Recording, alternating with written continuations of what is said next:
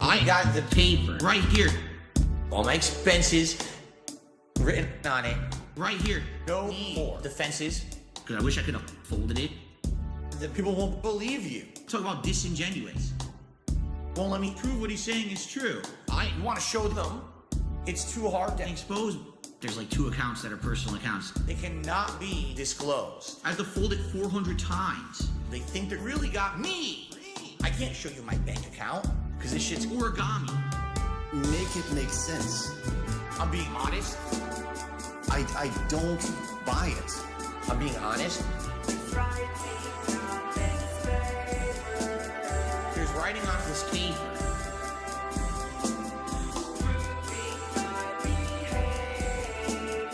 Proving my behavior. They asked me about 5,000. I can't explain what's considered business expenses. It's a complicated game. A pull of my expenses. I wrote everything by hand. It's literally still at my fucking desk, you idiot. Let's see what I spent. Hulu, phone bill, my monthly condo dues, attorneys, mortgage, taxes, premium, YouTube, garbage, water, car payment, Amazon, Comcast, health insurance, medical payments, electric, game pass. Make it make sense. I'm being honest. I don't buy it. I'm being honest. There's writing off this paper.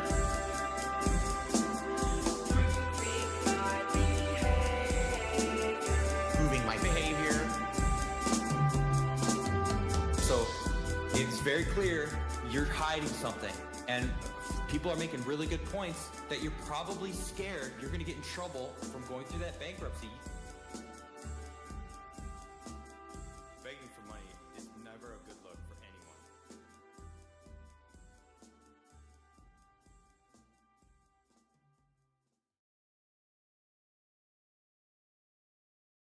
One of the things I don't like talking about is medical issues. All right? I have a lot of them. Basically, I was gifted a body that has a lot of shortcomings, okay? I don't like to talk about it. I don't want to tell you about all the doctor visits and all the money that I spend on medical shit. It's not worth it. It's a waste of everyone's time, and it's neither here nor there. It has nothing to do with what I do on my stream. But this is just one of the ongoing things that I've had my whole life that I've had to deal with, okay? Now, so here's what happened over the last year. And my back hurts. It creaks like a hinge. I calm my nerves with a drinking binge, dry skin, cracked, bleeding, and oozing. It's not my fault. Lifestyle. I'm choosing greasy skin, smelly demeanor. Every day I look more like the B-movie creature. I can't say I don't have 2020. Other kids at school said my head is shaved. Funny. I flare up with persistent gout. Never mind the food we ordered out. My ears throb. Constant infections. Acne doesn't help. My ghoulish complexion. Don't receive physical activity. No exercise. In a state of captivity. I can't sleep.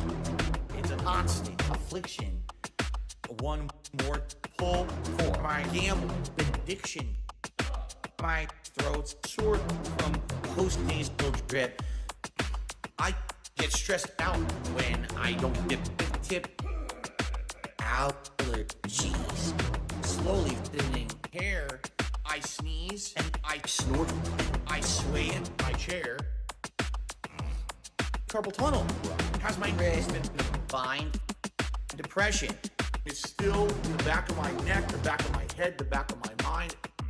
My input job, reflexes, delayed, playing the lag, not the moves I made.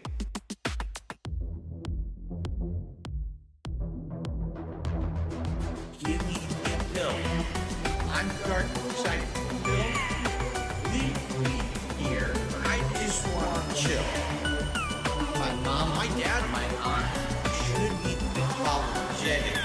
4. Give me effective techniques. Give me a pill. I'm dark side pill. Leave me here. I just want to chill. My mom, my dad, my aunt should be apologetic. 4. Give me effective techniques. Give me a pill. I'm dark side pill. Leave me here. I just want to chill. My mom, my dad, my aunt should be apologetic. 4. Give me effective techniques. Give me a pill. I'm dark side pill. Leave me here. I just want to chill. My mom, my dad, my aunt should be apologetic. 4. Give me effective techniques.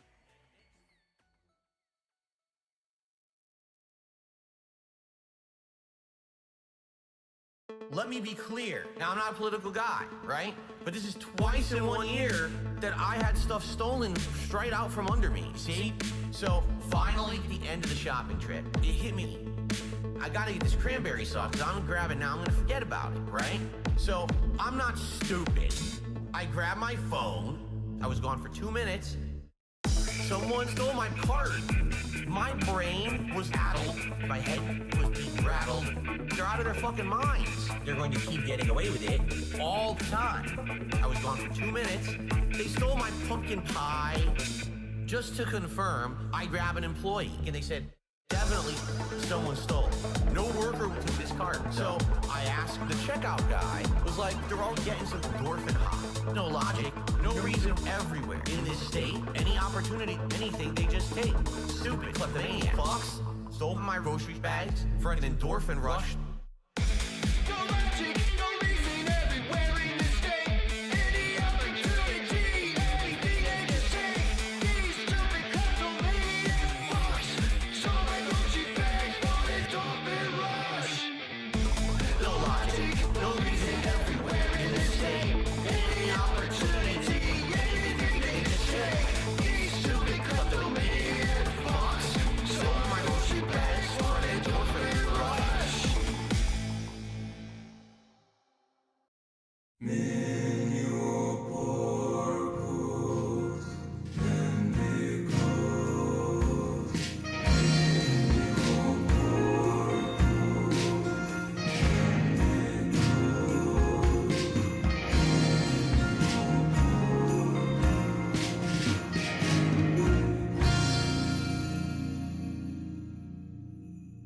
Welcome. Thank you for showing up this Saturday morning. I really appreciate it. Speaking of things I really appreciate, all of the people who watched the last video and told me where that graph came from and that I was reading it wrong because apparently I don't know how to read, or I didn't read it at all, being that I listened to the entire thing at work. Either way, I appreciate it. Thank you so much. It was made that much clearer.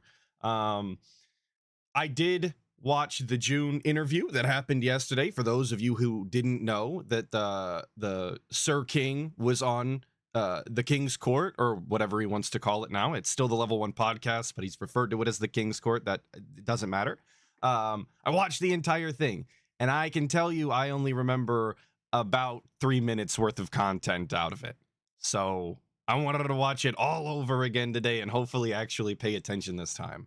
I want to blame RimWorld because I was playing it while it was happening, and then I didn't concentrate at all.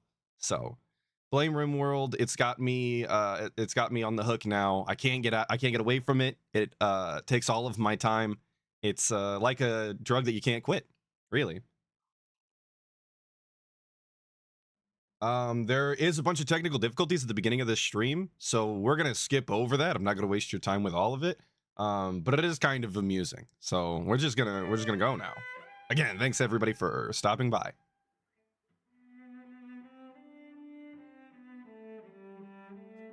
Good morning, everybody. All right, hold on 1 second. Hopefully there's no audio issues this time, or I might actually rage quit this stream. I'm always ready to crash out as a young adult male. Testing everyone. It's always crash out time. To the special Friday the 13th stream here on DSP Gaming. I hope that everyone is doing well.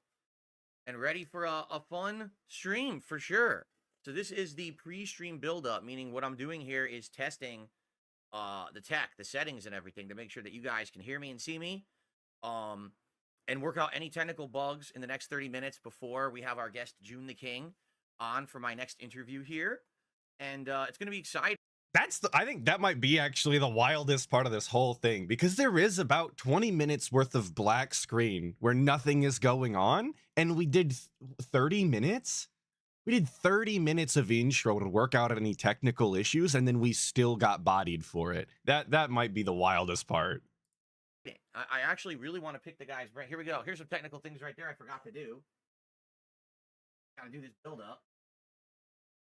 So as usual, when I do these special interview streams, I'm going to have this be an archived stream on the channel that you can watch in its entirety, including this pre-stream, the interview, and the decompression after. It'll all be like one. We have to do the decompression after, right, obviously. So if you want to watch it later on, back to back to back, you can. But I will also be breaking up this. So this is the pre-stream video. There'll also be an interview video, and then there'll be like the decompression video after the fact, all separate. So that way you can watch them separate if you want as well. I wonder if he got permission from Joon the King FYI, to do a there'll be decompression. absolutely no advertisements on Something the tells me stream, he didn't. meaning I have demonetized it. So there will be no pop-up ads. There'll be nothing intrusive to the discussion. It's just going to be me and Joon talking for about an hour to an hour and a half. If he's going to give us his time, which is very valuable, then we're going to respect that, right? We're not going to intrude on it. We're not going to have ads popping up. I'm not going to be reading off super chats and contributions. That would be very intrusive. Instead, we're going to respect the guy, and we're going to give him our undue attention. So please understand that today's stream is still a normal stream for me, but it will run a little different. And Iviga, send everybody over here. Very cool. I appreciate that. Thank you, Iviga. I promise you, during the decompression session after the interview, I will shout out all contributions in due time. You will all get your, your shout outs and credit, and I'll answer any questions or anything after Joon is done with the interview. Okay? Cool. Which is the exact same thing that the side scrollers did. Like, what if granted, he wouldn't read them if they're negative, or so he says, right? DSP drawing the line on what is and isn't negative is very subjective. But it's the exact same fucking behavior that he yelled at the side scrollers for and seethes about to this day. So I don't understand how he comes to the conclusions that he comes to and finds that that's okay when he does it, but it's not okay when they do it. Cool. So we got a few quick things. He expected them to just not read the fucking super chats. Meanwhile, he's got an entire plan to do it afterwards, just like they did. Very cool. Only for the next 30 minutes. After that, I hate the everything goes on hold hypocrisy. when I get Joon on here. Okay. Notably, Hard Nose just gifted 5 memberships to the community. Thank you very much, Hard Nose. I appreciate that. Thank you so very much. And whoever gets those, I hope you enjoy them. So first things first, I don't really understand Discord in this regard. So this is now the 3rd time. Well, it's more than the 3rd time, actually, because we had the guys, Kino Casino, then we had Keemstar, then we had Stuttering Craig, and now we've got Joon the King. All these times I'm trying to learn how to use Discord. I have Discord Nitro, the highest level, and it claims that I can do up to 4K video and 60 frames per second. Does this look like 4K video and 60 frames? No. And my webcam is enabled for 1080p 60 frames right now, and it's not doing it. So I don't know. I've never heard anybody struggle with Discord more than the guy, dude. I get that he's 42 years old and this is a new piece of software, but I remember when I first started using Discord years and years ago, I want to say it was like 2015, 2016, something like that. It's not fucking complicated. And you don't need Nitro in order to get the higher qualities. For those of you who use Vencord, big ups, you know what's up. We're not paying for shit out here. Not me.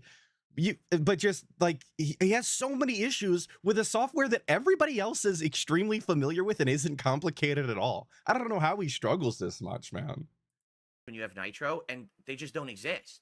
I don't know. Why doesn't he use the camera source for his own stream? He had some sort of dented ass reason for that, actually. Something about he couldn't use the camera and or he couldn't use the camera source and use it in Discord at the same time or something. I'm really unsure. It didn't make any sense to me. Right now, I am 60 frames on my normal streams, but it doesn't seem to work through Discord. Spike Vincent, yes, I'm using the app. I'm using the app right now. I'm screen capturing the app into OBS, And It's not a being even the old video thing? in the app, Okay, it's not even okay. just the screen Gives grab. me hope for the video elderly in the styles app is out not there 60 then. frames. It's only 30. I can't get it to show at 60 no matter what. There's no option anywhere to do it. There's not even an option in Discord to say select video quality. It just says select webcam, which I did, and my webcam is broadcasting at 1080p 60 frames and doesn't do it through Discord. I think right now, I'm probably like 720p and 30 frames. And I have no idea. I'm not ignoring the rate. I'm so I bigged it confused. up. I bigged it up. I vegan knows. I hope I vegan knows. So this is essentially They're asking right now, for sandwiches, and they know the sandwich shop is closed on Saturday. I know it I doesn't don't look as know. good as my normal video when I'm on And then my I get it, podcast dude. or even on a gameplay stream. I'm just scratching my head about this. I don't understand. I know it still looks good. Like, no one's complained, oh, the visual quality isn't that good, but it's very annoying. It's definitely annoying that I can't do what I want. Everything's to do, annoying to this guy. Why am I not surprised that this is as well? Whatever. A minor Anyway. inconvenience, and the guy will lash out at the world. That's that. It's gonna look like this today. Looks fine, right?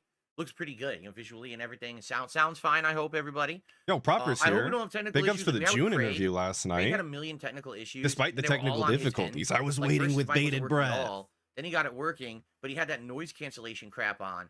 So it wasn't picking up his voice, and it took us like 10 minutes to figure it out. I think June will be a little bit more professional than that because June uses Discord to talk to people, so he probably understands how to use it. Typically when you're going to be on an interview, you're prepared to be on the interview, so all your shit works. Not you show up at the interview and nothing works. It's kind of like an air of professionalism, and I think that June has that. So I think we're going to be fine today. Just saying, in comparison to the previous interview. Isn't it ironic that he's the guy who had technical difficulties after doing this bullshit? Wild. Just fucking wild. To shit on Stuttering Craig for not understanding the software that he also doesn't understand, right?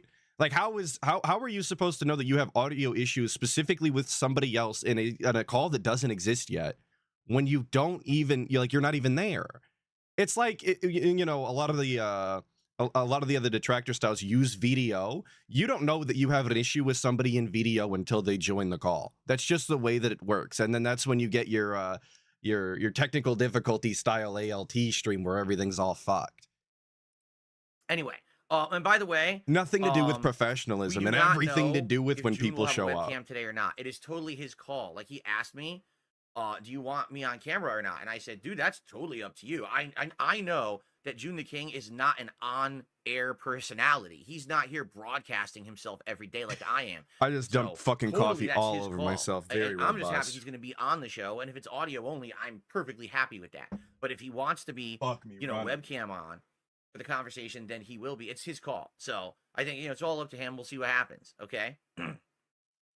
Perry just gifted 5 memberships to the community. Congrats to the people who get those.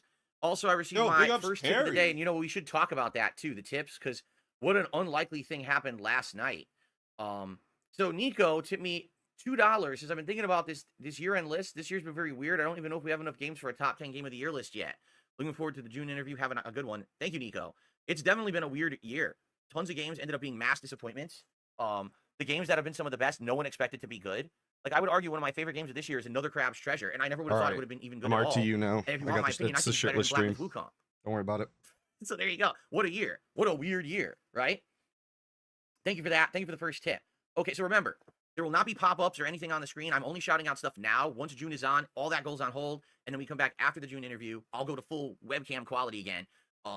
And then we will do a decompression where I will do shout outs and the like. Okay. Okay. So please, How about we thank you get so there much. I then, will give you credit DSP? after I the don't fact. know. So I don't know the why we're weirdest thing spending so happened much last time night. not there. First of all, yesterday during the daytime 30 minutes stream, of prep is during the kinda crazy podcast and the live, original not gameplay gonna of the lie. Marvel vs. Capcom collection, we absolutely exceeded all the goals. Like, we hit them in every regard. It was super chats were great, gifted memberships were great, tips were great, all good. So the King Streak continued to 4.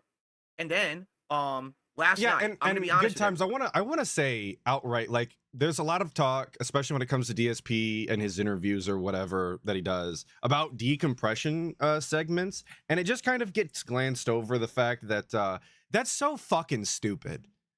Like, when it was the side scrollers doing it after talking to DSP for 5 hours, the idea of a decompression segment actually makes sense. There was multiple people there. They all had different thoughts and takeaways from the interview itself. Of course, they're going to want to talk about it to their audience. That makes sense.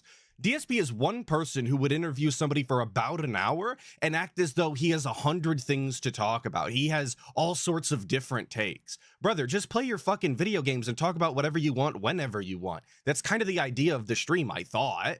I don't know why he feels the need to steal this idea from somebody else when his if you want to call it a show, is not nearly as put together as anybody else's. It's actually a waste of time. It's a way for him to make himself sound more professional when he has no business saying it. I absolutely positively did not believe that last night we were going to hit our goals. I thought it would be the end of the streak again, which is fine because we can always restart it again. I feel like we have that momentum. If we have a day stream with a good podcast and a good gameplay, it's going to always hit it. And then there's going to be some streams that are a little slower dependent, right? So last night, basically, you know, we did our stream of MVC collection and it was fun. You know, we still can't play MVC2 consistently, which sucks. I really want to. But I can't because the stupid thing won't work, right? But I played all the other games. Marvel 1, we played some Marvel Superheroes last night for the first time, more X-Men versus Street Fighter. And by God, the end was of the that stream, boring. we had raised $77. That's a great stream. Yo, and for anybody who hasn't seen the fighting game bullshit from the new collection, bro is actually doing infinites online.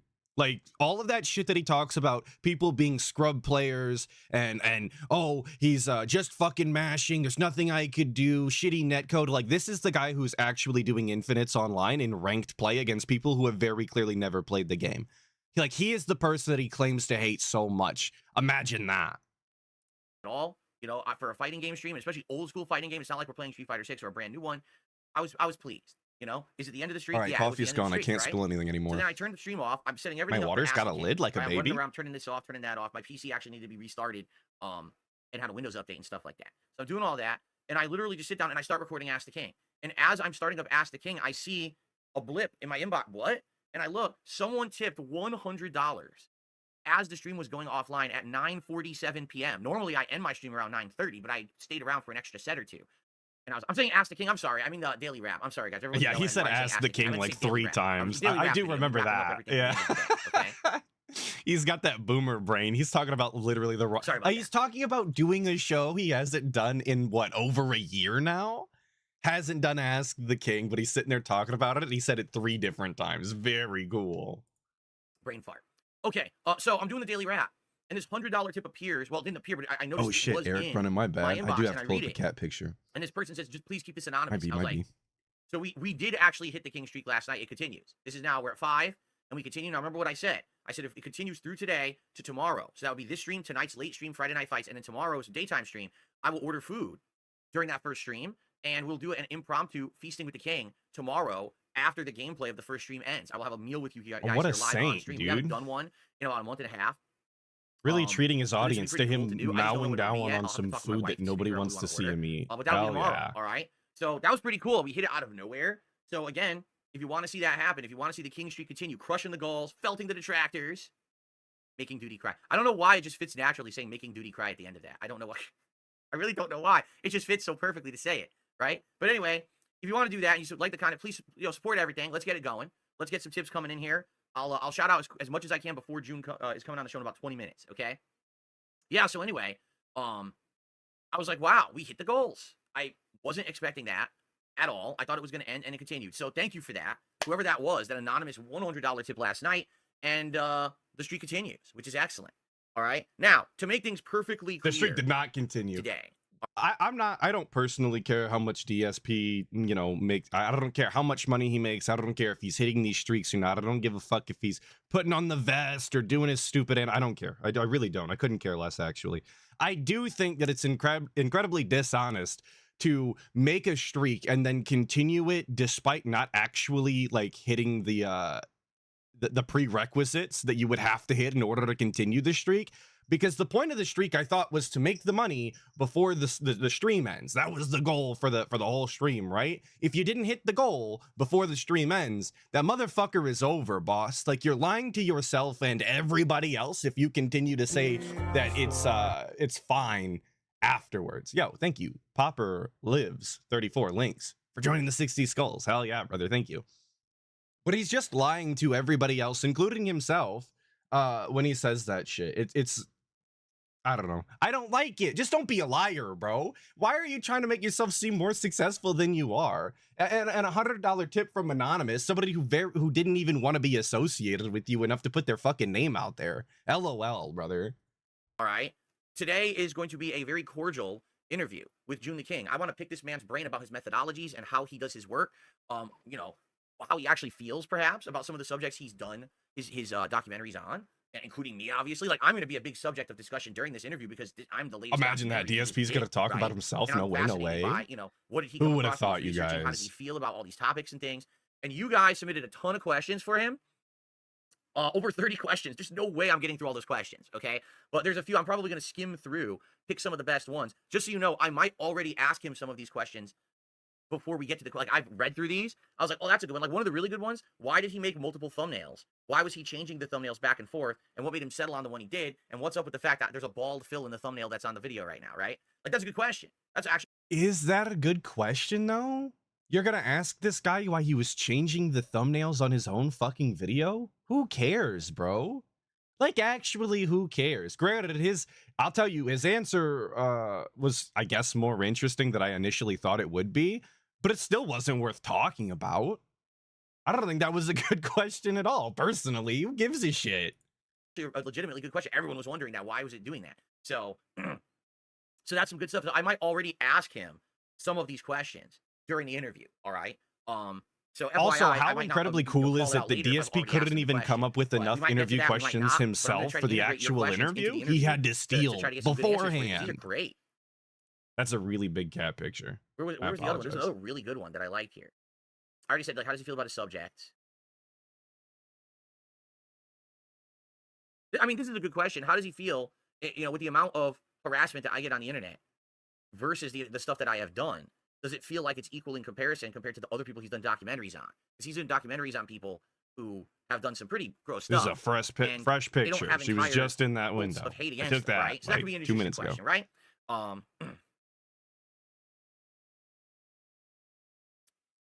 Okay. Anyway, it's going to be an interesting interview for sure. I'm excited for it. But I want to make this clear. Today, this is the focus. The interview is the focus, and then we decompress, and when we're done with that, probably I'm going to play some Marvel Collection, and that's the stream. Today is not a normal level 1 podcast. Today, we're not doing segments about certain people and drama, because already people... Did someone send me the LTG clip that I was looking for? Yes, I have the LTG clip. I could react to it, but we're not doing that today. That's when we have time for it down the road, we'll do it. I'm not doing that today. That's not the focus of today's stream, you understand? Yes, I'm aware that there's Ethan Ralph content, and there's this content, and detractor content. I'm well aware of all of it. We're not doing that today. That will be for later on in the week, you know, maybe tomorrow. It depends on what happens each day, right? It's like I said, I gauge what's going on by levels of importance or interest, and I'm not going to sit here talking about the same subjects every day because that's just boring. I want to make... But people were asking about it, were they not? Yo, Dark Slayer Don with the 1 gifted. Hell yeah, brother. Thank you so much. I appreciate it. People were asking for it, though. He wants to say, oh, I do this shit gauged off of, you know, who's asking for it. And I'm not going to talk about the same thing every day. But if people are asking after it, right? Did you get the LTG clip, DSP? Then why wouldn't you react to it today? Very clearly, people have an interest. And you're going to talk about LTG doesn't know how to play the game. If this topic is hot, if you were sent the clip behind the scenes style yesterday, why wouldn't you talk about it today? You could talk about it during the decompression. I don't expect you to talk about it before the interview. That's the only part that makes sense, right? You would just do it when people asked for it the following day to keep the story hot. But whatever. Mix it up. So I just think it's funny that he tells other people that don't know how to play the game, and then he does this shit. Today, Saturday, Sunday, Monday, Tuesday. We got a lot of days, a lot of podcasts, right? So no reason to beat the dead horse every day. You know, you come back when the horse is resurrected, and then you beat it back down. Right? And by the way, Dick Jones gifted 5 memberships to the community. No, Dick Jones. Congratulations to everyone who just got a gifted membership. I appreciate that. Thank you so much. I appreciate that very much. Okay, so FYI, everything is looking and sounding good, guys. I just want to make sure we're having no technical issues right now. The stream looks good. It sounds good. You can hear me clearly. I'm capturing, and it seems to be working. What I'm going to do is when Joon's going to come on, I'll stop recording. I'll hide the screen. So I'll do this. Okay. And then I'll invite him to the call. I'll get him on the call. Once he's on, then I'll do this. All right. And then that way, you know, no stuff will be shown. Thanks for clarifying. I was really worried. We'll do it. And when he comes on, this is going away. That's not. Did you guys imagine if he would have did that without saying anything? The world might have ended. Thank you to Thank Andy. God he Andy told just us, gifted right? 5 memberships to the community. Guys, it's awesome. So Thank fucking you. The community, I'm stupid. sure, appreciates it. We've seen a lot of great names in chat recently, getting access to all of the awesome emotes on this channel, and also not having to abide by the slow mode rules. You get a cool chat crown to show Hey, how good long morning, you've been a Kanye. supporter of the channel. Pretty amazing. And you know what? I'm going to say this. Boy, am I Oh, happy I never please. changed the stuff on the channel, like the crowns and stuff. Because, you know, I rebranded a couple years ago. I used to be called the King of Hate, right? That was my moniker on the internet. But the problem is the meaning behind it versus what my idiotic detractor spun it as was drastically different. You know, the meaning behind it was that these people who hate on me all the time, right? They motivate me to improve myself constantly and do better and prove them wrong that I'm going to be successful no matter what they do. So that's really where the King of Hate moniker came from. Which is actually incredibly cringe. I'm not gonna lie. I'm sure that makes him feel good. I'm sure that, you know, it's supposed to be like a Hercules style underdog, you know, name or something, but that's just incredibly fucking cringe that you would call yourself after the people that are literally making fun of you and saying that you're not worth shit. Like, why didn't you come up with anything else? Just come on, man. Oh, But these people turned it into, oh, he's a bigot. He's a sexist and a racist and all this stuff, which is I mean, not he did true. say a bunch I of mean, bigoted, you'd be sexist, and hard-pressed racist shit. to find Whether more or than not he 5 to actually 10 minutes believes of it, I content like couldn't that tell over my entire you. 16-year span. But early on, I used to do the risque kind of commentary and stuff. So that's what they aimed to. Oh, look at what he did 14 years ago, and they'll act like I did it yesterday, right? So I got rid of that moniker. I said, we're not going to call myself the King of Hate anymore because people idiotically just, they believe anything. They're stupid. You know, they really are. They're just dumb, and they'll believe anything. So if they're told that Phil's a racist or a bigot or a sexist, and he's the King of Hate, they'll believe it, right? So that's why. And if they're told that you weren't running this WWE Champions account for years when it was very clearly linked to all of your spending, then they're also fucking stupid, right? Like, if you're gonna call out one side, you might as well call out the other, innit? You want to talk about how dumb and gullible people are? How about the fact that you lied to people for literally years despite mounting evidence all of the time? But we're not going to talk about that. We're just going to pretend all of the detractors are stupid because they actually watched your content, I guess. I said, well, let's just get rid of it then. So we did, but I didn't change the branding of the channel. As you can see, like the crowns and everything remain the same. So now I'm back. I'm the king now, but I'm not the King of Hate. I'm just the king. That's my moniker now. As The king of what? Casino, You don't just right? no. You guys like it. And you don't just get to be the king. You have to be the king of something. The king of fucking what though? Right? The king of begging. The king of dents. Yo, I like King of Dents. I won't lie. I like King of Dents, but I think it's just the king. got a crown and everything. So it just works. And now I didn't change the branding, so it all fits. We even have everything pops, everything already set up for it, because that's what it used to be anyway. So, like, well, I'm glad I didn't change it. I'm really glad I didn't change it, because then we have to redo everything again, right? Good stuff. We'd have to redo everything. Of course you deserve crowns for being a supporter. As if you ever did anything to fucking begin with. There You can think be more DSP than one designed king. any of Today those we're gonna have crowns? Joon the king on the show, and he's a king. There's gonna be a couple of kings doing kingly things. That's what this is gonna be. A nice civil conversation about his thought making process and everything about making documentaries. I'm fascinated to pick his brain about this, and have a great conversation about it. He says pick his brain Right. like he's So some we have a little great bit of extra time. intellectual. Right Brother now, made I a shout out everything. We documentary. have no super chats. What are we talking Tip, about? but we had a lot of gifted memberships. Thank you for those. He's 10 not minutes left roughly fucking before I get a Joon on super here. What do you businessman. guys He's wanna not chat about? Tag me in the Jay-Z or chat. We'll do a little something. bit of, Pick his brain for Q&A here.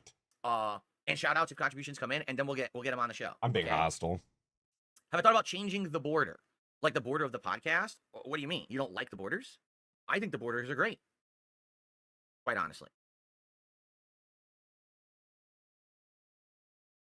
I am penitent, and I'm being toxic today. I'm waking up and choosing violence more and more every day. No. Again, people are trying to suggest ways around the webcam issue, but it doesn't work. Like, for I'm example, blaming someone the said, coffee. if your webcam is 60 frames, have OBS just use your webcam, but then have Discord, just pull Discord from a different window. It doesn't work. My webcam will not work in 2 applications at once. And if it's there we working in go. OBS, then it doesn't work in Discord, and there's an error. It won't work at all. Like, the person won't be able to see me. So I can't do that. Daisy303 with the super chat says, we are not worthy, King. Thank you so much, Daisy. Yeah, somebody was asking earlier why he doesn't just use his webcam source for this stream. That's why. There you go. There's your answer. Caps lock on. There we go. Impatient. Come on.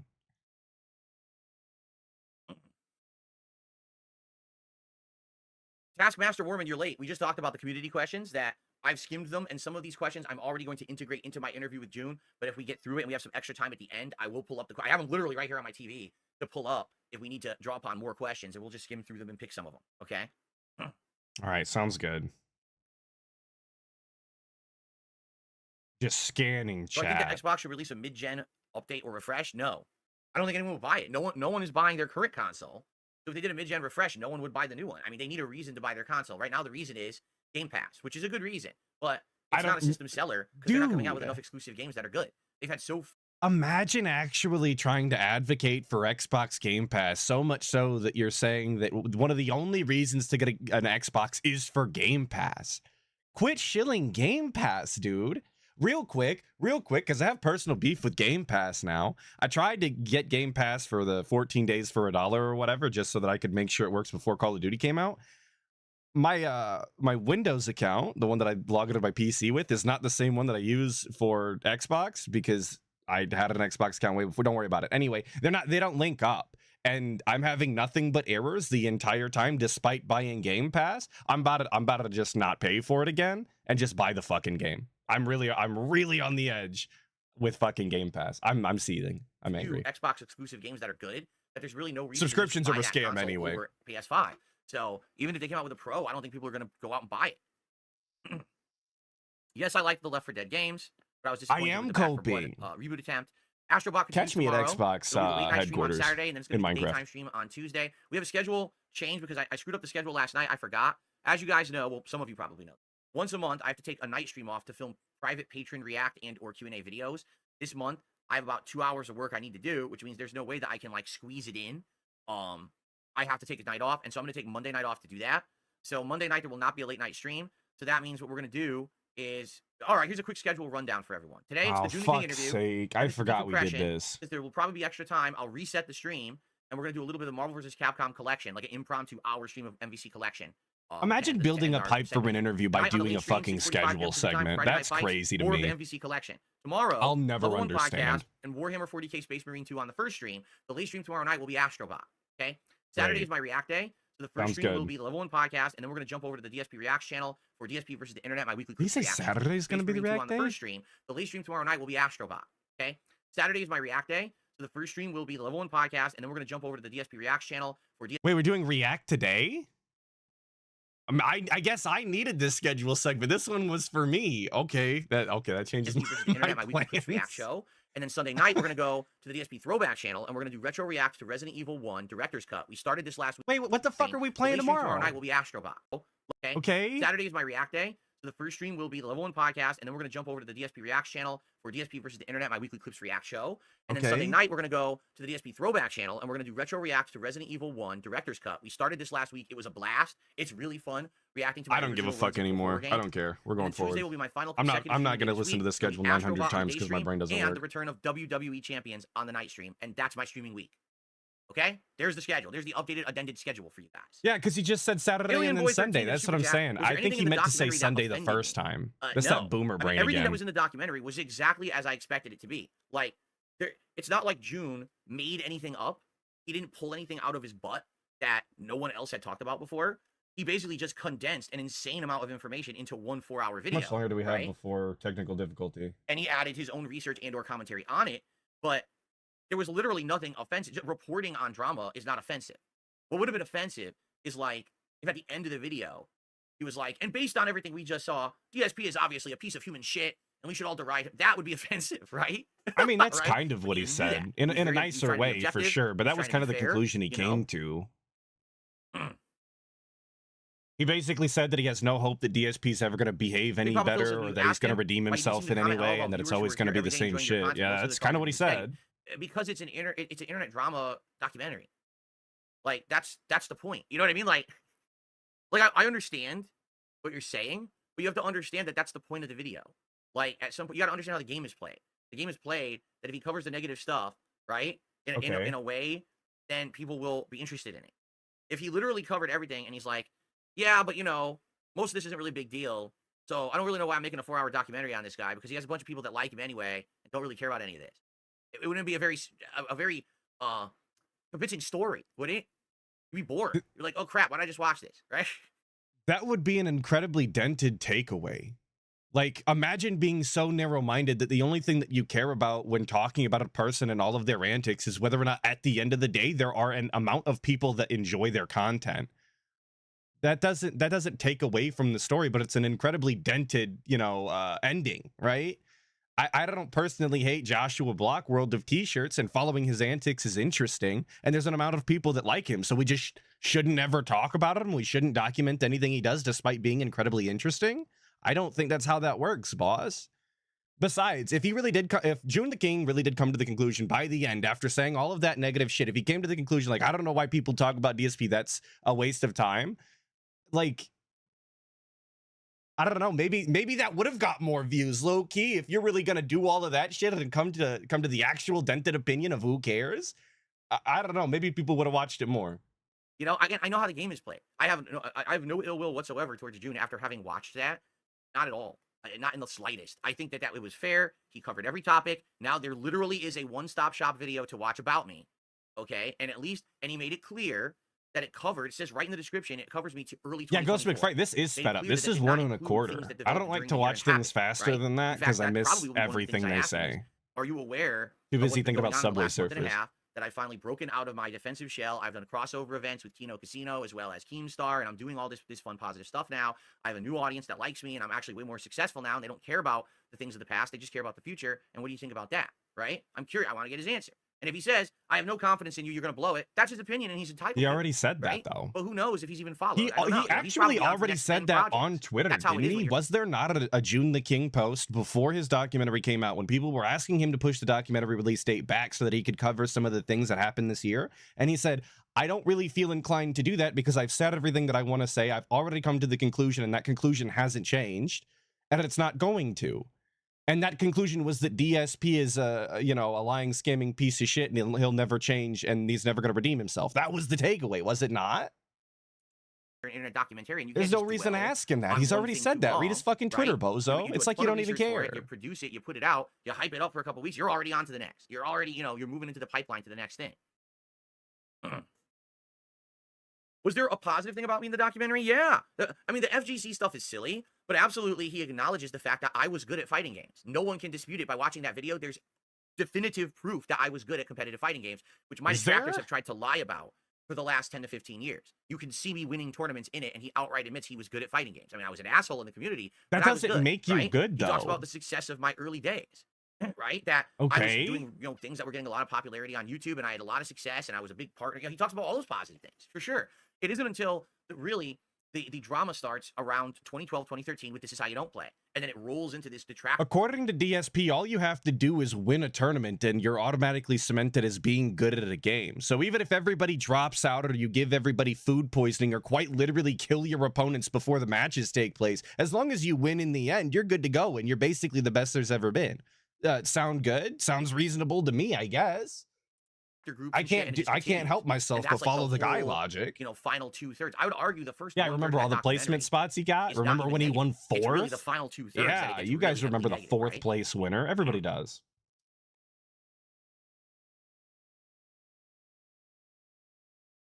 That's nice of you to say. Daisy says, you have a much better attitude and outlook on things than some older stuff I've seen. I'm happy things are going well, and you seem much happier and healthier for it. I agree. Like, does he look healthier? I think now having this different kind of outlook. He looks just as atrophied and malnourished as normal. About life and about all kinds of stuff. Is just a healthy way to go about it. I used to be so butthurt about everything.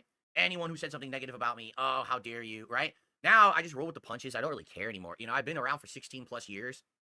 Oh, yes, I roll with the punches and don't care anymore. So I see that on stream every day about people talking shit about me. There's no reason for me to get up in a tizzy about I don't even care, stupid. Right? To what end would it behoove me or benefit me to be all over every person who says something negative about DSP, right? There's tons of them every day. And you're always going to have your critics in life. I have way more than most people. But at the same time, as long as I'm doing what I love, as long as I'm hanging out and having a good time and being relaxed and, we're all just chilling and enjoying life together, right? And we have a few laughs along the way. We have a little bit of drama, a little bit of fun games, all I thought we didn't do drama. But why would I care about other people trying to rain on my parade when the parade continues in a positive way anyway? No, Caress, this is not iVegan. This is the Atlas stream now. Right? Thank you for waking up. There you go. Finally awake.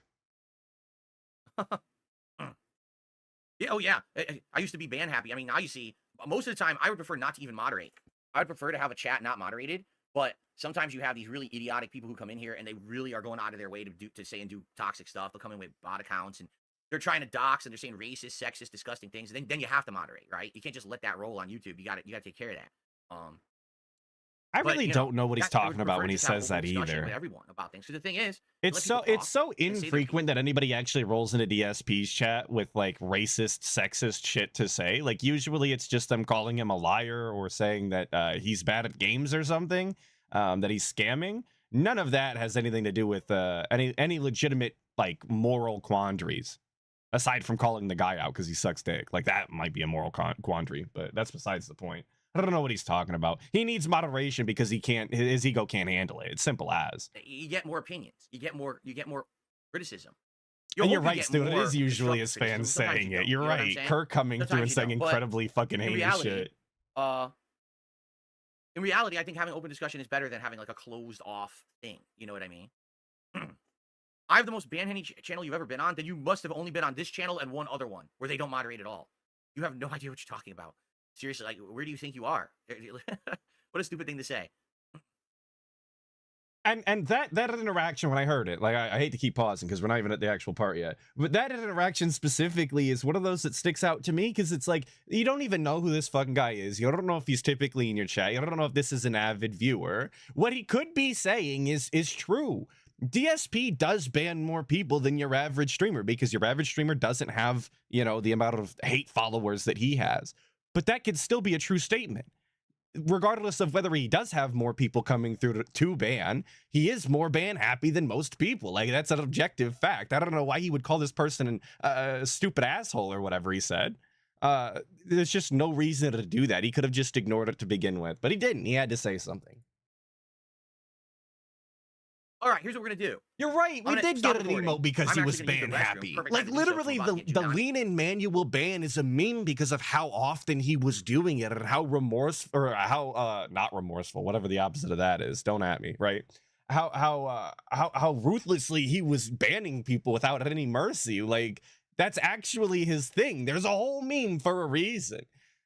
Here, and then we'll get started. All right, so just give me a sec. So this will be the end of the pre-stream build-up. I hope you guys enjoyed. Thanks to those who early supported.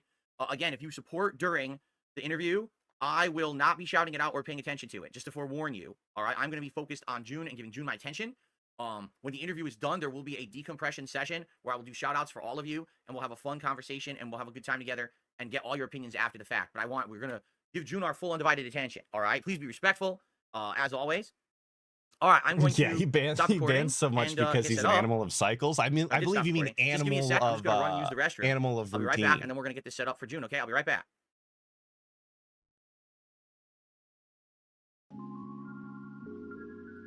All right.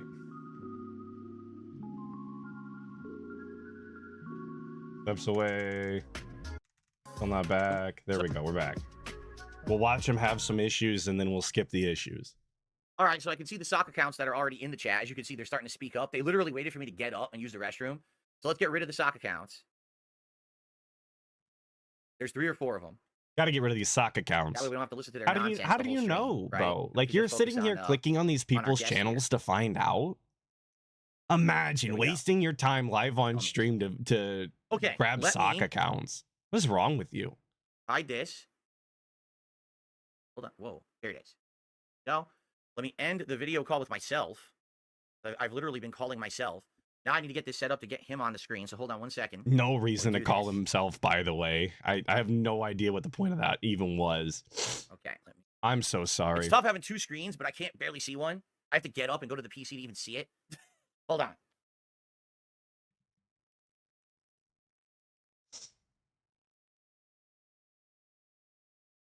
Yeah, the Atlas snort. Sorry. I actually think I have allergies that come out in the fall. I don't know if that's a real thing, but I've been congested.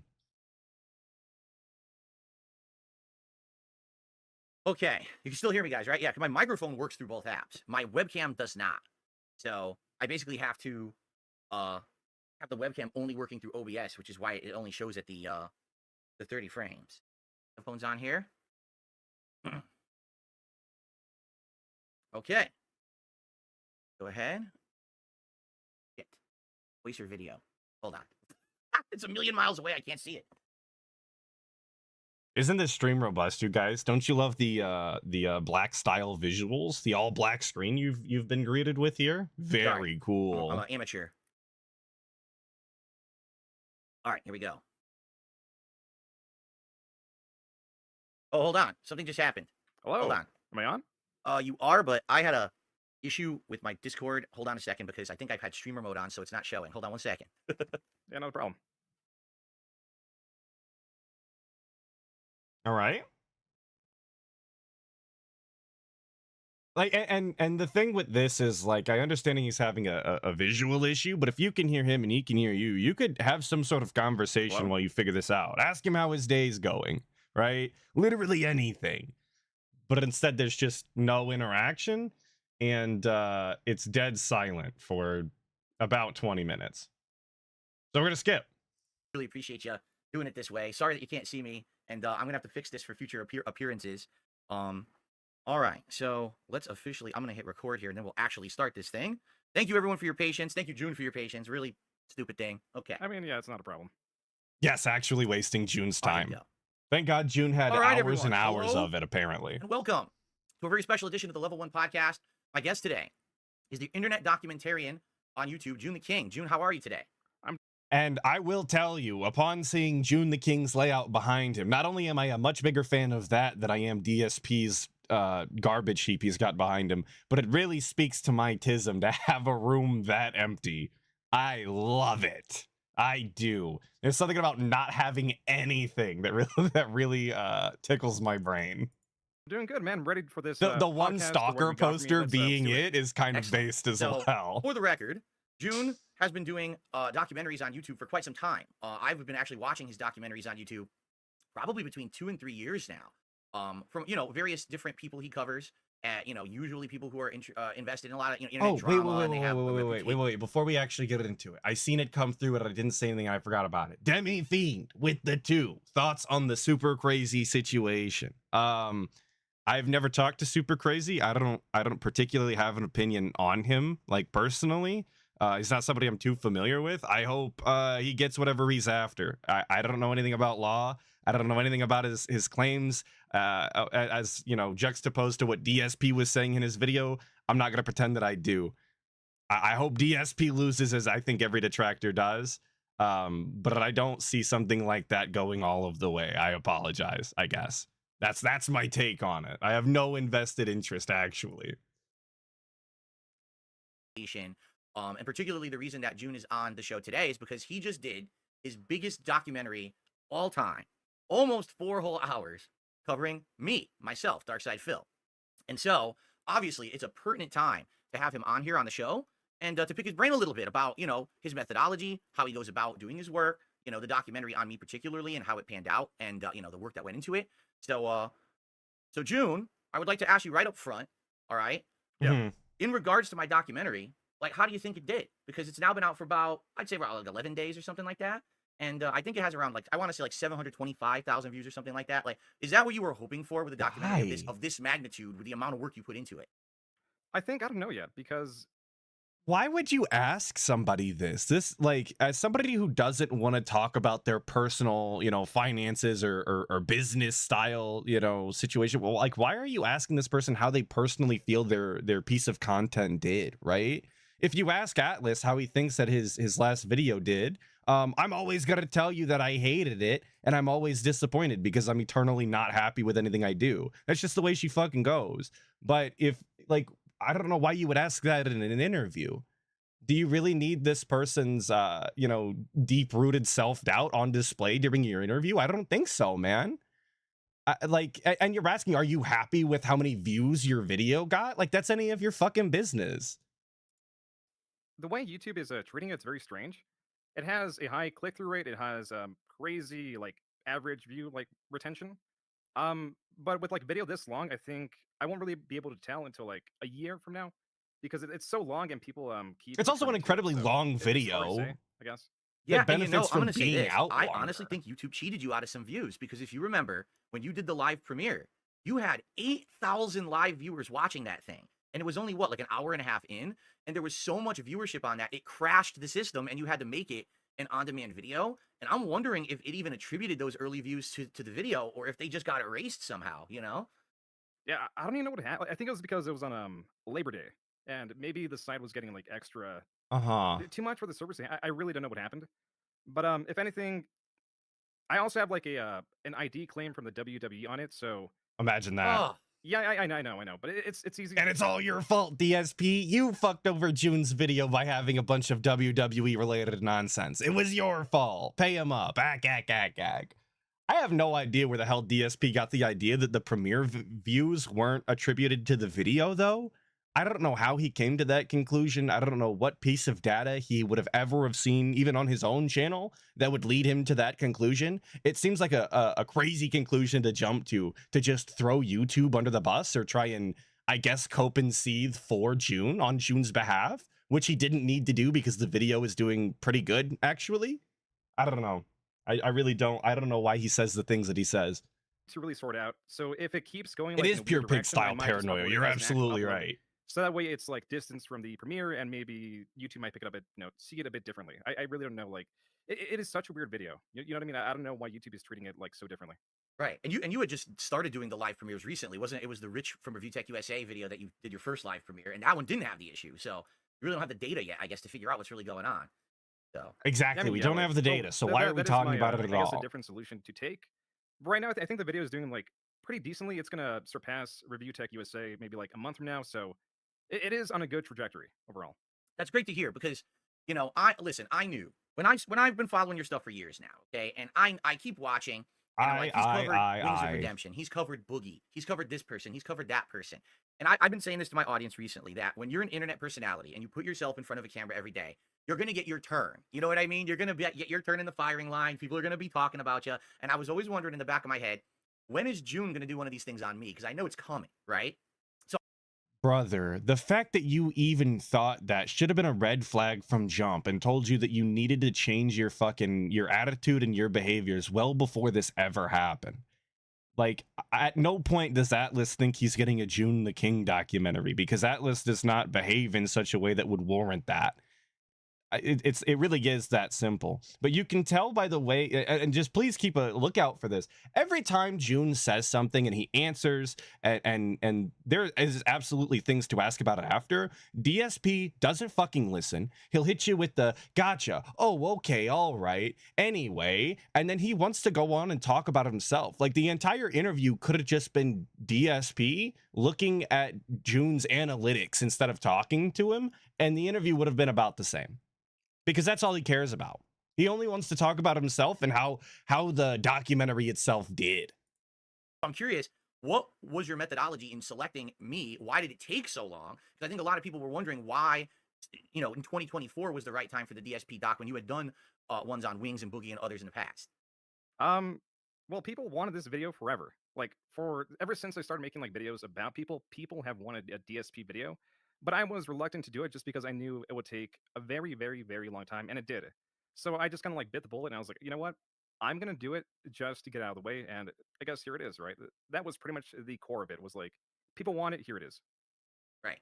Now, Right. In regards to the documentary on me, it's definitely the longest piece of work You you've might ever as well done, have said It's right 3 hours, 40 anyway. some minutes. It's incredibly intensive. Like, it goes through my early history before I was ever a YouTuber, all the way through the early days, mid-course, and all the way up to almost present day. It stops about earlier on in 2024. Why did you decide to do such a long documentary, particularly on me, when your previous documentaries had always been much shorter? Good morning, Kanye. Well, I mean, Because there's so much shit. Like, I'm going to answer for him. Pardon. That might be rude, but I'm going to answer for him. Because there's so much shit to fucking cover. Like, it really does get, like, you get kind of numb to it when you're in the vortex, right? When you're constantly following the guy and all of his antics and you know the lore, sometimes you got to step back and really think about the idea that this guy has been an absolute menace and nuisance online since at least 2008, even before then, during the SRK times and the FGC in the 90s and early 2000s. This guy has been nonstop a piece of shit for over 2 decades now. Imagine being that guy. Like, of course the video has to be 4 hours long. There's so much bullshit to talk about that all of these other lolcows can't even compare, because at least they started being pieces of shits publicly recently.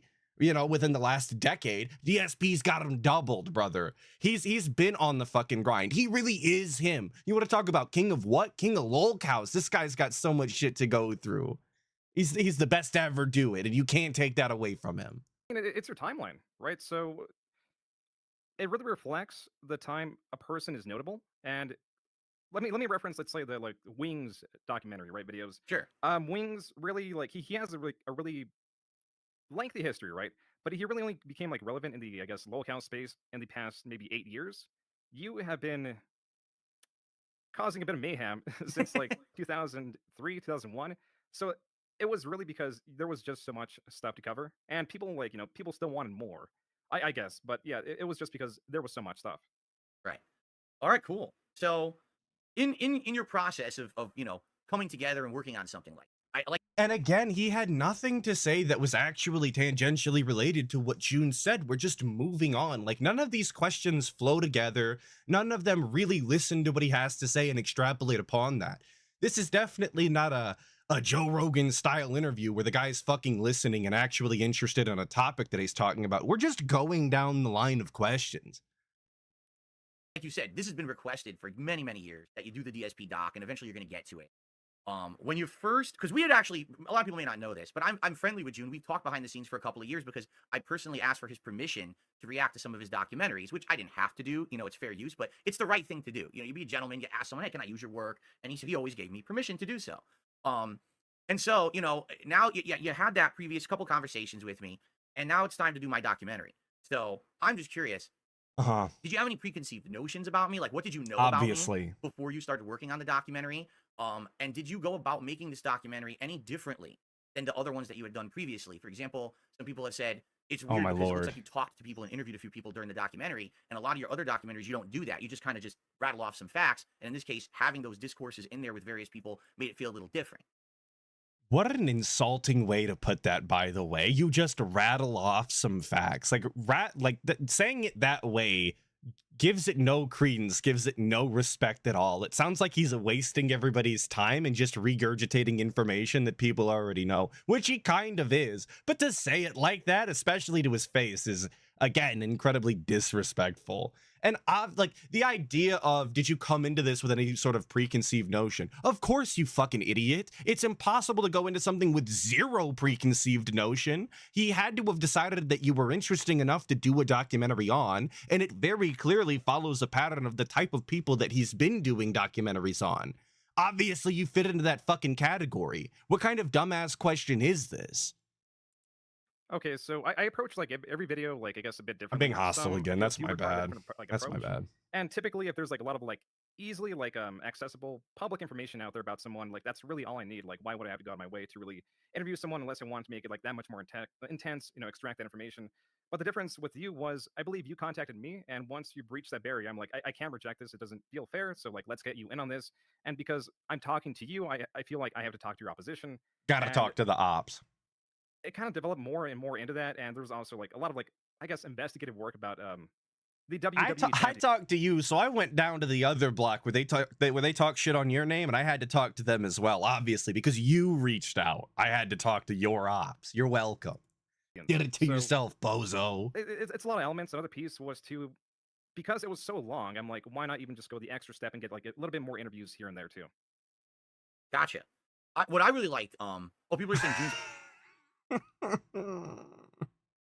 Gotcha. Sounds good. Who you might as well have said who fucking cares, brother. Like, and this will come up later, but I'm going to spoil it a little bit. He was not upset. Okay. He talked a little negatively about Joon not caring for the first questions that were asked. And these are the questions that are being asked, right? He's upset that Joon didn't extrapolate or give longer answers or more in-depth answers when these were the questions, and he had no follow-ups. He barely fucking listened to what he said. How could you expect this guy to just, he's not you. He's not going to rattle on for, 45 minutes on one goddamn question and say the answer 9 times in a row. He's concise. He's to the point. He's got a thing to say, and then he says it. If you want him to say more things, you have to ask him additional questions. Why would he waste your audience's time with a 15-minute answer for something that could be said in about 2 minutes? Audio is a little low. Oh, I can try to up that. Hold on, everybody. Sorry about that. Here we go. That's a little better.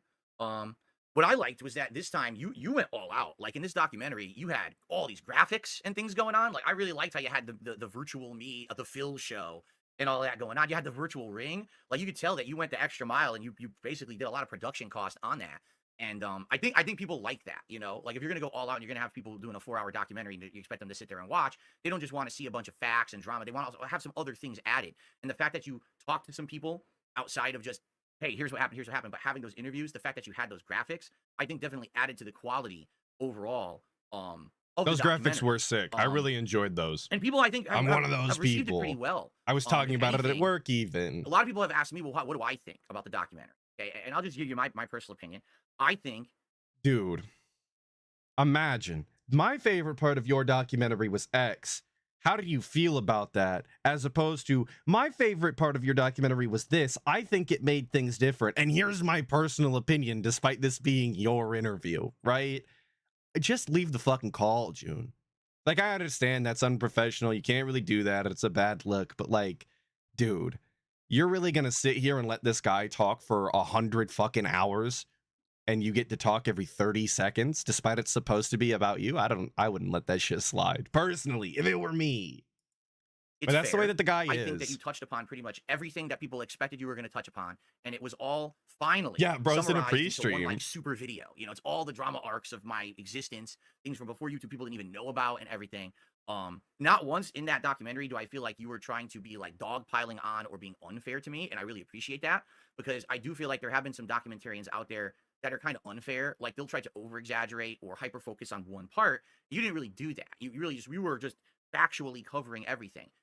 Some people, I'm gonna be honest with you, Jim. Some people have, And like he keeps going. You can see like when he starts back up, when he starts on his 5th part to this question or this you know, string of sentences that he's got going here. Like you could see in Joon's face, he's like, oh, okay, another tangent to this never-ending fucking series of statements, right? everything.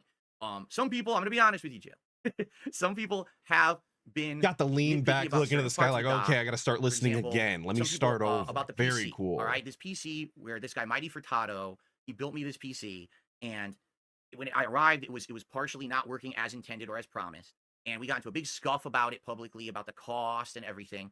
And a lot of people were like, "Why was that such a big deal? Jesus It's just a Christ. PC." And I think And this is another point where he's a lot of people were saying this is what a lot of people thought about this, and the only person that was saying this shit was DSP, just like he did the other day with Craig. You know, a lot of people were saying the way you brought Keemstar on was completely disrespectful and out of line. The only person that was saying that was DSP. If you feel this way, speak on it like a fucking man. Say it with your goddamn chest.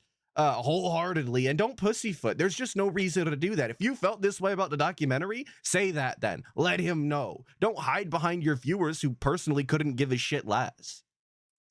at least, all right, from your perspective, just to ask you this, why do you Good feel Lord. that that was a key part of the story? This one situation about the PC that you even had him on and you interviewed him specifically. It was just another example of like how you slighted a fan, right? It was just another like, and it was someone that I could interview, right? It was someone that I can get like that is still accessible to this day that can tell their story, and that is just to like, I guess, bring a voice to all the people you really, I guess, slighted over the years. It was just one example, if that makes sense. Gotcha. Yeah, no, that totally does make sense. Because listen, when I was watching this thing, I was publicly admitting, yeah, I made tons of mistakes, and the problem was in my early days. I had a temper, and I basically would like act like I could do no wrong, right? And even though this is, you know, kind of related, it's still like DSP just waffling on.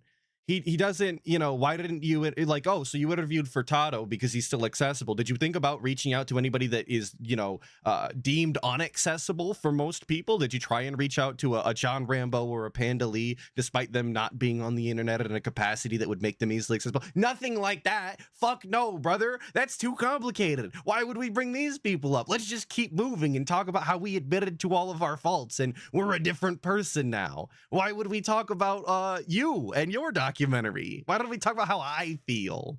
So if someone criticized me, instead of listening, I'd immediately shut it off and I'd be like, oh no, I know better than you. I'm the big shot. I'm the big YouTuber. I'm the one who has a successful business. How dare you even say that I'm doing something wrong or whatever? And it really irked me, you know, that people would do that. And then over the years, I've definitely learned to mellow out. And now I at least hope that people think that I've improved on that. And I'm not trying to just reach out, excuse me, and attack every person who's being negative towards me. You know, particularly with this PC situation, this was one of the first times Uh-huh. in my history that this Yes. was someone who had been an outspoken supporter of mine. Like you had said, they built a fan site for me and everything.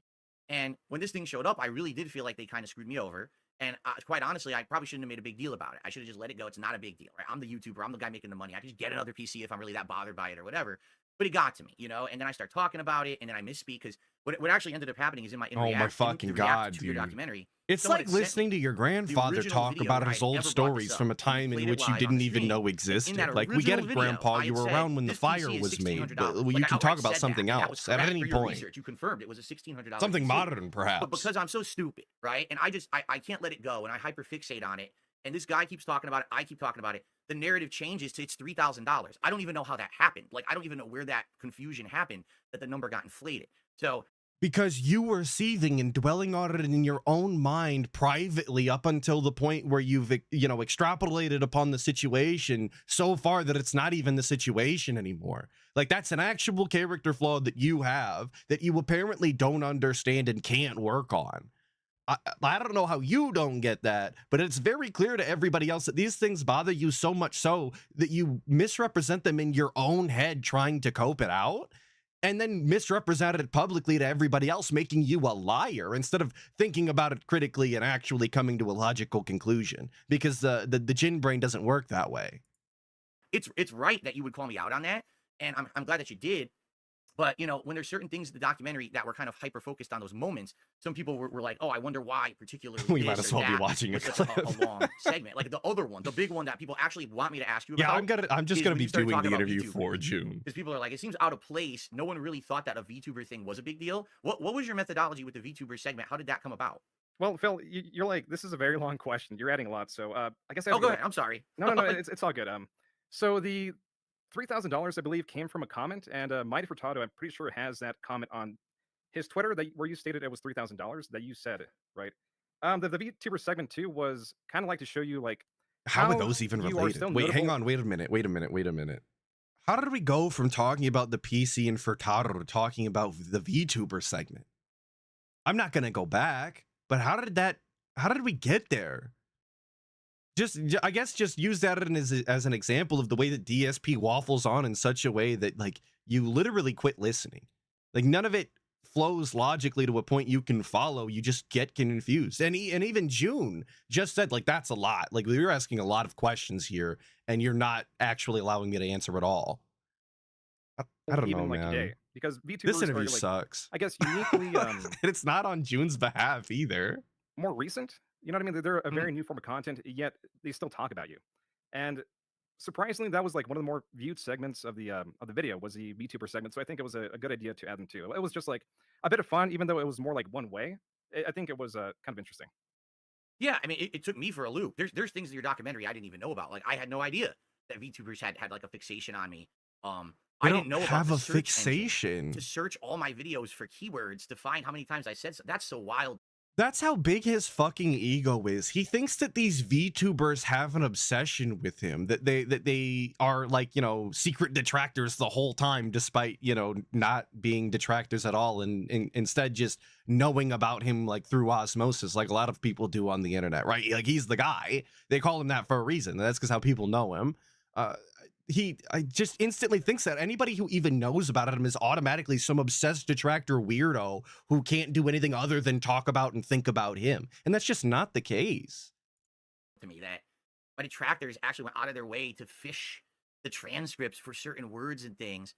Well, I mean, that must have been a tremendous help for you with the documentary, right? Oh, no, yeah, no, it was great seeing all the trans words and whatever. It's a really nice tool. You know what I mean? Like, Yeah. I like that. Yeah. Okay. So All right. basically, I just want to make this clear before Moved right on past Pig Go, right? What are the cool, if you ask me, what are the coolest detractor things to ever exist is Pig Go. It's an incredibly useful tool and allows for so much to be created. And the idea that Joon the King was on there and learning how to use it properly in order to get to these clips, you would think DSP would have something to say on that, and we've just moved right past it. Very cool. Very cool. I just wanted to get my documentary stuff up front out of the way before I talk to you about your own, you know, stuff going on. I just want to let you know I have absolutely no ill will towards you whatsoever.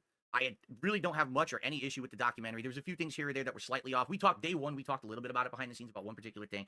Nothing there was a big deal. Everything there I was expecting, and quite frankly, What in the goddamn? since I knew this was coming, I was always planning to fess up the WWE Champions account when I was live reacting to your documentary. I knew you were going to cover it so in depth that there was no way I was going to be able to like, lie about it and weasel my way out of it. You were going to pin me to the wall on that, right? So that's why I did it during the documentary. What are your thoughts on that? That the whole arc basically ends with me reacting and admitting it.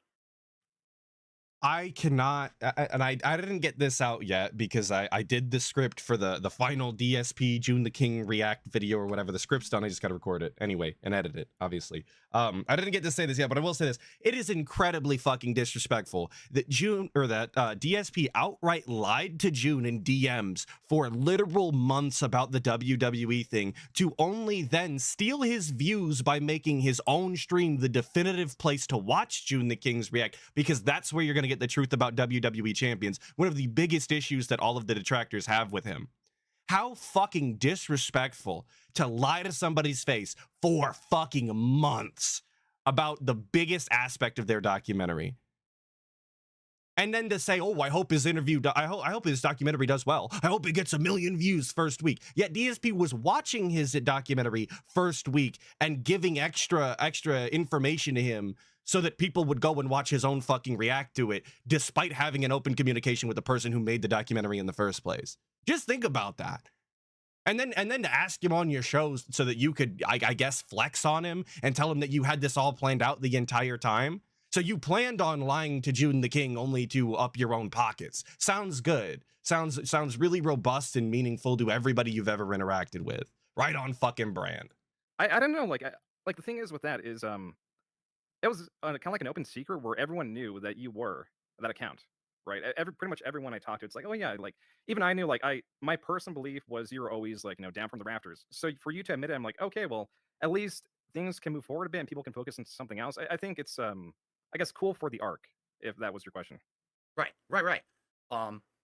In a lot of ways, it was kind of almost cathartic for me to watch this thing because it allowed me to see all my problems and the things that I've done wrong, and to fess up to them and apologize for them. Why do you need a documentary for that, though? This is crazy. How many people can say they've had a 4-hour documentary made about them on the internet that at any moment you could open it up and see all the things you messed up in the last, 16 to 20 years of your life, right?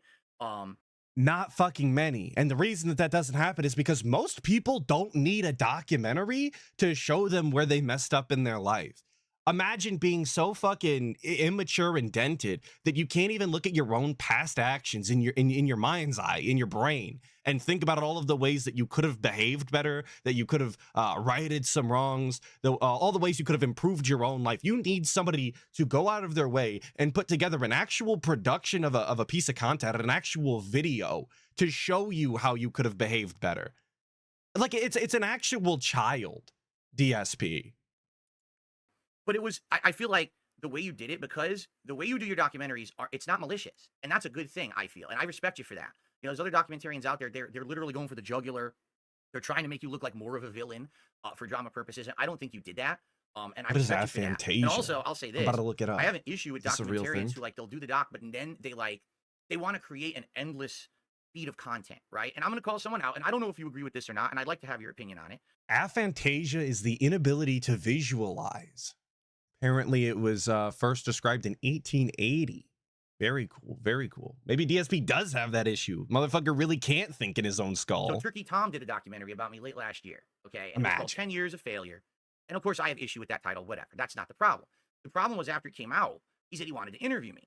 But come to find out, the whole thing was an attempt for him to get me on the Lal Cow podcast. And he even said publicly, oh, this is a way to milk Phil for content and to keep milking him and getting more out of him. That I'm not cool with. What? And he's looking over at Joon right now, expecting Joon to come back and be like, oh, yeah, you know what, DSP, I agree with you. That was totally out of line and out of pocket. He shouldn't have said those things. Why did he ever say that? And Joon is he's baffled at the idea that DSP would not only be slandering this other person who also made a doc on him, but you'll find out soon enough actually kind of agrees with. I mean, Phil, I don't know where to start. Like, I feel like that title is accurate too. What was incorrect about Tom's video? Oh, nothing. I'm not even saying there's anything wrong with his video at all. I'm saying the fact that his intention was to try to get my attention, to milk more content, and to basically turn me into a source of revenue. That's what he was basically saying he was trying to do, and that's what I wasn't cool with. Similar to side scrollers, where I had no issue with their original interview. It's the attempts to get tons of money and content out of someone after the fact, when that was never really part of the upfront agreement. That's where I have issue with people. And I don't think Turkey Tom had no upfront agreement with this fucking guy. Like, what are you talking about? Actually, what are you talking about? Sure, if you want to claim that the side scrollers told you could be on the show, and then after they dealt with you and realized that you're a lying, scamming piece of shit, they no longer wanted any interaction with you and they didn't let you on the show. Sure, you can take issue with that, whatever. They shouldn't have said that to begin with, because they don't know who you are, apparently. But Turkey Tom had no prior dealings with you. He made no agreements with you. He did not clarify anything in you know, private DMs about how he was going to treat you or you know, behind the scenes style after the fact things. None of that was ever said. How are you going to take issue with this? This guy's trying to get his bag. He's trying to do the drama thing that he very clearly does on everybody, obviously. If you watch Turkey Tom's content, you know. Like, I don't know how you could have an issue with this and blatantly misrepresent him in this way on your live show. That's so fucking lame, bro. Speaking of actually not lame, the exact opposite. VXXD with the 5. Joon had to interrupt Phil just to talk. What a waste of time. Absolutely, dude. Absolutely. Narcissism on full display here as DSP just continuously waffles. I keep saying waffles on, but it's exactly what it is. Waffling on nonstop and never actually letting Joon say a goddamn thing. Very cool. Thank you for the 5. And Copeside Phil with the 10. He wanted Joon to shit on Pig Go, but he said, yeah, it's nice. That's how it went the whole time. He wanted Joon to shit on something, but when he wouldn't, Phil would just move on and agree with him. And that's exactly what we're kind of seeing here. We're getting a little bit of pushback on this because I guess Turkey Tom's a person that you can actually poke at rather than Pig Go, an incredibly robust search engine that is nothing but objective. And a tool for everybody. Like, if you really wanted to make fan stuff out of Pig Go, you could absolutely use it as a resource. There's nobody stopping you, right? Thank you for the 10. I really appreciate it. that wasn't your attempt here with this documentary at all. Well, I mean, I think it's fine. I mean, like, I don't know really where you're going with this, because I feel you kind of do it the same. Like, you keep the drama rolling, and that's fine. That's, like, I think, smart business. I really just don't do that because I'm not, like, a personality. But I think on Tom's side, that if I was Tom, I would do the same. But I think even with, like, the Crag stuff, right? You brought him back just to, like, insult him, and that is, like, drama too. You kept that kind of going the same way. If He that makes called sense. him Crag. Craig? Is that what you said? Yeah. I was on the show. No, to be honest, I didn't think that interview was going to go that way at all.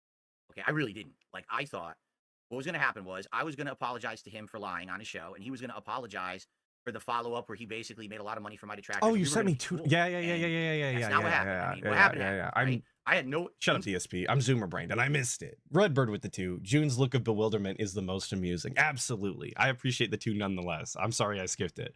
But yes, and even in this freeze frame right here, it seems like every time DSP's talking, he's just confused as to not only how he found himself here, but what the fuck is this guy talking about? Absolutely. And it's not going to change. Interest in insulting the guy or anything.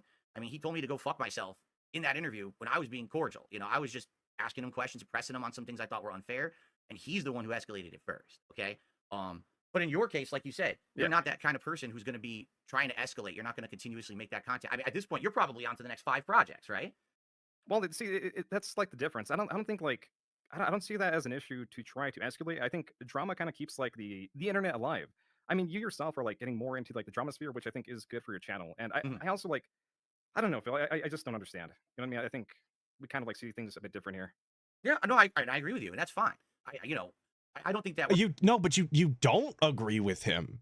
Like, actually, that was the point of the question, was it not? Like, I don't think that I don't agree with the drama the way that other people do it. That was the issue we took with Turkey Tom. That's the issue that he took with Craig in the interview that he had the other day.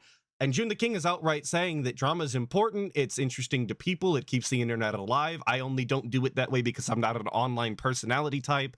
I'm more of a behind the scenes narrator style. But if I were, I would have done it the same way. That's just not my style specifically.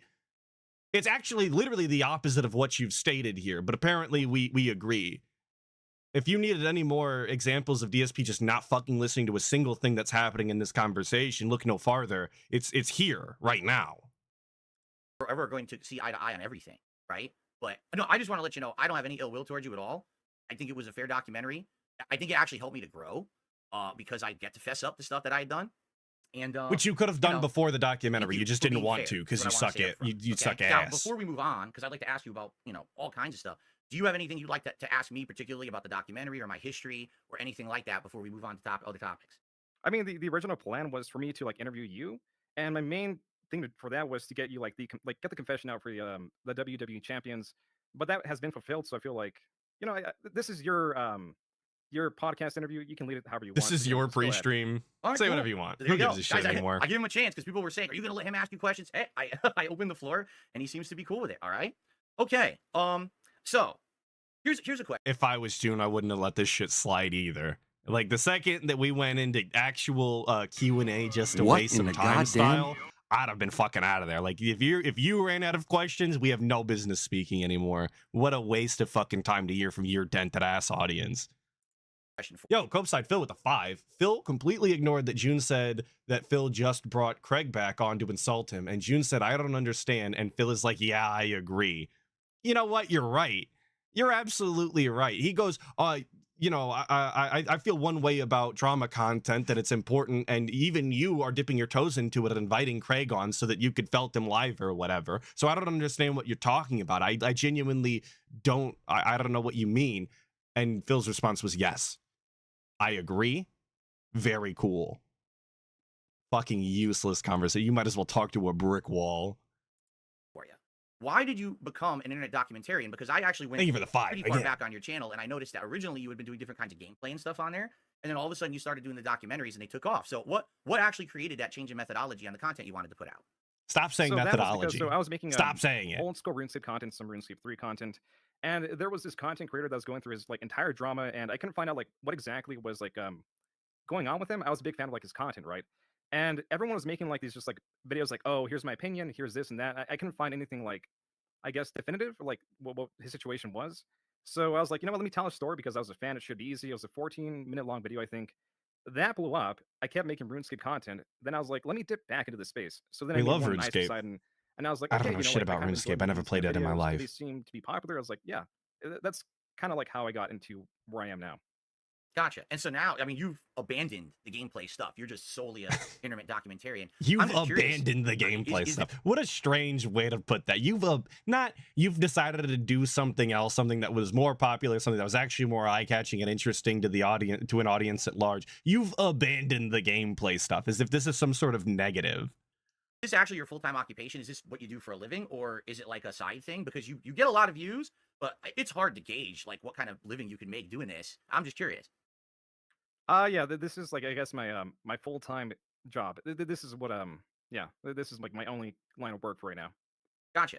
And so Another very when strange you thing to get ask. into it- How are your finances? Are you making enough money online doing these videos to for a living? I'm just curious myself. I want to know. It's hard to gauge based off of your numbers that I'm constantly looking at and talking about on my stream. I'm just curious. Fuck you. What? topic or a subject. Mind your Just business, you bro. That really is doing primarily the research, or do you have like people who you like pay to go out and do research and then you get that information? Like, what's your methodology? How do you attack a certain subject when it's selected to be in a documentary? So people do have like researchers, people do have like writers, outliners. They have all these kind of people that work for them. Currently, I think it might be cool in the future to get one, but that's like really hard to like find one, right? Because the writing is the most important part, I feel, and if you get a fact wrong, that really diminishes the video and your credibility. But currently, it's just me doing the research. I have editors that like that's something I do have. I have editors like you're talking about the I guess Yo, PS1, June's like, got a team models of that were writing editors. the video. That DSP was would all be them. angry, I or give them, should like, be instructions, like, angry. include this video, make this part more tense. But I leave a lot of the creativity and how they present like items up to them. Cool. So you're doing most of the research. You're just handing that off to I'm editors. doing it like I'm pretty much doing it all. Like they do like a little bit in the back end, just like add additional like footage and stuff. But yeah, it's pretty much me. Cool. And so Cool. right now, like, how are you going about selecting your topics for a documentary? Like, for example, for me, you said you had wanted to do it for many, many years. So my question, if I were to ask Joon the King, which I'm not, because I'm not doing interview styles, I don't fucking care. But my question, I think would actually have been a better follow-up question, is because he says that he leaves a lot of the creative presentation, the visual style stuff to his editors. I would imagine that would be a very important aspect of these documentaries. how does he allow that to happen? Like, how much creative freedom did they really get? Because I enjoyed personally the visuals of like the low poly model, and like DSP said, the ring. I enjoyed a lot of that. How does he know what exactly is going into the video, and where does he draw the line on what is the creative freedom that they're allowed? But no, we're gonna talk about something else. You kind of held Yeah, off. what's your Is it based methodology solely for on how you feed your the audience's ostriches? interest? Do Exactly, you have, like, exactly. interests and you interject that? Like, I'm just curious, what would make you focus on a thing? Because some of your topics are like, okay, I get why he's doing At this. some but now point, he it's said hot. that he But then reviews sometimes stuff, you'll and do one sometimes they go where back it's and like, forth. I've never Okay, heard of it. I'm just okay, curious why you okay. would select things at certain times. I must not have been listening So I later do a on. community, I was like, playing RimWorld. You see. I asked through the community poll section or whatever through like YouTube, right? Right. And people give me like a general idea of who they want to see, and then like if it's really split, I'll do a poll. If there's someone like people really are vocal about, I'll be like, okay, well this is who people want, so let me just like go see what they're about and like cover them, I guess. Gotcha. Now, in regards to you know, the documentaries you've already done. Gotcha. This is actually Moving on. Don't a question care. a lot of people wanted me. I'm trying to bring up the community questions. I had them on my gaming PC, and now I've got you on there, so I can't see them. I'm trying to bring it up on my laptop. But I thought Real Professional showed up before the stream and made sure that they weren't having any issues, so things like this don't happen. I thought that's what I was told at the beginning of the stream, but I guess not. one of the questions people wanted me to ask you was, out of all the documentaries that you've made, okay, you've done a lot now. Is there one particular documentary that you're like proud of that you think is overall so far the best? And then on the flip side of that, is there a documentary that maybe, like, not to say that you don't think you did a good job, but do you think like, man, this didn't turn out well, or, you know, for whatever reason? And it could be the quality of the documentary, it could be drama that stirred up because of the documentary. So like, what's your favorite documentary you've ever done, and what's your least favorite? This I think boring the ass favorite might be, question, like, bro. The Game Dude, even though it's like a bit more slow and like I guess boring. I think like putting the puzzle like pieces of the mystery of like putting it into a timeline, right? Getting all these Right. different sources in there.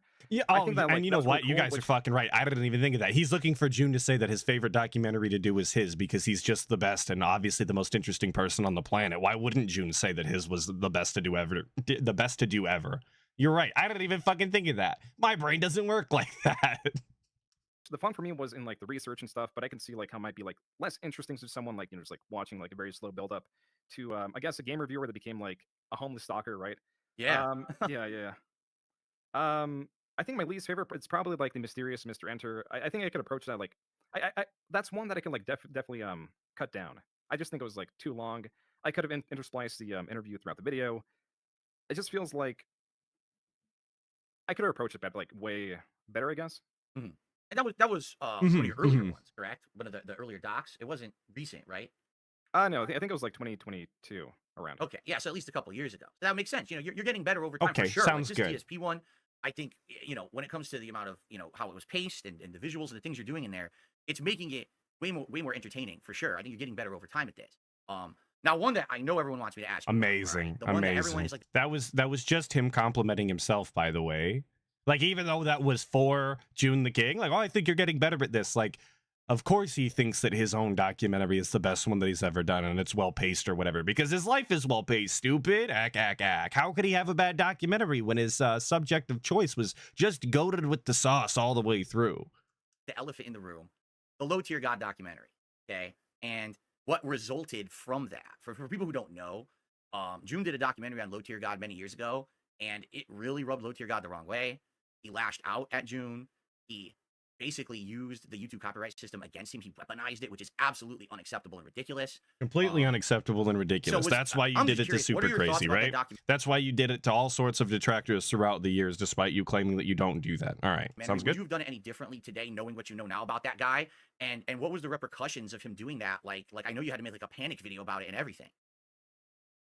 Dude, think about how fucking strange this is, right? Like, given DSP's recent, like, lashing out at LTG, trying to get drama stirred up, to have somebody, to interview somebody and ask them to basically start drama on your behalf by talking poorly about them, somebody that's already released your docs information, to continue to speak on them, is kind of a fucking wild thing to do. And again, incredibly disrespectful. It's like DSP doesn't think about the questions that he's asking or the topics that he's choosing to talk about. And I say it seems like, but I know that the answer is it is. He doesn't think about this shit. He doesn't care about other people's situation after the fact of being on his level 1 pre-stream here. Couldn't give a shit less. I wouldn't say it's a panic video. It was a video that like really covers the past 3 or 4 years of like the harassment, or I think it was 2. I can't remember the exact amount. But the video, I think I would have changed some things. I think there might have been like some personal stuff that like I wanted to get like an overall picture of who this guy kind of was. But I don't know. I don't know what I really would have changed.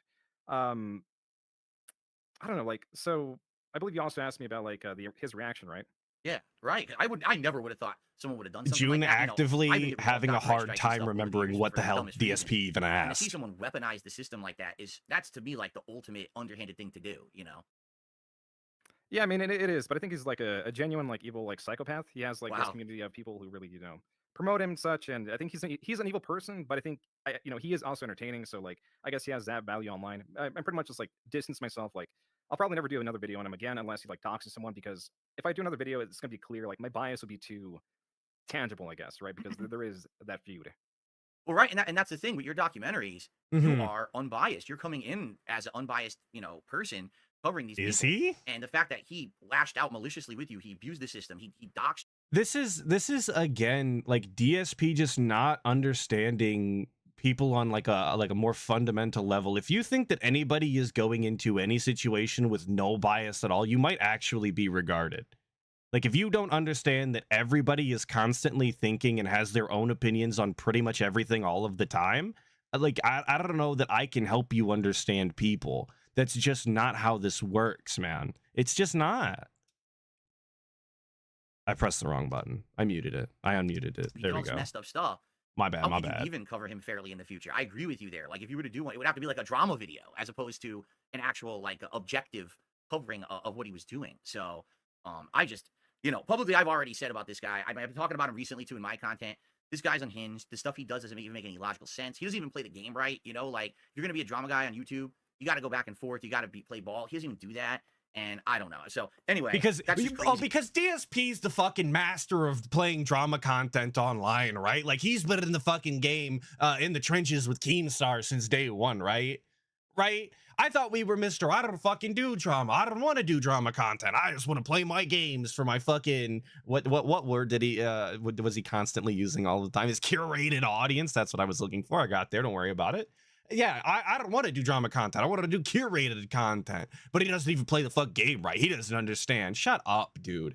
You got one fucking bump from the Keno Casino and your ego's been through the roof soon. So fucking bad. It's embarrassing.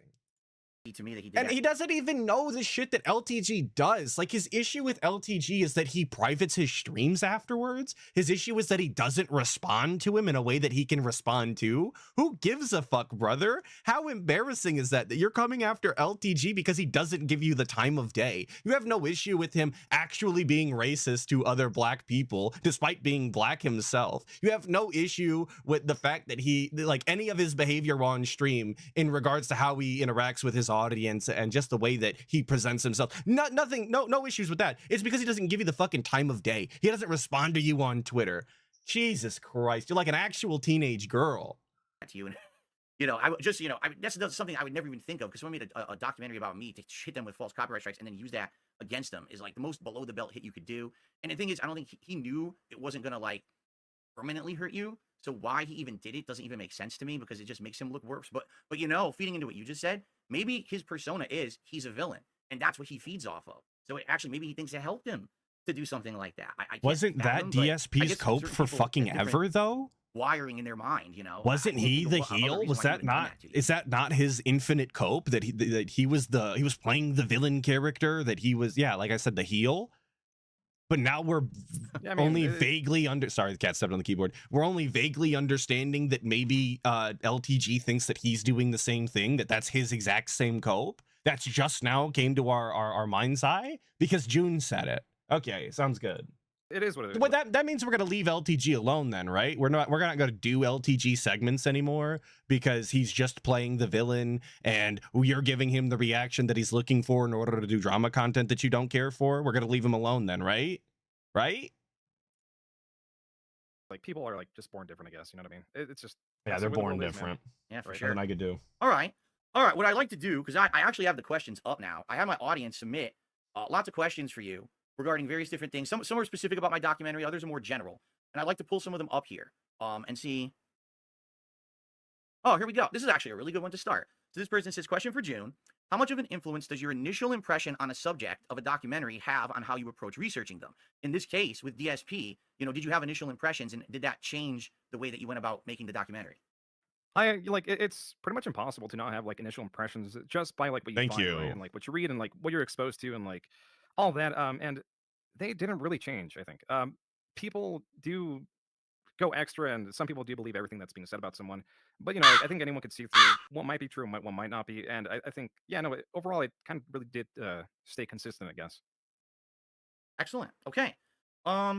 Excellent. This follow-up is not going to be related. You can tell by the way he's already scanning for a different question.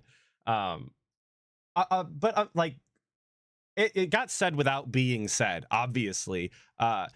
The only impression you can really walk away with from DSP without actually looking into him is that he's the worst, right? Nobody's out there speaking positively about DSP, and if they are, they're in his own chat LARPing. You're not going to see these people out in other spaces doing this.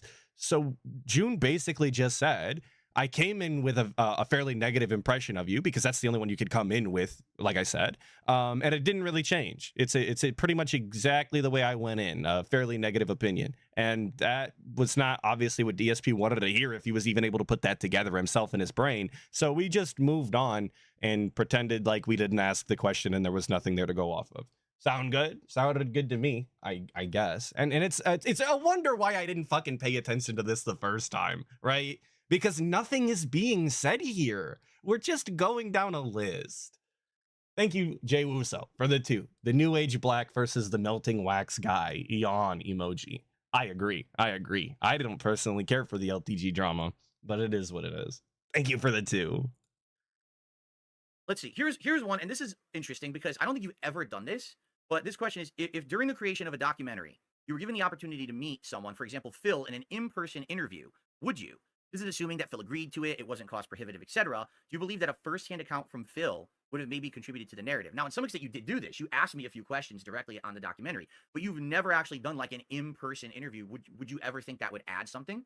Thanks for rephrasing the question. A tremendous amount. So what that does is it takes someone out of like their comfort zone, right? You can't run away really from an in-person interview. I mean, you can walk away, but it gives more control to the person recording, right? Like there's more to examine, right? Like.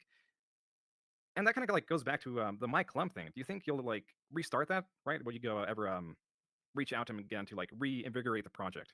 Yeah, a lot of people have asked me that question. And at the time that Mike Klum was interested in doing this documentary about me, he had just come off doing the Boogie documentary. And we all saw that, and we knew that that was a certain kind of vibe where it was like, look at this guy. We all knew it didn't pass the vibe check. And I made it very clear to Mike. I said, if we do this documentary, I don't want it to to the last time Boogie passed the vibe check. Go ahead, I'll wait. Like, I'm not a woe is me guy. It's not a pity party documentary. And he was totally on board for that, 100%. But as we started to get into it, I just realized it was going to be such a tremendous amount of time, effort, and work and investment on my behalf. Not only was I going to have to be, trying to maintain my work schedule as it is, but also taking all this time out to film, taking time away from spending with my wife and stuff. And at that point, I didn't really feel like it was going to benefit me enough, or even if it did, it was too much of a risk to invest that much. Now, like if I were to do a documentary now, I feel like it would be different because now you've done this doc on me. I've fessed up to the biggest stupid thing, the WWE champions. And now, even though obviously it would be addressed in a documentary like that, I almost feel like it would be freed up to do better stuff for different topics or different things. Like one of the things that Mike really wanted to do. Wait, okay. So can somebody tell me when DSP learned that Joon was doing a documentary about him? Does anybody actually know? Because I feel like it's been fucking ages. And I feel like my mind wants to tell me that it's been at least as long as he was working with Mike Klum before canceling it, right?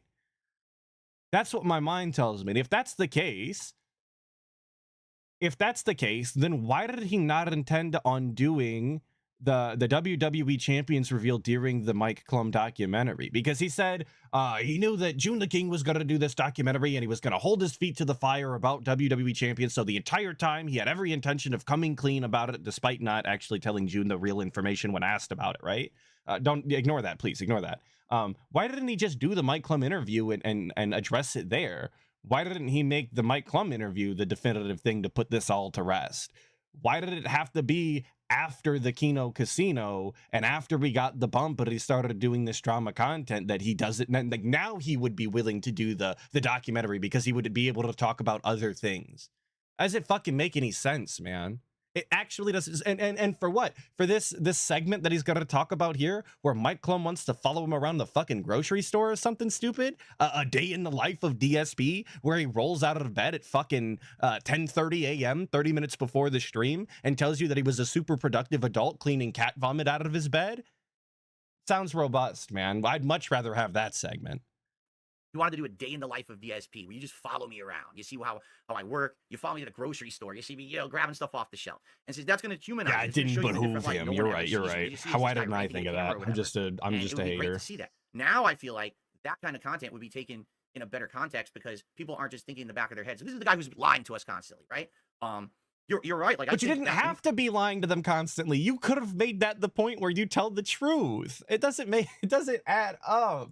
Person interaction or seeing that personal side, have an in-person interview or behind the scenes would actually add to something. And maybe in long term I would consider it. The thing that's really turning me off from doing anything with Mike right now is he's going to do something with EDP, or at least he was. It's weird because I don't think there's been an update on this documentary he's doing on EDP in a very long time. And I was like, I definitely don't want to be like the guy wedged between Boogie and EDP. If he did a documentary on someone else and it wasn't just such heavy negative topics, then I would probably consider it. But at this point in my life, like I'm kind of having a little bit of a comeback. People are seeing me in a different light now because I've had interactions with guys like Kino Casino, and I've just had a really positive interview with Keemstar. I don't really want to be wedged between two really negative documentaries that this guy has put out, but maybe in the future. I'm just so sick and tired of hearing about how positive we are lately and how all of these drama segments that we've been doing are the change that we were looking for this whole time, and everybody's loving me recently on the internet. I'm just tired of hearing about it. Just talk about anything else, dude. Like this really is the worst kind of fucking repeat segment that you can get out of the guy. Just talking about how everybody loves him while half of his chat is still LARPing. Like just fix the LARPing issue and then you can talk about how everybody in your chat loves you and you've got a resurgence. But until that day, you're still just a fucking bum, bro. You're still getting clowned on daily. Every day you're getting shit on. It's fine. I think in the future, the people love him now. There's no refuting it. He's good at games. Joon the King said so. I guess. I think it'd be cool. I think, well, the thing about these kind of videos, and especially like Mike Klum, I feel that he kind of lets the documentary, right, speak for itself. He lets people commenting on it. Like that's like a real fancy documentary, right? And I think that these things, like, kind of like you don't know what the documentary is until you really have all the footage and can really sift through it to get like kind of like a theme. I don't think there is going to be like any, I guess, shoehorning of like any direction. It just speaks for itself. And if you feel like confident in your comeback and whatever, I think it could be a good idea to really reach out to him. I don't know if he's still up for it, but it wouldn't hurt, right? Sure. Please. Okay, I hope that's the art. I hope the Mike Klum documentary comes to fruition. I apologize. The technical issues. And I hope it's all Joon's fault. How much more time do you have, Joon? I mean, I have until like maybe like 3 more hours. I have a lot of time. Wow. Like, well, it won't be that long. Yeah, this is like my dedicated work time. So it's like, this is work-ish. So, I have a lot of time. Cool. You guys are saying, check out Joon the King's community post. I'll look. I'll see what we're working with. Just pick your brain here a little, if that's okay with you. Oh yeah, it's fine. Cool. All right, here's one. So I would like you to ask him how much he personally is interested in the personal drama or antics of the subjects once his videos drops. For example, does he keep tabs on people, or does he just kind of lose interest after one of these documentaries goes up? I mean, that's a good question because, like, are you so tired of researching the person you don't really care anymore? Yeah. I definitely, maybe with a few, like on Twitter, like, you know what I mean? Sorry, I'm looking. I really don't go out of my way to keep tabs or anyone because I really do lose like interest. I try to like be interested in the current like subject or whatever, and I just have like not really much of an inkling to like keep looking or at someone without like a reason or like for research for a video. So I Joon the King, a fake DSP fan the whole time. This is the admittance. He can't even be bothered to give a fuck about his subject unless he's doing a video. Ack. Not even a real viewer. Who would have thought?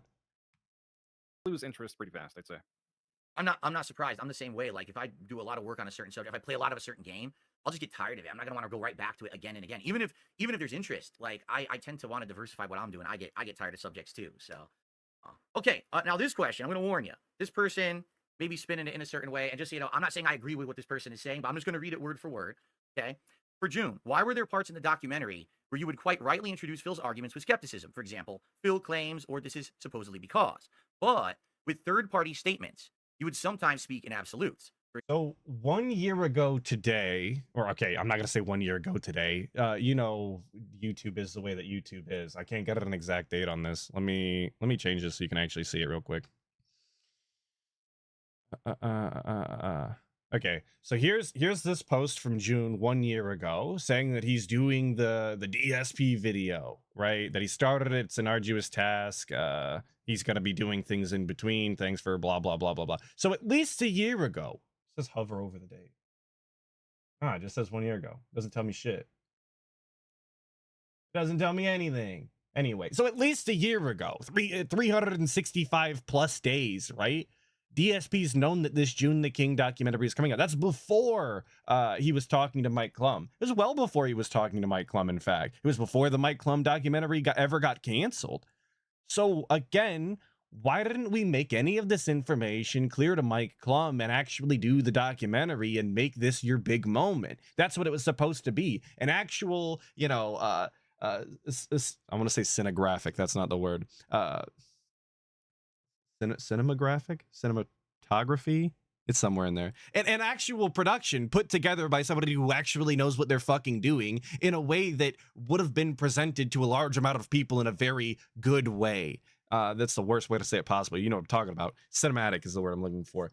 And he just didn't do that. He decided that reacting to Joon the King's documentary and essentially stealing his fucking views, if you follow DSP's own logic on this behavior, was the way that he wanted it to go. And because he's got the casino bump now, because he's admitted to WWE champions in this way, now we would be willing to work with Mike Klum. Make sense? All right, sounds good. Fuck's example, sake. based on John and Howard's words, you would say, Phil was bold-faced lying. I'm curious why you didn't introduce their comments with skepticism also. Something like, well, if we were to take them at their word, this would mean Phil was bold-faced lying. I completely agree that you need to be skeptical with hearsay, but you should be skeptical with everyone's hearsay, not just Phil's, in my opinion. Well, I mean, that like lends more to credibility, and that you have such a lengthy history of lying, right? It's hard to really pin that down. I agree. Listen, I'm not taking offense. I agree with you, man. I do.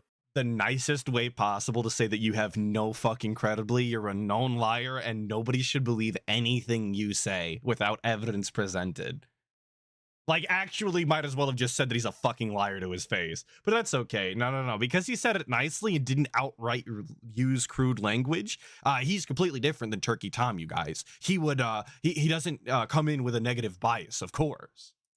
Yeah, but I'm just answering that question. So that's why I would present you as such a way, because I mean, through their words, they're more credible people, and I have no reason to really distrust what they're saying as opposed to you, right? I believe I read what was it on? I saw your entire reaction, and then you also admitted that you did not contact the other part of Project 7, right?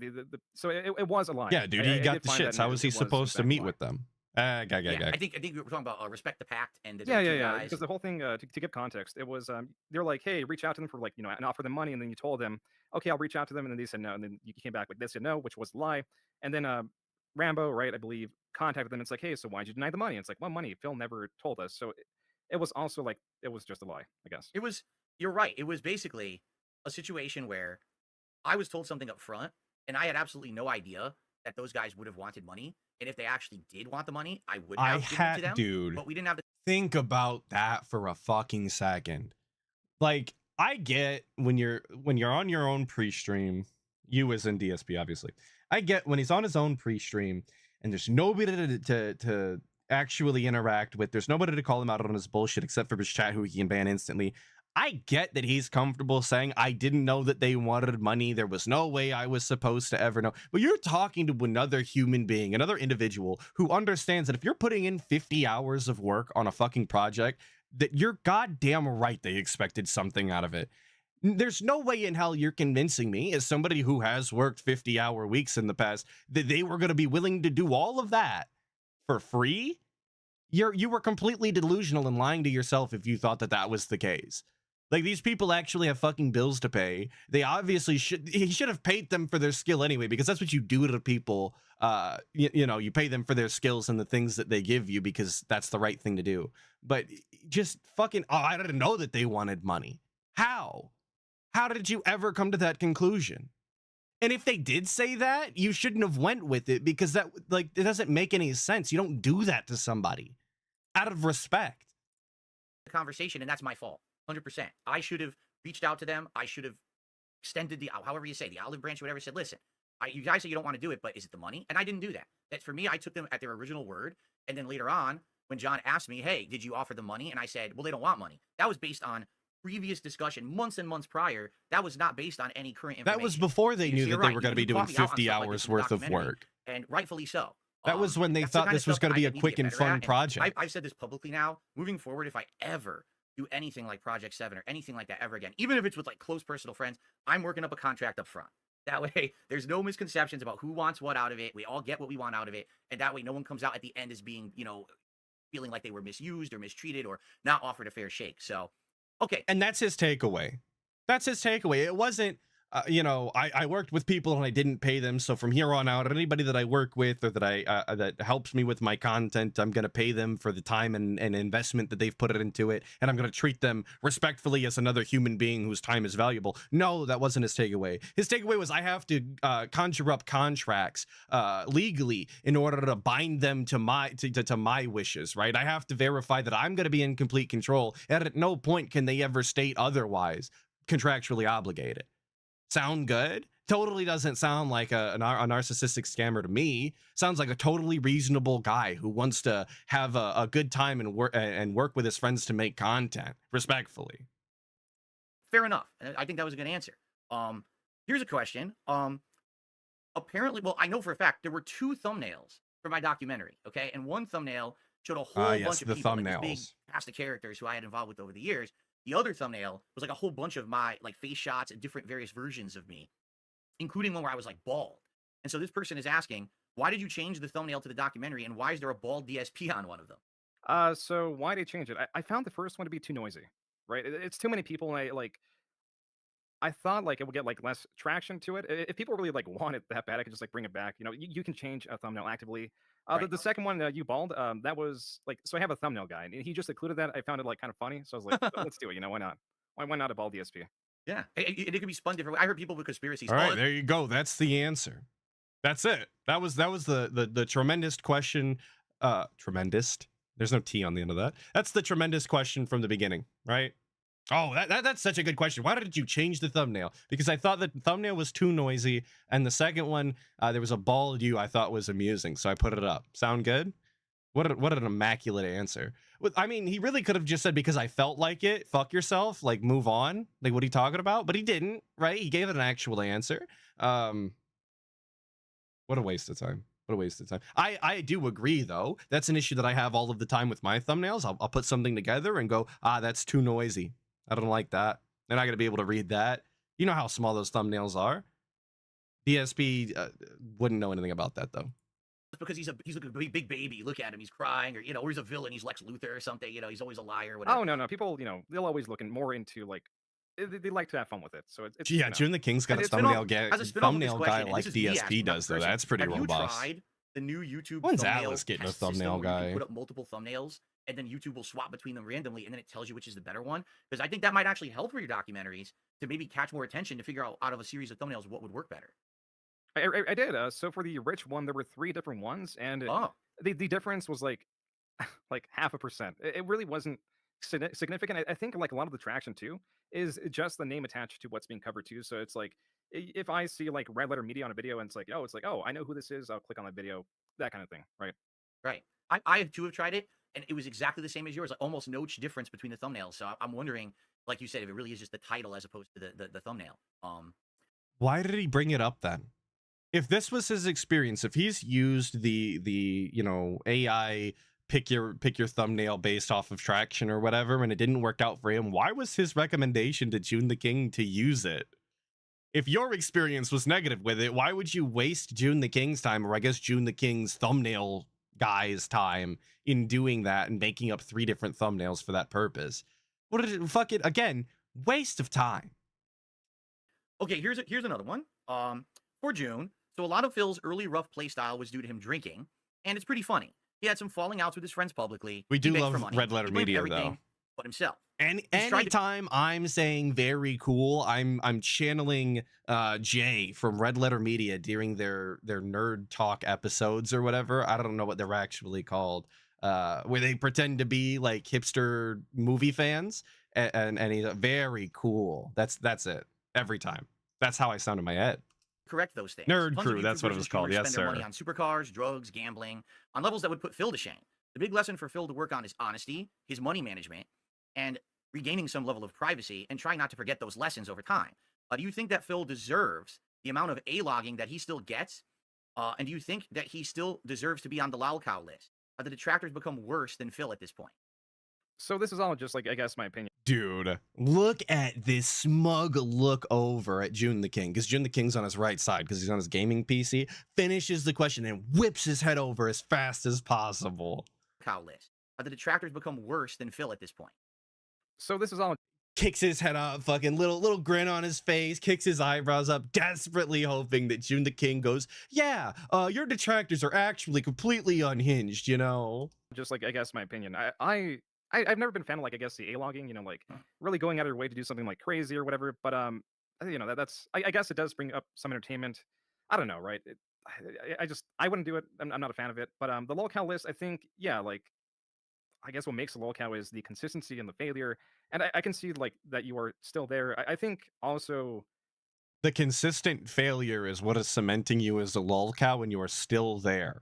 And DSP just nods and shakes his head. you're always somehow going to like be on the platform one way or another, but you are, I think, cemented there on the list. I agree with you, because the thing is, I think Brother, fucking imagine after years of saying, oh, I'm not a lolcow, I don't exhibit any of these behaviors these other lolcows do, I'm not like these other people, I'm not nearly as interesting. Joon the King gets on, tells you to your fucking face, I do think you are one, your behavior says so, and you immediately flip your own fucking script to say, oh, you know what? I am actually a lolcow. I'll agree, Joon the King. I'll suck your dick. Absolutely, bro.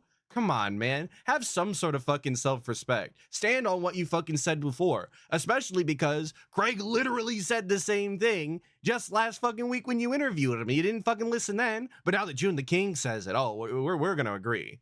Sounds good, boss. people hear the word lolcow, and is it a negative association? Of course it is, right? But sadly, it's not like something you can control. I mean, I wish I wasn't one, but there's always going to be. You can't control being a lolcow. Are we for real right now? That's really our cope? You can't control your own behavior on the internet? This is news to me. I thought I was in control of all of the things that I said and all of the things that I posted. I thought that was my job. You mean to tell me that's not actually me? Okay, sounds good, dude. Be these people stalking me. There's always going to be these people calling me Fuck's out sake, and man. bringing me up to try to elicit a reaction. And that's the very definition of a lolcow, right? It's someone who you do something to them, it gets that reaction, and then you laugh at it. So And even you can though I feel like consistently perhaps give there's that reaction. a turnaround now to some extent, I don't think I'm ever going to get rid of that stigma personally. How on earth would this crazy community of people who've been after me, right, for so long just forget about me overnight? That's not going to happen. So to some extent, I don't think I'm ever going to shake that.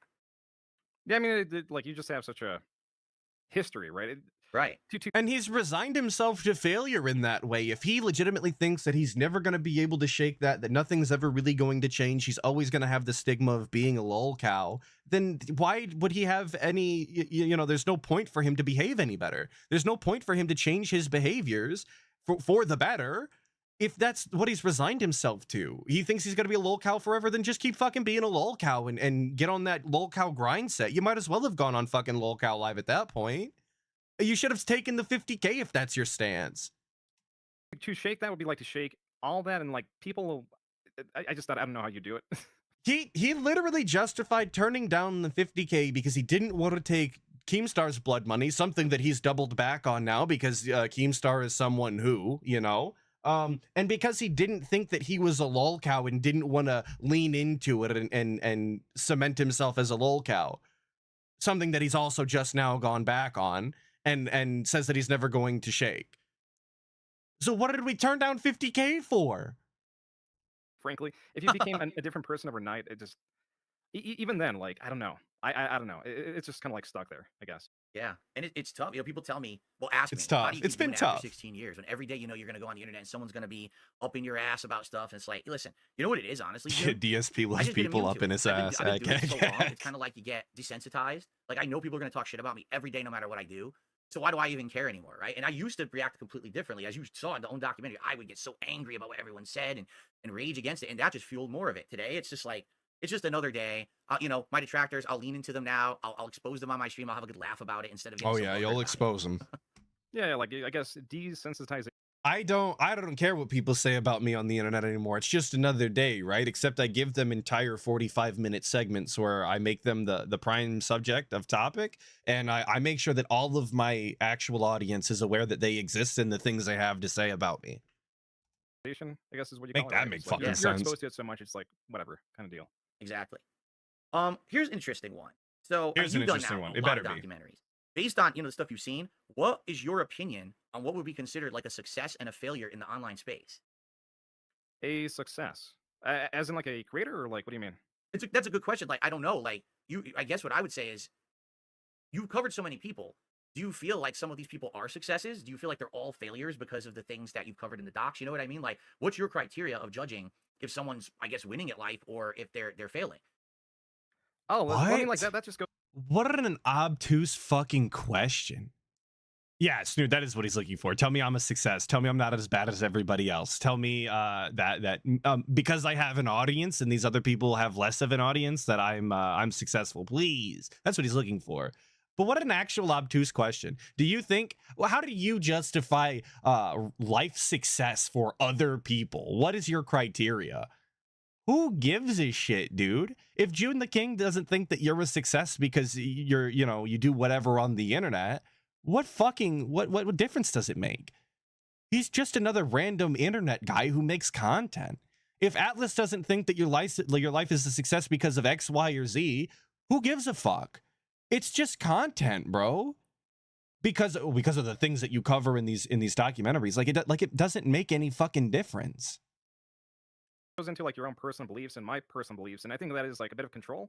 So if just going off my personal stuff, I think And Jake Paul is an you're example right, of a Blind success. Cow. He doesn't even clarify if it's success in real life or a success as an internet career. Like I said, it's such a broad and obtuse question that I can't even believe that he would ask it and leave it that way.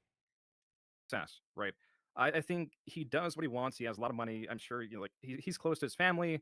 People may not like him, but I don't think it bothers him too much because again, he is in control and he's like free, right? I think like the reverse would be someone who is stuck, right? Who cannot really do much outside of like content creations. I don't know.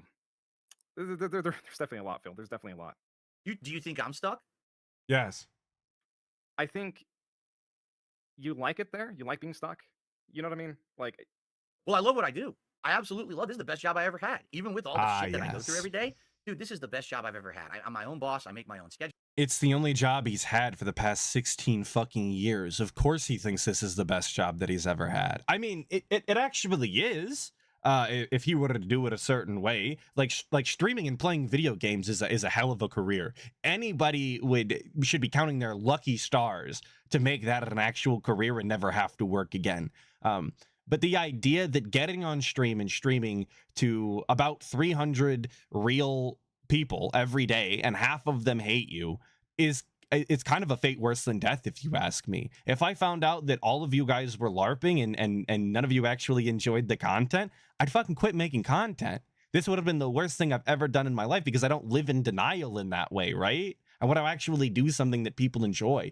DSP has been grifting for 16 fucking years.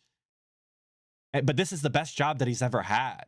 There's actually no pride in anything that he does. He doesn't really care about these games. He doesn't really care about anybody in his audience, so much so that he won't even be willing to talk to them behind the scenes style for legitimate fun, like playing video games and having legitimate discussions. None of that. We don't want to do that, but we love our jobs so much.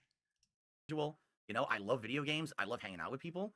So even though you could say I'm stuck in a good place. It's not like I'm stuck and I hate what I do and I'm miserable doing it. Like I've been telling people, and a lot of people don't believe me, my life today is so much better than it used to be. Like I have a loving wife, a great family and personal life behind the scenes. I love my job. So why wouldn't Personal I, life behind the scenes. not What? let this shit get to me? You don't I'm talk not, to I have so many anybody. things to be positive and happy about. I'm not going to let all that toxic shit get to me. But I think what happens is a lot of people look at other creators and say, that guy looks like he's stuck, like he's miserable. He doesn't want to turn on that camera today, but he knows this is the only way he can make a buck. So Yes. they see that and they do those levels of comparison. And I guess with the people you've covered, some people would argue some of those people are stuck and they're miserable and others aren't. And I think that's what this person was kind of getting at. Like, do you think that anyone, like you said, that's a great example. Jake Paul, he can do whatever he wants, right? He's filthy rich. He's immune to anything. You could say the guy's the biggest scumbag on the planet. Do you think he cares? He just rolls over another $1 million in bed. So it's not a big deal. But there's other Okay, so Jake Paul is successful because he's filthy rich and he doesn't care what people say. That's how we're defining successful according to DSP. That's what he's extrapolated out of Joon's answer. That is the most shallow fucking opinion of success I think you could possibly have. Like, I'm not going to say that money doesn't matter, but if money's your end all be all and you're not actually doing anything with it, congratulations, I guess. other people. That's all DSP seems to give a fuck about. Cycle of, I got to go on camera today. I got to make another buck. I think people can look at that and be like, well, that's a failure. I think I'm somewhere in the middle, honestly. I don't think I'm a success, but I do think I see myself as someone, at least I'm happy with what I do. I'm happy with being stuck, Yeah, I mean, I'm happy with being stuck is a fucking insane sentence. I'm probably very close to the mic. Sorry, I apologize. That's a fucking insane sentence. The fact that he would say that in his right mind is wild. Again, it's just another one of those red flags that should have been thrown up as soon as he said it and should have made him think about his past behaviors and his current behaviors. I couldn't imagine being happy you're What stuck. in the goddamn? When I feel like when I left my last job, I felt like I was stuck there because I didn't know what else I was going to do. I hadn't had many other jobs before that, especially not in that field. And I was like, oh, what am I going to do? I have to, I have to pay my bills. I have to move forward. I have to progress in life, so to speak. At no point should you ever be happy being stuck. That's why people cheat on their significant others, is because they feel like they're stuck. That's not a good thing. like to that, like that's all personal, right? Like that's all into personal belief. But one of the other things is, like you said, you're like desensitized to it. So like, how can you really like reflect to a more normal life where you can go out and not have the fear of someone recording you, or like have friends that don't know about your history? There's a lot of things that, like, I guess you're more like you said, like desensitized to, right? Like I think you don't know, like, or weren't at least recently exposed to those like facets of life, if you know what I mean. Yeah, dude, I sat here making content on my stream, not interacting with anyone outside of my personal family, my wife and everything. Literally, the stream was it. And now that I've had opportunity, Yeah, he did tell him to touch grass. That's exactly what that was. Those guys have been awesome to me. We did the react to your Rich from Review Tech USA documentary together. I've had Keemstar on the show. I got you on the show. We got all this stuff going on. It's a breath of fresh air. It feels like now things are more possible, and that's a great thing. Being stuck, but now I'm doing better things. I'm being more social. That's what it's all about. And people didn't want to touch me with a 10-foot pole for the longest time, but now that's starting to turn, and I'm appreciative. I'm so appreciative you came on today, man, because I get it. It's the dramasphere, dude. And a lot of people, oh, Phil, I don't want to talk about that guy. I don't want to have any association with him. But it seems like now Kind of a base take to not want to deal with Phil. Oh no, yeah, no, for sure it is. And he didn't understand at all what Joon just said. He told him to go outside and have real friends. He didn't say, make friends online and do content with them in the form of collaborations. He didn't say, he literally said, talk to people, interact with people who know you as Phil Burnell, a real human, character in real life, as opposed to Darkside Phil online. I mean, yes, John Bono, you're right. He should be doing both. But he's completely missed the aspect that is actually fucking go outside and live a real life. Not only because that usually kind of makes you a better person because you understand how other people live and exist in the real world and what their actual expectations are, but just because it also makes you more interesting when you go outside. You have tales to tell. You have interests outside of what you do, and you can share those interests with the people online. Something that you probably should be able to do, being that you have to entertain all day. If you don't have anything to fucking talk about, what do you talk about? Well, you go in circles for 8 hours a day every single day and talk about nothing. Step outside once in a while, and all of a sudden, you've got infinite stories to tell. But no, I am collabing, stupid. I'm working with the Kino Casino. But like to that too, it's there's definitely a difference between like online interaction with creators and like meeting them in person without like I guess viewers and such, right? Right. And to me, I like I know that's something you don't have too much, and I think you would appreciate it more if like you got like friends outside of like the dark like people who know you not as Dark Side Phil, but as like Phil Burnell, right? Like Philip, right? Oh, I there's think the line. I that is jumped the such an gun. enrichment. You know what I mean? Like that just helps you as a person too, right? There You're we right. go. Like one of the things you covered in the documentary was my Street Fighter days. And as you know, online, I was the most braggadocious, big mouth e-thug idiot. But offline, E-Thug is so cringe, by the way. I will never heard the term before DSP said it during his react, and I don't think I'm ever gonna hear it again aside from DSP. E-Thug is so fucking lame. everyone was cool with me who met me because I wasn't like that. I was like a normal dude. I was cool. I was chill. Everyone wanted to hang out with me because they knew it was like a chill time. And you're right. Having those in-person relationships, friendships, interactions is very meaningful, especially when it's outside of the public eye, outside of the online space, to have an existence outside of this online persona. That's why in the last few years, since I met my wife, we're married, our private life is private. Like I barely tell anyone about the stuff that we do because it's no one's business. I like having that private side. It definitely adds to you know, your overall enjoyment of life, I would say, and your sanity too, to have something that's not public and everyone's always talking about. Yeah, I mean, I'm sorry. How did we get here? He said go outside, make friends, and DSP said, "Ah, yes. As you know, you covered, I was a piece of shit back in the day, and since I got with my wife, I keep things private now." How are those things fucking related at all? At what fucking point did any of those things link together? I'm genuinely confused. Am I actually the one that's dented here? I don't know. like at the end of the day, like you just want to be a person. You know what I mean? Like, and I get that aspect. Okay, a couple more questions, and then we'll probably wrap it up. So now I think the reason this person asked this question, this is the direct follow-up to a question that I asked Craig last week during my interview with him. I asked Craig, when you were preparing for your interview with me, who did you talk to? Did you only talk to my detractors, or did you also talk to fans and positive people? This person is asking to you, when you were Detractors aren't positive people. They're only negative.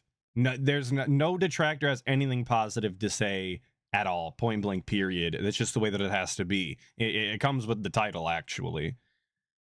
Imagine, bro. Imagine writing off an entire group of people that you've, put this title on simply because they don't like you as negative people. The only people who are positive are people who like me, obviously. researching DSP, did you interview an equal number of both critics and fans? Like, what was your methodology there?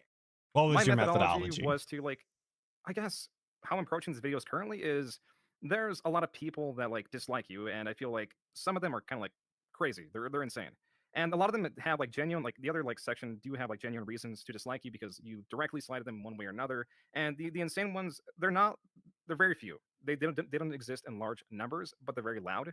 And the people who have like they get mixed in, right? So the people who have like general like criticisms of like you directly you know doing something not favorable to them, I try to reach out to those people so they can be like reached to a general audience like better. Like if I'm reviewing someone who just like hates you and like wants to kill you, I don't think that's going to reach a general audience. But if I reach out to someone that like let's say the PC thing, I think that's a bit more tangible and such. But as for the question, I reached out to people who weren't unhinged because they exist. Sound good? Okay. I just wanted to clarify that because Joon kind of talks in a weird roundabout way as well. I'm not quite sure if that's just how he talks or if he's pussyfooting for DSP's feelings, but I that's reached the out case. to as many fans as I could. It felt like a lot of them were like afraid and wanted to be anonymous because they Right. do get some harassment and such. But I think it was like for quote unquote detractors and people, like any monarch you want to call them, and about 3 or 2 fans that I spoke to, like through interview and included in the 3 or in the video. 2? Right. Yeah, I mean, my fans. have Why been not? through the Why ringer is it just not like 2 me, or just because they 3? like me or because they A toss fucking me some weirdo, support on a bro. stream. They've been harassed. They've been doxxed. They've had phone calls to their work, to their schools, to their family. It's pretty ridiculous the extent that these detractors have gone to try to ruin me. And the funny part is, how does that ruin me? Like, I don't even know that that's going on unless they come to me after the fact.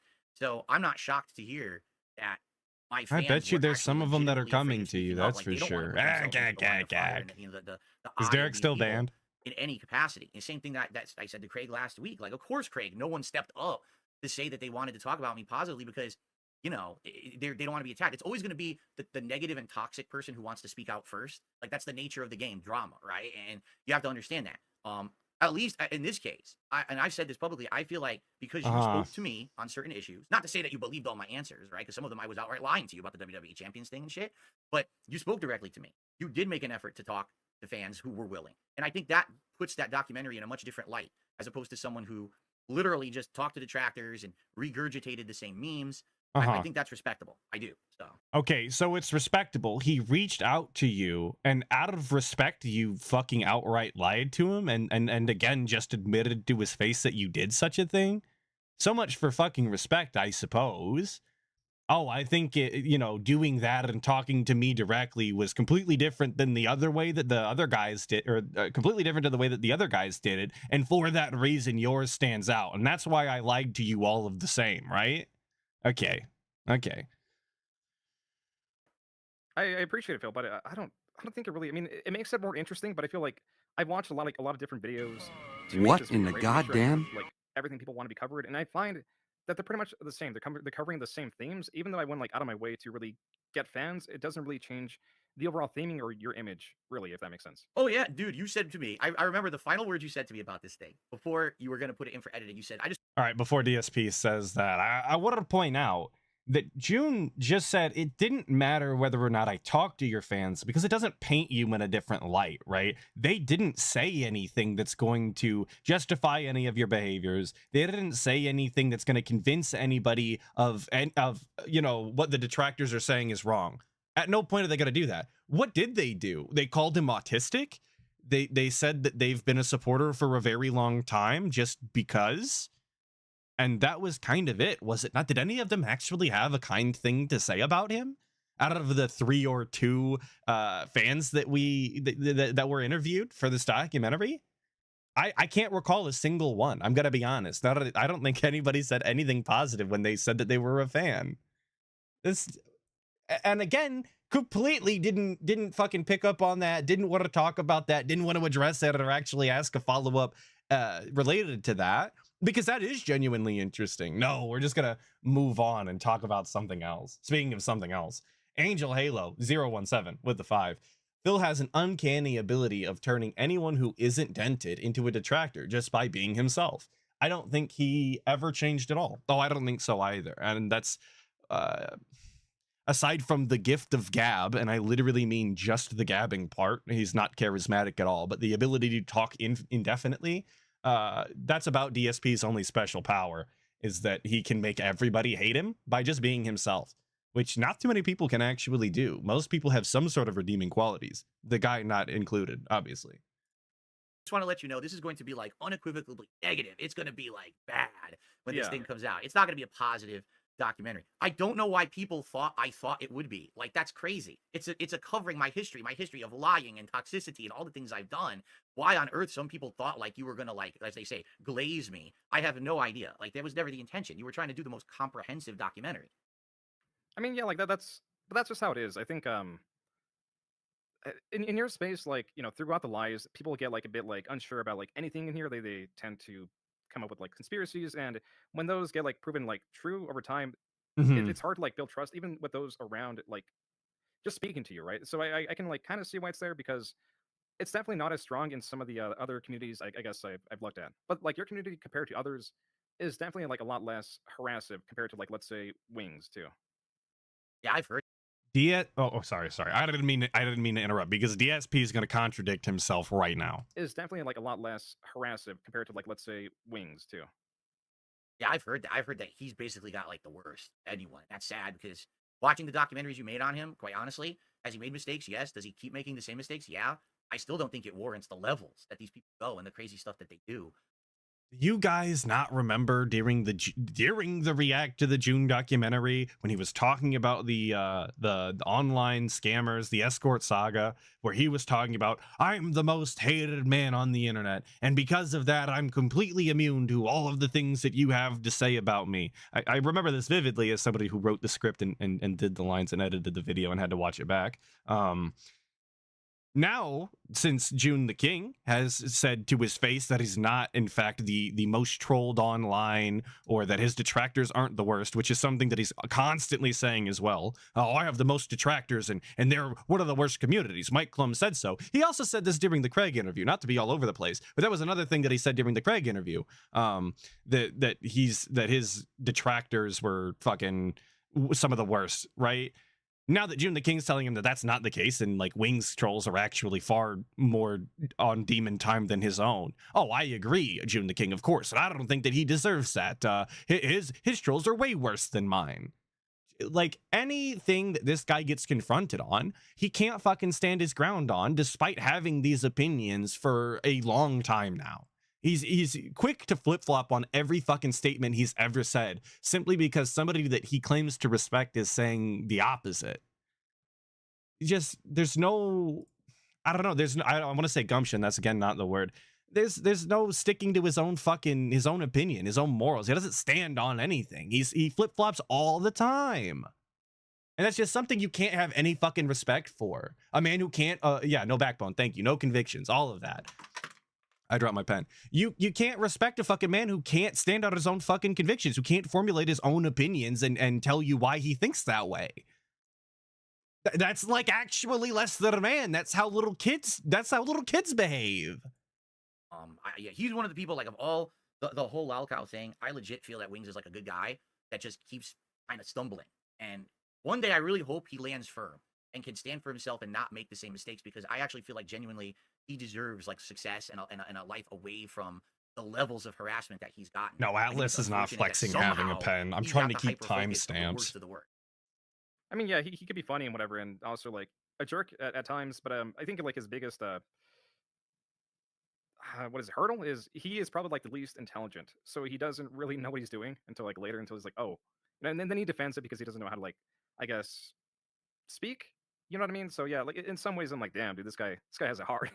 Yeah, like, you know, that's a good point you just made. I don't think anything he's ever done was like outright malicious, right? Like, he's not a malicious guy. He's not trying to do harmful things. He just does things. I mean, he's definitely said some harmful things. Like you said, you have to try to save face after the fact. So, and that's a lot different from people who.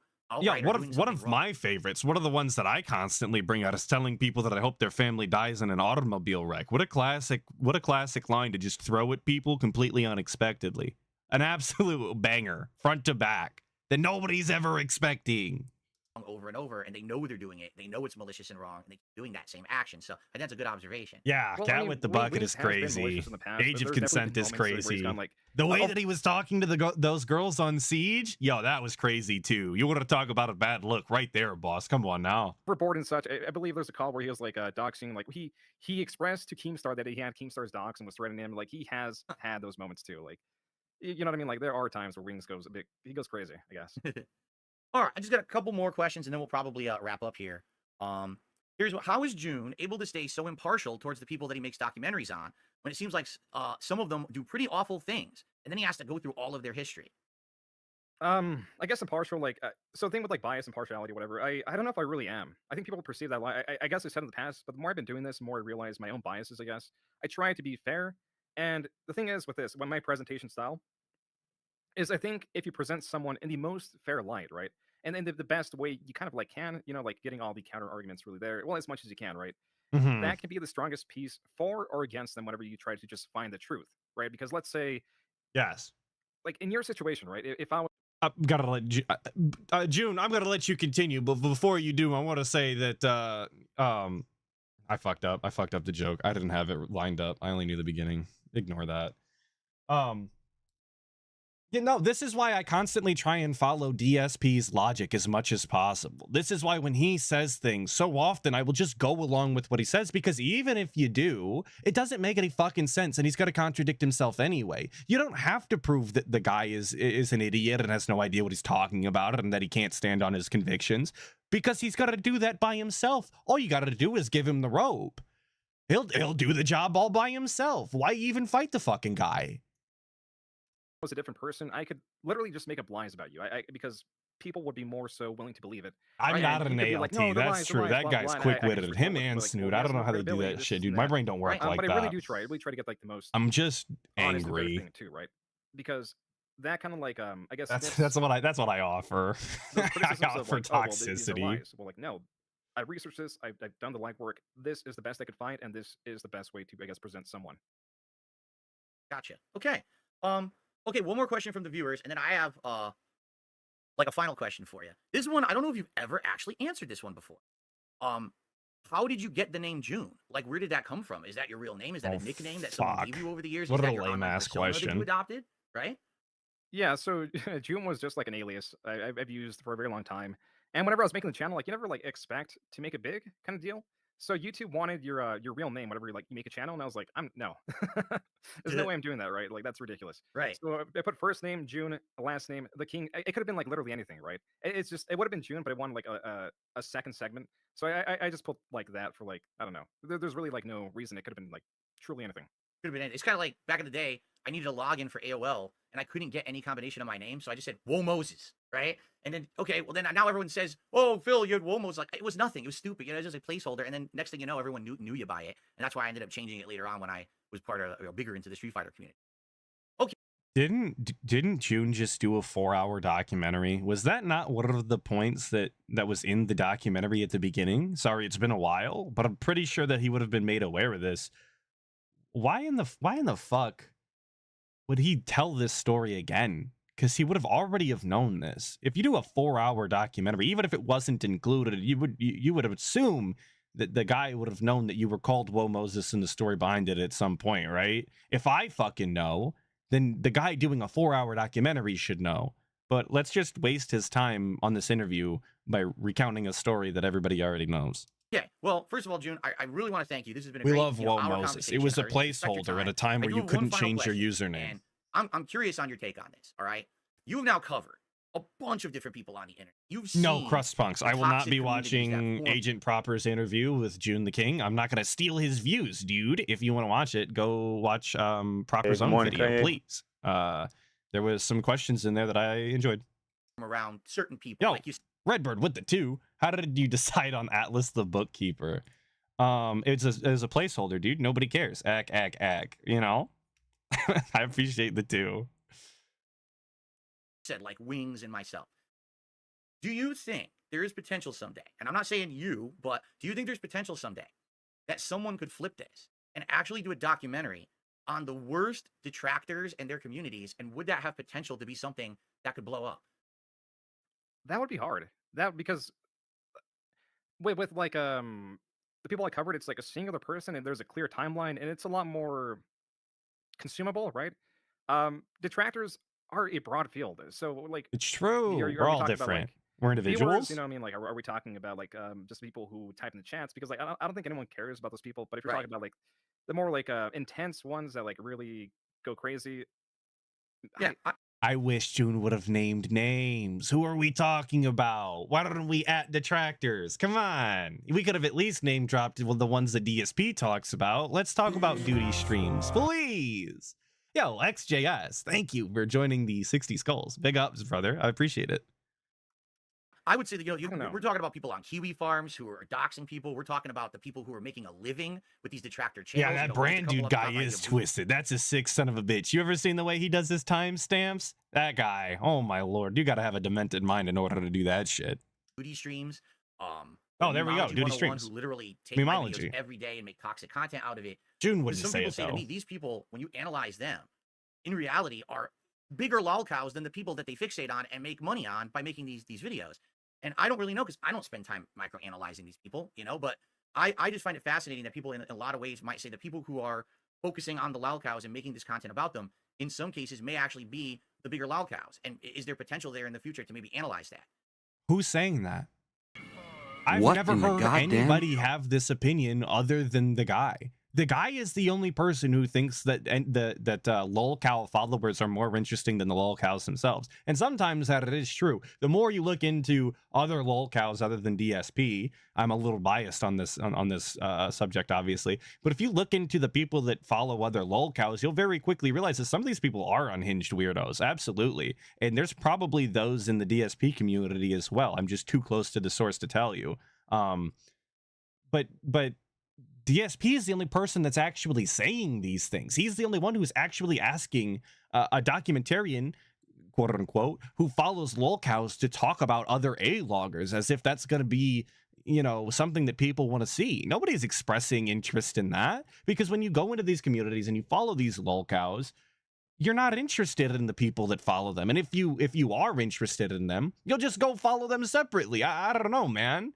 It seems like such a weird ask. Also, Inked Blessings is currently playing Project Zomboid instead of working on anything. A fucking bum bastard. Why don't you do something? Playing I think games there all is some, goddamn day. But the draw of the average person is they want to be entertained. Get a They job. want a clear-cut story about, like, especially like an internet figure or someone of like more prominence or like who really blew up, and like you would be focusing on such a like marginalized of the marginalized, right? Yeah. Such a unique kind of person that doesn't really represent anyone, and then like these more like intense people also kind of like bounce around. So it would be like really difficult, and I don't really currently see that. I guess. Hey, good morning, Kanye. Also, the level of intensity would be like more comfortable than I think. Like how do I say this?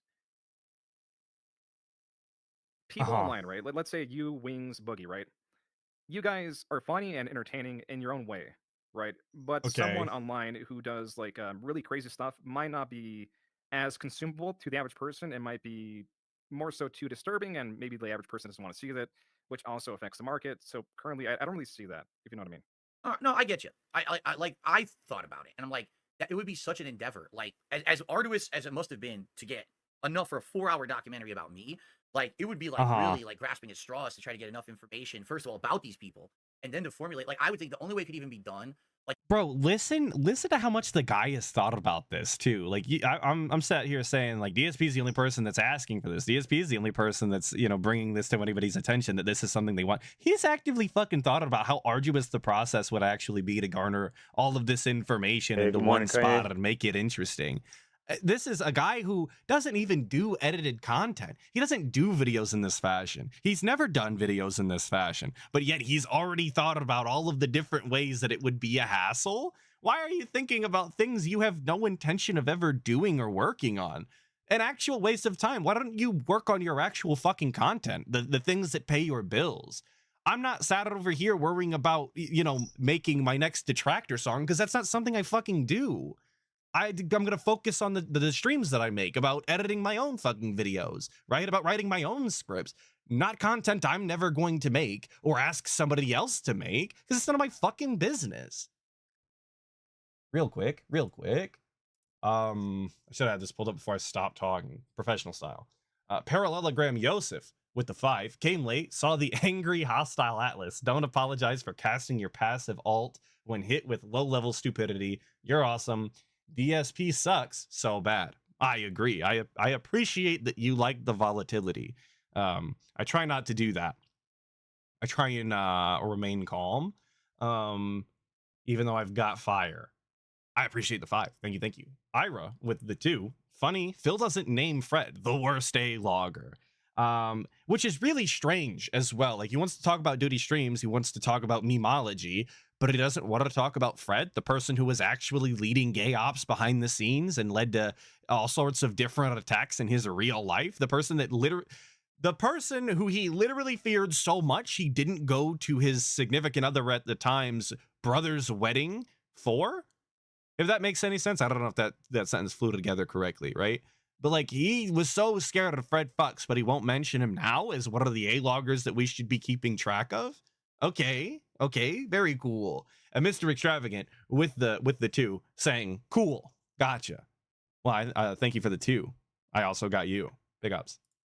You couldn't even do a video on one. Maybe it would have to be like a documentary of like, here's the cornucopia of the worst detractors of this person and what they've done. It would have to be like this super video to put it all together to try to. Yes, you need a super video about A-loggers. Interesting. They're just kind of pathetic, a lot of them, the way that they act. You know, it's a difference between you make fun of someone in a chat or you laugh, or you're literally trying to ruin someone's life. And by the way, you're getting money on that because you're monetizing the video at the same time. And that's the part that he takes issue with the most. He can't stand that there's people out there making money off of him, despite them doing it in a transformative way, or at least reformatting his own content in a way that is actually accessible to the masses instead of the mountains and mountains of slop he shits out onto the internet every day that is impossible to parse through unless you have the patience of a saint. Because that's really what cutting clips is all about, is having the fucking patience that nobody else has. very cool. that I don't think that there would be enough at this point unless there was like really intense research done and maybe like a super video. So. Well, I mean, I don't know. It's just there's so many aspects to it, but I don't really know of any like intense ones that really like monetize their videos or really like that's the thing. If you're going to like be doing like, let's say, sending the police at your residence, right? You're not going to be online or easily accessible or really have that much of a history. But that being said, I don't really see Hey, these shout people, out. I guess, making these videos. He's gonna be there right? tomorrow. It just seems like a different field. Right. All right. So let's end it with this. What's next for you? What are you working on right now? Like, what are your next couple of projects coming out? And is there anything interesting in the pipeline that maybe you want to let people know about? I have 3 videos actually. Lily Orchard, Dr. Disrespect, and Mr. Medicare. Those are my next 3 currently. Wow. Yeah, so I don't which even know one of those who are a you Lily familiar with? Orchard is. I know absolutely nothing about Lily Orchard. I think pretty much everyone knows Dr. I'm gonna have to Disrespect look her and up what's going on right with him now. Nobody And in Mr. chat tell Medicare, me who the hell I'm Lily just Orchard now is learning about because As I'm I in this can't kinda read new it. arc of my existence on the internet, finding out about people who talked about me and wanted to I have assume it's a interaction with me, lady. I'm just starting to learn about who he is. in She's comments. apparently a predator. Well, there you go. Like, I guess Very I'll fill cool. you in more on Lily Orchard, but man, like, oh man, she is Got a very possibly the worst particular person I've done a face. video on, I guess. If I could say Wow. that. Like, it's really Really? bad, Phil. It's so bad. It's horrible. Like, oh my god. Yeah. Yeesh. And do you have like an estimated time frame of what to Okay. expect in your All next few videos? Okay. I'm hoping to release the. I Dr. regret Disrespect ever one in October, looking and What that in up. the goddamn?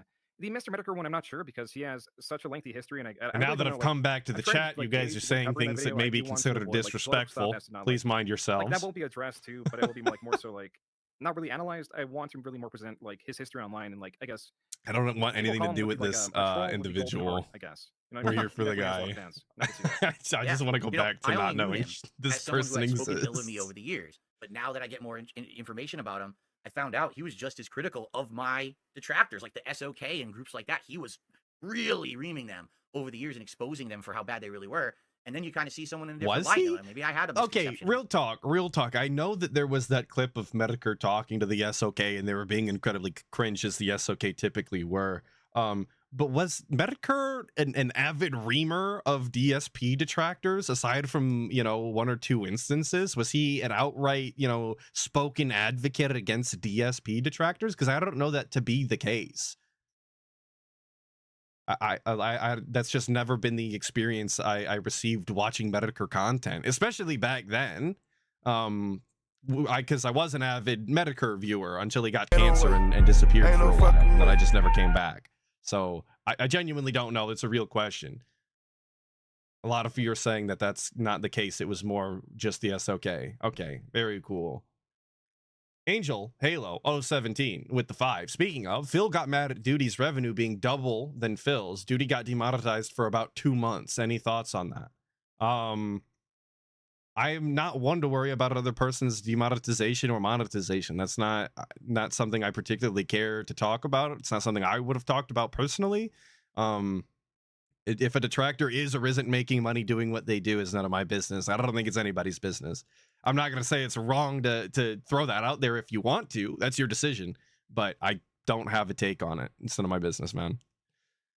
Kill-9 with the 20. DSP always says he never wants a sponsorship from a game because it ruins the integrity of the content. As soon as he streams WWE, he's all about people tweeting Scopely for sponsorship. He's morally and financially bankrupt. Oh, absolutely. Thank you for the 20. Hell yeah, dude. Big ups. Yes, he actively denies that he would ever want a sponsorship all the way up until the point where he thinks that he could get one, in which case he will again completely flip on all of his morals and stand on nothing that he's ever said because it suits him in the current time.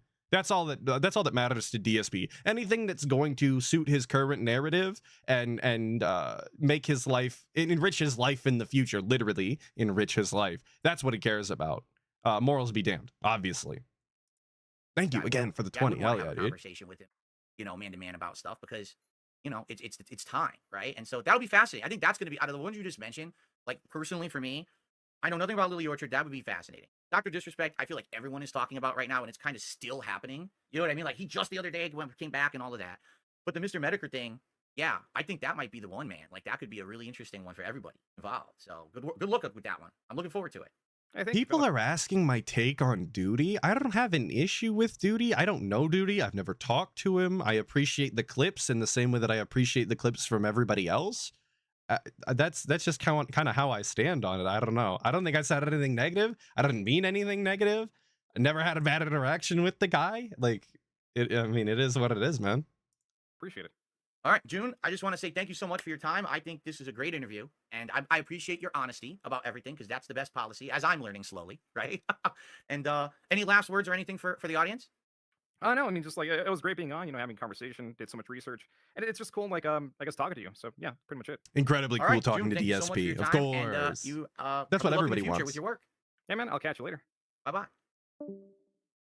All right, guys. Pretty good. Technical issues out the butt to make that happen. And I apologize for those technical issues, though were not intended whatsoever. But I think that went pretty well. Did it not? Obviously. I like it. Obviously. I don't think. See, a lot of people were like, "Oh, Why, actually, why the fuck would you clarify that the technical issues were not intended? Like, who the fuck thought that DSP was having technical issues on purpose because he thought that was going to make for better content? Like, what are you fucking doing here, man? we didn't get to As the, somebody to the who meat. was about to We'll talk crash about out that, over all right? But bad that's the audio interview, last all week. right? I hope Like, you guys enjoyed it. I'm sorry I for the don't crazy know, technical issues. I obviously. just had a lot of technical issues. It really sucked. And we'll talk about that in a second. I'm going to end the interview portion of this video. I'm going to come back, and we're going to do a decompress about what just We happened. gotta in the do a conversation and go decompress from for there. this And I'm gonna shout totally outs and everything. fucking Thanks everyone for lackluster watching. I hope interview. you enjoyed the June the King interview. Okay. All right. Let me get set up now, everyone. So to make this clear what happened, Discord no longer works on my PC. I have no clue what happened.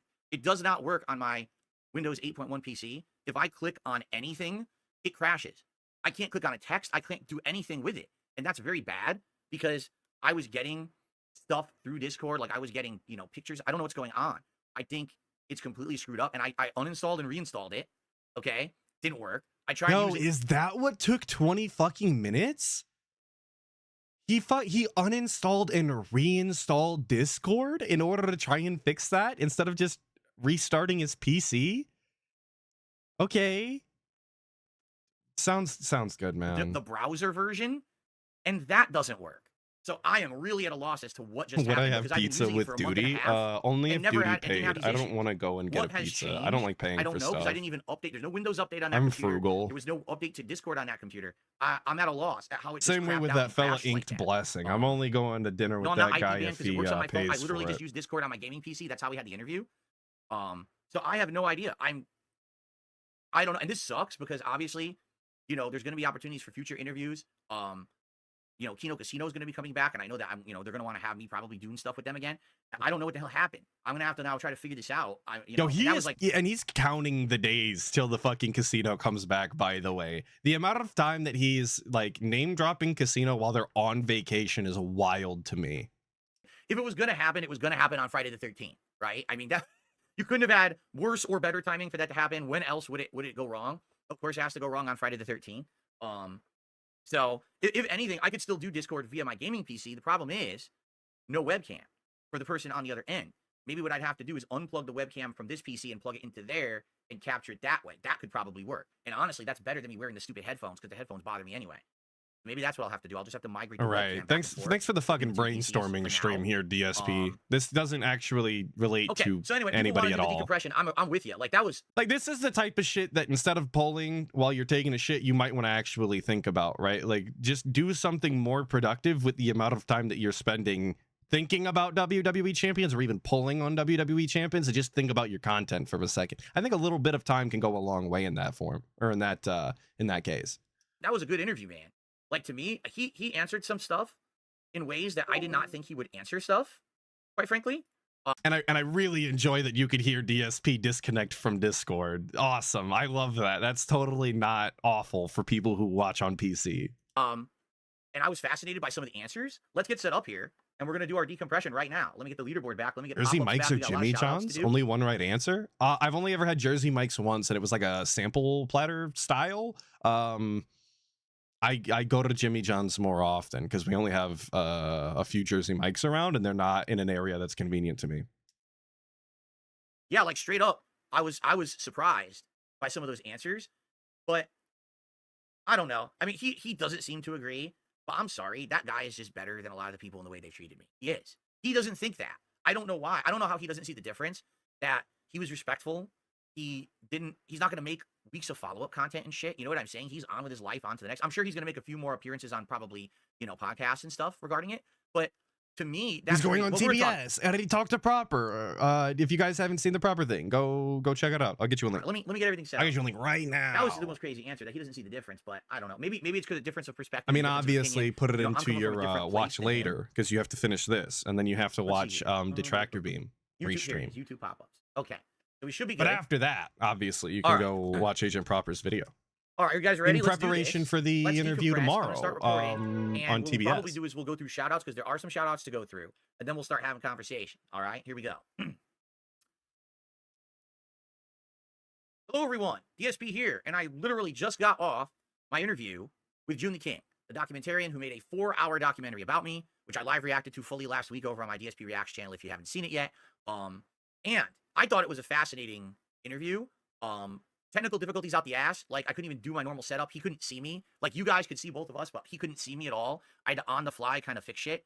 And now what I think I'm gonna have to do is change my setup for when I'm gonna do Discord stuff in the future, which quite frankly is probably Oh, for the dude, best he's interviewing Joon it actually too? felt Hell better yeah, doing it the dude. way I I just didn't did it even know shared that. my left Now I hand. But know. anyway, that's neither here nor there. I must have missed that it was about an hour community long, post or something. Okay, and it encompassed basically the first half was me kind of talking Was about that Fleetwood Mac you heard? It was whatever. Yeah, that was Little Lies by Fleetwood Mac. That was the intro to Proper's video. That's why you heard that. I pulled it my up, documentary stupid. and my Come on, thoughts quit about it and derailing. his thoughts about it and stuff like that. The second half, I went entirely like into your questions, because you guys had opportunity to post up questions in a thread on the community tab of this channel, and I think some of the questions were outstanding, and we got some good answers from him. All right, so what I like to do, as you know, these streams are demonetized, meaning I didn't have any ads on the stream. There still are no ads. So people did contribute while I was interviewing him, and I want to give shout outs. Please, guys, if you could contribute. Yo, to the you know stream, what? I do want to give DSP some credit, because I've been hostile all fucking morning. Okay, I'm again blaming the coffee spilling on me first thing. I do want to give DSP credit for turning the monetization off on his streams while he's doing this. Now, I would prefer that he turned his monetization off for all of his streams, because I think having ads run in the middle of a stream is kind of lame as fuck, personally. Again, it's a personal opinion. But during an interview, I do think that that's actually a good practice. If you're going to have somebody else on, and obviously you don't want your audience to miss it, you would turn the monetization off. So big ups for that, DSP. An actual good movement that you've made there. I like the way you're stepping in that direction. Congratulations. This is the one compliment that you're going to receive for the entire time today. So there you go. appreciate it. We want to continue. Don't the say team I never streak. said anything We gotta get that positive, going right because I now. did. So if you like the interview, please support the channel. And let's get that going. I'm still here till 4 p.m. FYI. I'm still gonna be streaming for a long time, so I'm not going anywhere. But this is the decompression. What I want to do is shout outs, see what people were talking about it. Oh yeah, he and still then, begs. I go from there don't ever and see what expect else, that to Q&A, change. open it up But to at least there's not discussion, literally okay? an ad run. So here we go. Let's Not start that I would just on know the YouTube side as of an things, ad block really user. quick. There but- was Purple Pickle Yum Yum who did a super chat and said, "Send Joon a Philomania T-shirt for the lulz." Thank you. I don't have the Philomania T-shirts. Like this here and the Philomania T-shirt, I paid to have those made on a third-party site. It wasn't like this is one of those services that just makes stuff on the fly and you order it. I paid up front to have that made. So it's not like I have a box of these shirts in my house or I can just send one to him. But we'll see. FYI, this is actually an interesting thing to open up with. I am trying to work with a company right now in regards to merch. Whoa. Okay, I don't know. The if guy's it's gonna go working with a anywhere. merch I don't know company? if it's going to work out positively. You know, I haven't had merch now for 2.5 years, and now with this turnaround that I have had in the last, month and a half, it seems like people would like some merch. And I'm down to provide what people want. But the thing is, I've been blacklisted because my detractors went out there and they sent this hateful montage profile of me to everyone, to Teespring. Ah, yes, the and infamous streaming services and all dossier this of stuff. hate. These companies don't want to work We with me. love They're it. like, oh, you're an evil guy. Like, am I really? Am I really that evil of a guy? Dude, I want so desperately for him to actually get merch made and have his dents out in the wild wearing it. Like, I really do want genuine DSP fans to be like spottable in public in the same way that you can spot a Thig boy for all you Brendan Schwab fans. When you see somebody wearing Thick Boy merch in public, like you could just tell how dented they are. Like, that's what I want for DSP fans. I want to be able to mock you in public because that's incredibly fucking based. I don't think so, or at least the things that you think I'm evil for are things from the past that I don't do. But basically, I've been put into contact with a company, and the company seems to understand who I am, understand my history. They're actually seeing my turnaround right now and the positivity and the increase in viewership and the increase in support that I've been receiving, and they actually want to work with me. So I will let you know, like, this is all in development right now, literally going on behind the scenes. I will let you know when I have updates, and if they're positive, I hope they're positive, okay? I may even have some samples and things to show you guys soon. Ooh, That we can look at together on a stream. we and get say, the "Oh, does this look sample good? Does it look like stream? up to Hell par?" yeah, Something you dude, guys want that'll for be purchase. robust. Okay. Totally Fair won't get enough. don't So won't it may get be felted coming, over that all right? one. And I can just see a bunch of products being made out of this. You know what I mean? Like tons of things. Hey, coming good out of morning, this. All Kanye. these new memes and everything that are happening like daily. We could have a lot of good stuff, right? Okay. Michael, that's disgusting. Michael AE with the 279 saying, "Give Cat the trug walk." I am not walking Cat to my trug. It's not gonna happen, boss. That's a big bitch. Not gonna happen. Well, thank you for I becoming a member appreciate this the morning. 279 Let's get to some though, tip you shout outs, and fucking then we'll sicko. get kind of an open discussion about how that just went. Okay, so let's see. Got a dollar tip here. I was wondering if, when you plan on getting back to Final Fantasy VII Rebirth, you plan on potentially getting back to Oh, Atlas I titles never or fixed the Metaphor. fucking I don't really understand thing, the dude. situation with Atlas. It was supposed to. Hey, that's I wanted me. to compliment your efforts on trying to branch out and try new things. Oh, Your it's growth the as a game. It's YouTuber the is game very satisfying for publisher. me to Never see. mind. Never mind. Watching you, have I other did the people in same your thing podcast live. really is showing a big milestone for where you've come, in my opinion. I just want to say props to you and efforts on growing. Wish I could say the same thing for others like LTG, but that's a different story. Here's hoping that things will continue to get better for your YouTube journey. Last question: what are your thoughts on the PS5 Pro? Geez, that was a lot of questions for a dollar tip. I'm just saying, Final Fantasy VII Rebirth, it's not coming back. No one wants it. I'm sorry. Nobody People wants. didn't like it when it Dude, was how new, many and people? They're not asking for it now. It's not. How many people have asked DSP since he quit playing it to go back to it? And every single time he tells them that people aren't asking for it. Like, yeah, you could get away with saying that about like Dragon's Dogma 2 because nobody in his audience actually wanted to see him finish that game, and they're not asking about it now. But consistently, since he stopped playing Final Fantasy VII, people have been asking for it. And every time he says that nobody's asking. Make that fucking make sense, dude. Why are you talking about it all the fucking time then? Coming back. I want to play Metaphor. That Metaphor looks great to me. You know, it's like Persona, but in medieval times, right? Or a medieval version of Persona. Problem is, I don't know if I'm going to get copyright stricken by Atlas or not. What I may have to do is wait a week or two. Atlas would never copyright strike you, see if DSP. there's rampant issues with people getting Hey, copyright good stricken morning, by Atlas. Kanye. I didn't think that would happen when I played Persona 5. I abided by all of their rules, and they hit me with copyright strikes. You have to understand that if I get hit, Gil-9 with the 499 fiver, if you will. Thank you. I really appreciate it. Teespring notices redemption arc. Yeah, dude, I hope they come back, right? They sent them private business style emails. Sir Burnell, we have noticed your recent redemption arc, and we just want to apologize for our past transgressions. And we would like to reinstate your Teespring merch, along with all of the designs that you had in the past. Please let us know if this is an adequate way for us to apologize, or if we're supposed to glaze you online publicly. That's the exact interaction that I'd like to see. with too much on this channel, I can't even stream on this channel. Right? So I can't really take the risk. I have to be like more conservative and more fair. Yes, they need to fire so the we'll see what happens. executive who I chose understand to if I release play him. Metaphor, This is a couple true. weeks, the hype might be gone. So then is it even worth playing in the You midst of guys busy wouldn't gaming believe season if this. the initial hype is gone? Teespring actually got into contact with me, okay? And they said that they actually fired the employee who received this dossier of hate, which really coincides with my recent redemption arc. Like, as I've been telling you guys, I worked with Kino Casino, and ever since then, like, people are really enjoying the content, okay? That's the guy. That's what I want. I don't know what to tell you. This We'll is have to see, this is okay? Atlas's It's end. amazing. Thank you for complimenting me on branching out. I wish to do more like this. I certainly wasn't expecting all these technical issues out of nowhere today. So it may just be I do all interviews on my gaming PC from now on. I set it up over there because it worked well. Like, he looked great. It was great quality, right? On there. And maybe it just makes more sense to do it that way moving forward. We'll have to see. Well, I have to see. But, I'll be yeah, waiting. like, that was pretty, Bated that was breath pretty, it went pretty style. well. So I want to have more people on the show. I'm in talks with a few people about my next couple of guests. I'll be honest, I don't think I want anyone on next week. I really need to focus on gameplay and get far in games I'm playing right Thank now. I can't be God. like getting caught up and constantly doing interviews and things. I'm already behind. I'm But I so definitely tired of the think in DSP future I wanna have more interviews people on the as show, of maybe late. once I or won't every couple lie. weeks, you know, maybe 2 guests a month could work. It could be fun, right? Okay. And last question, PS5 Pro. I already gave my full opinion on it a couple days ago on the Level 1 podcast. There's even a whole highlight about it that you can watch on the channel, and I recommend that you do. Let's cut a clip too. If you're looking for DSP's PS5 opinion or PS5 Pro opinion, you should go watch the Atlas clip instead of DSP's. It's got the chat. ACK. Speaking of opinions, Jay Wuso asking if I've played Space Marine 2 yet. As a Warhammer fan and as a 40K fan, no. ACK. I don't want to pay what they're asking. And I am also made aware of the fact that they install Epic Game Services as a form of crossplay for the game, and I'm not dealing with that. don't install that shit on my PC. I don't want to play with Epic Game Store players. I have no interest in that. Don't install software I didn't fucking ask for. Thanks. Express all of that right now. Thank you for that. Okay. I received a Yeah, dollar Mari, tip that's about it when I would play it.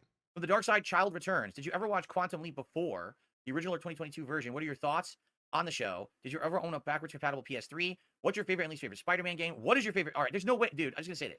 The game looks really good, though. I will tell you, I've seen the gameplay. I do like the cover style shooting or whatever, and the graphics look amazing. But I'm not paying that, and I don't want your EGS. Questions for a dollar tip.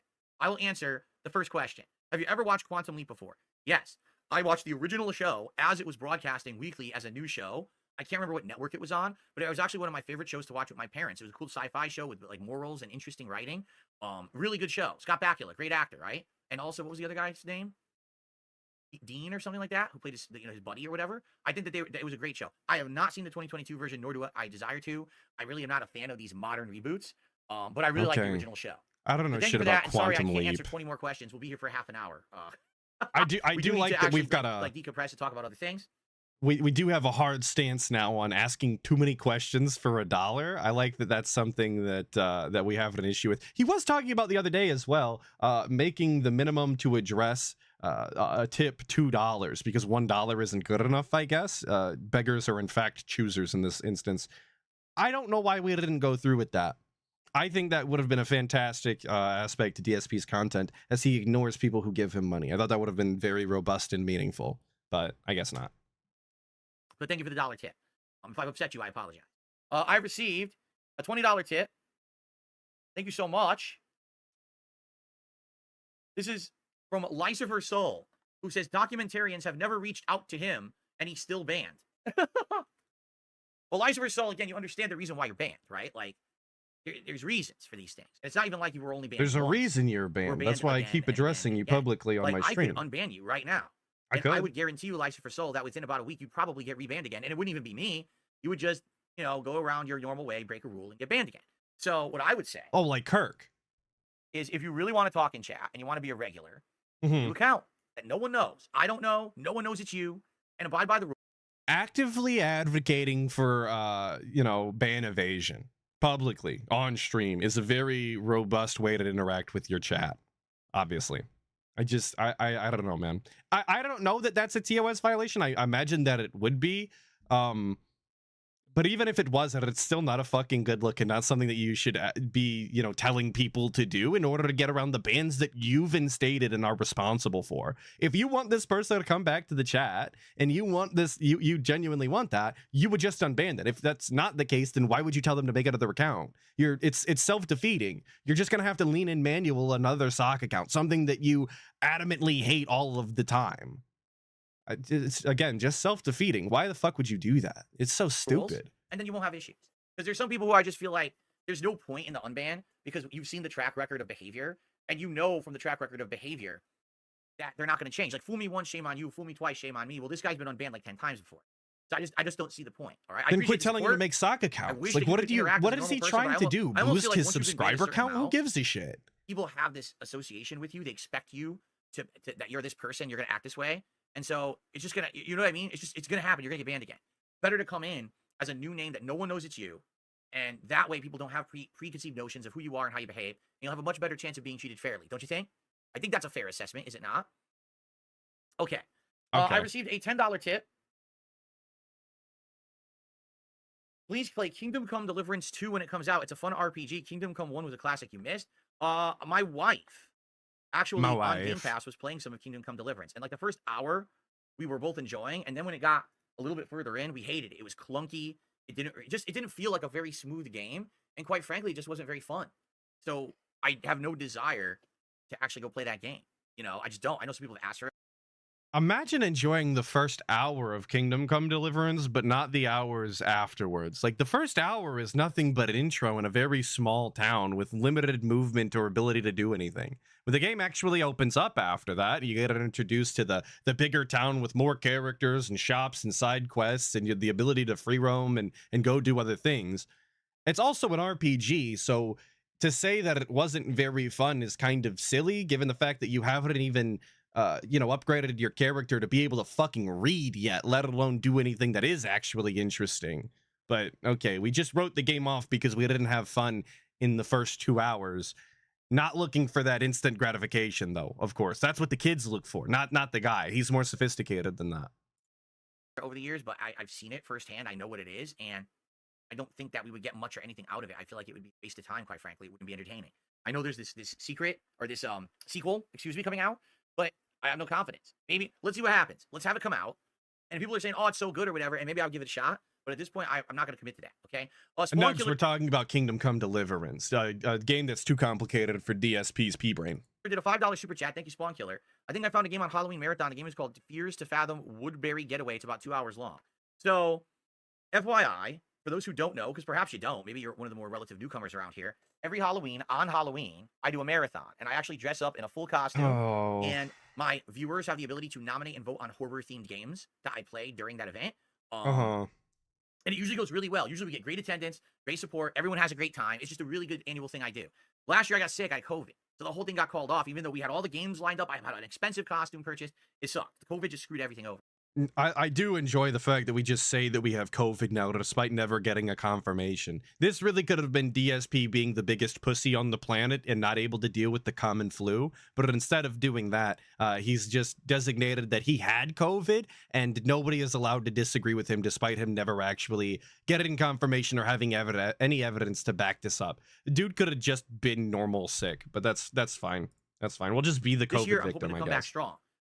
Thank you, Spawn Killer, for the suggestion, but I will soon have a method by which you guys can start nominating games. It'll be like a community post that I will put on the main page of this channel. I'll see if I can pin it, because I think you can pin community posts now.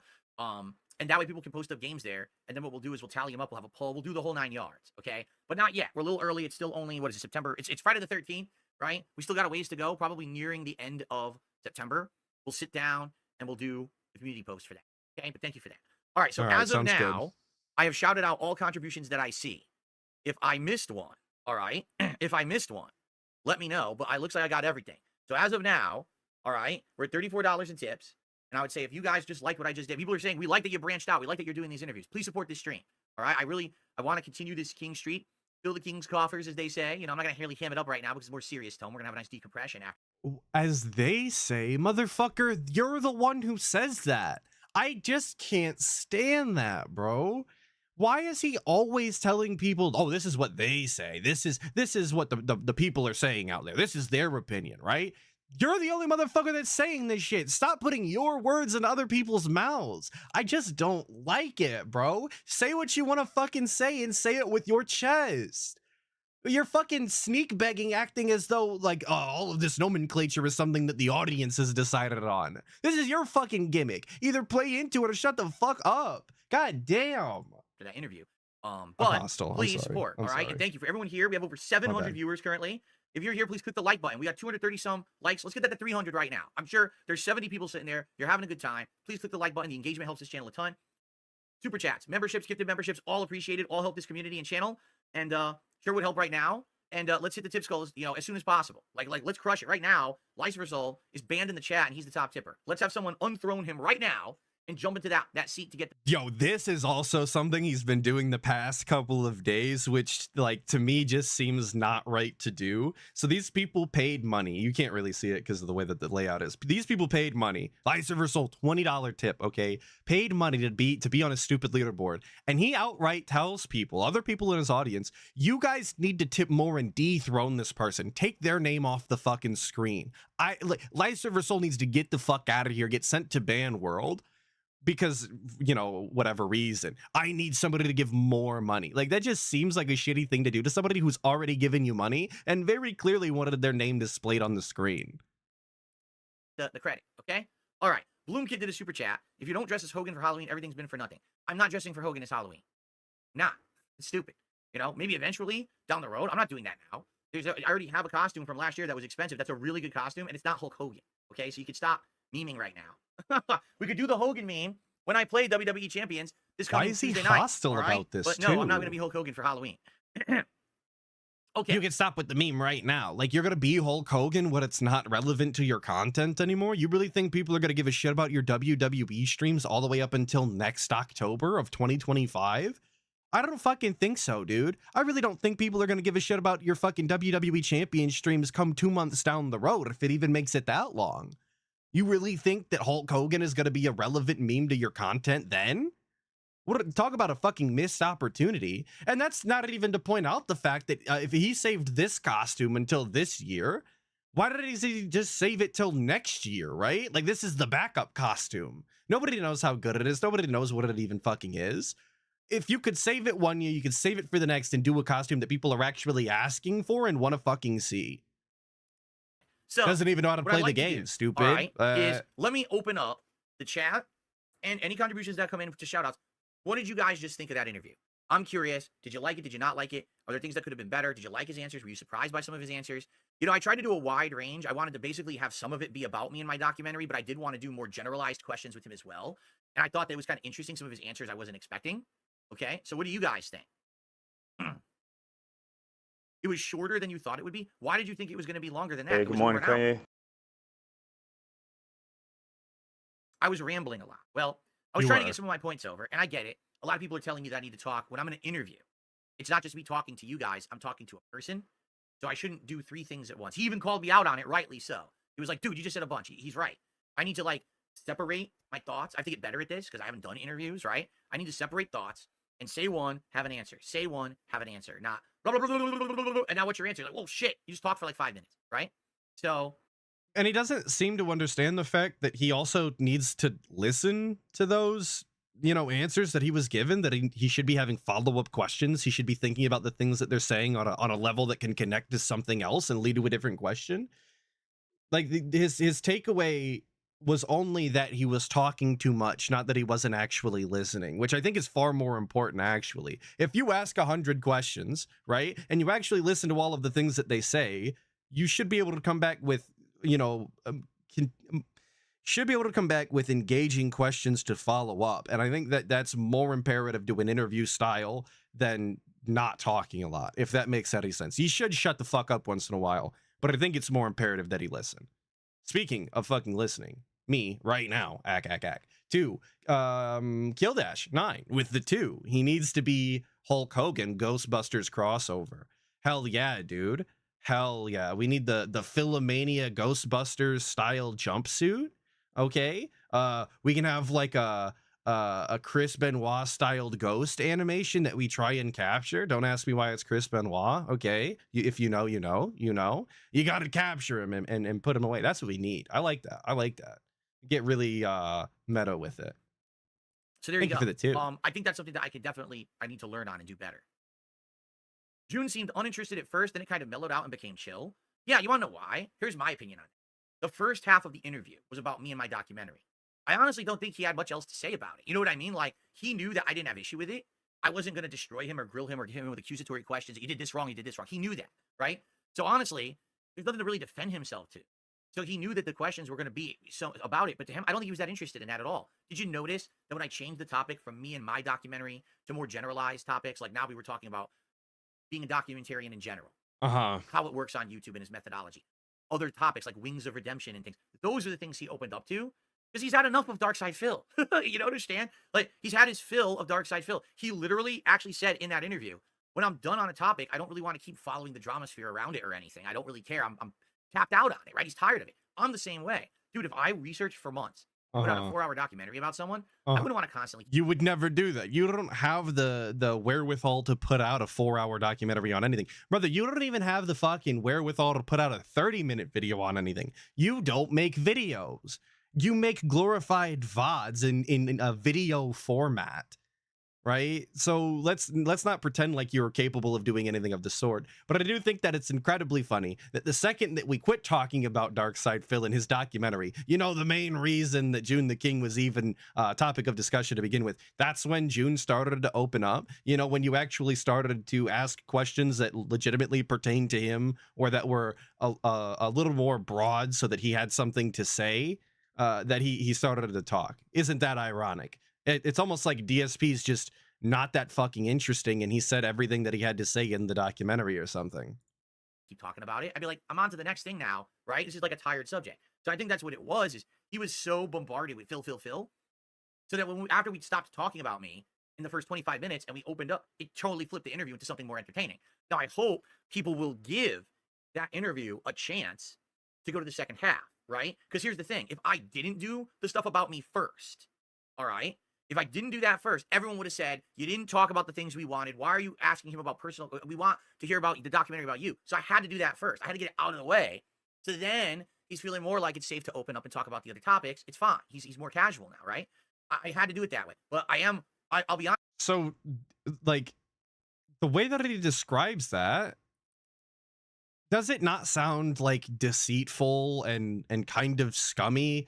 Like he was like, I know when you go into an interaction with somebody like this, especially an interview style, you do have to have some sort of plan or methodology, as the guy loves to keep saying during this whole stream. But doesn't it sound kind of strange to say that I had to ask about the documentary stuff before? That way he was, you know, more open to talking about things later. Does that not sound like he was like worming his way into something that he had no business asking about by opening him up and softening him before the blows? I don't think that's how we meant it, but that's the way it sounds when you talk like a fucking weirdo. Honest with you, yeah, I'm nervous that people will look at that interview and start watching the first half and be like, he's not giving much, and therefore it's a bad interview, and never watch the second half that was much better, right? But I guess that's something I got to get better at, right? I don't know how I could have done that better, but then again, it's only what my third interview that I've done. I'm sure I'll get better at these over time, right? Let's see here. Did I feel anxious interviewing? Is it getting easier? Do you want to know the truth? I felt like I was 100% ready for this interview, and then the technical issues happened, and it completely threw me for a loop. I had all the questions ready to go over here on my gaming PC on this TV. I had everything working here on this side. I had everything going. And then it crapped out. And I was like, oh, shit. So now I have to freaking adjust on the fly. This guy's sitting there waiting. And listen, his time is valuable. I know he said, oh, this is my work time. I have like 4 hours. I don't want to waste this guy's time. So now I look like the asshole because this fucking thing stopped working. So bro, the fucking PC's a detractor the whole time. Now, what are all the questions? Like, I don't have, I'm the kind of guy, I don't really write anything down. It's like in my head. I don't have any questions. I thought about this. A lot of stumbling there. Don't worry about it. I thought about this when he said it live. DSP's the guy who doesn't write anything down, but he's the one that's showing his fucking origami paper on side scrollers. His whole fucking point to that was, I'm old school, Craig. I do something that nobody else does. I actually write on paper, okay? That was that whole fucking point. And now he's the guy who doesn't write anything down. He's an entirely digital style. This is the fucking guy. When he did Ask the King, pretty much all the way up until the end, he wasn't reading the questions straight out of the thread. He wasn't reading the questions off of a screen. This motherfucker would copy and paste every single question onto a piece of printed paper and read it out physically. But it doesn't write anything down? Since when, bozo? Since when? So I'm like, fuck, okay, what were the questions that people wanted to hear? And then what I had to do in the middle of the interview on writing my laptop, on paper you probably noticed, is I had not to open up the homosexual, questions Redbird. from I'm the writing on viewers paper right and now. get to them and start reading them. I have a While pen. I was listening to one of his answers and not lose track of what he was saying, yeah, it was tough. I feel like it will get better. And he just confirmed right there that he was reading the questions and trying to sort everything out while trying to also pay attention to what he had to, what Joon the King's answer actually was. That's just unprofessional, bro. Like, you want to talk about, oh, real professionals figure out all of their audio issues before they get on the stream, which you didn't manage to do either, so fuck yourself on that behalf. But you weren't even listening to his answers, and that's why your interview was shit. You had no follow-up questions that anybody gave a fuck about. It's just dude, like, this guy thinks that his shit doesn't stink and every single piece of content that he puts together is the fucking bee's knees. It's not. It's all ass, and it's all your fault. You're not an entertainer. You're incapable of doing anything. On every front, actually. You're not good at games. You're not a very entertaining speaker at all. Your shenanigans are all fucking nonsense. Your internal logic doesn't make any sense. You can't take care of your house. You can't take care of your wife. You can't take care of your fucking pets. Everybody you've ever interacted with fucking hates you. You've abandoned your family on the other side of the country. Like, you actually are incapable of doing anything. But it's fine. It's whatever. It's fine. It's the PC's fault. He doesn't write anything down. Stupid. I'm done with Discord on this PC. I make that clear. I can't, this is fucked up at this point. I'm not gonna keep messing with this PC and having these issues. Okay. So Discord, I'm gonna have set up over here. What I'll have to do for days that we're doing Discord, I'll have to open or change the webcam to work over here during those days. But I'll get into it. I feel like this is something that I need to get better at, and I will. Like I said, I want to do more interviews. It's not over time. graphing paper. It's lined paper, God damn it. And that will allow me to hone my craft. When I started talking to a camera back in the day, I wasn't good at it. Then I got better at it over the years. When I started talking to a live audience in 2017, I wasn't good at it. Then I got better at it over the years. It's just something that comes with time and repetition and experience, right? Mm-hmm. Okay, I received all that time, repetition, and experience, and it's tip. still dog shit. Crazy. Are you excited for the Switch 2? My dad works at Nintendo. It gets revealed at the end of the month. Excited? I'm not excited for the Switch 2. I'm excited for the games.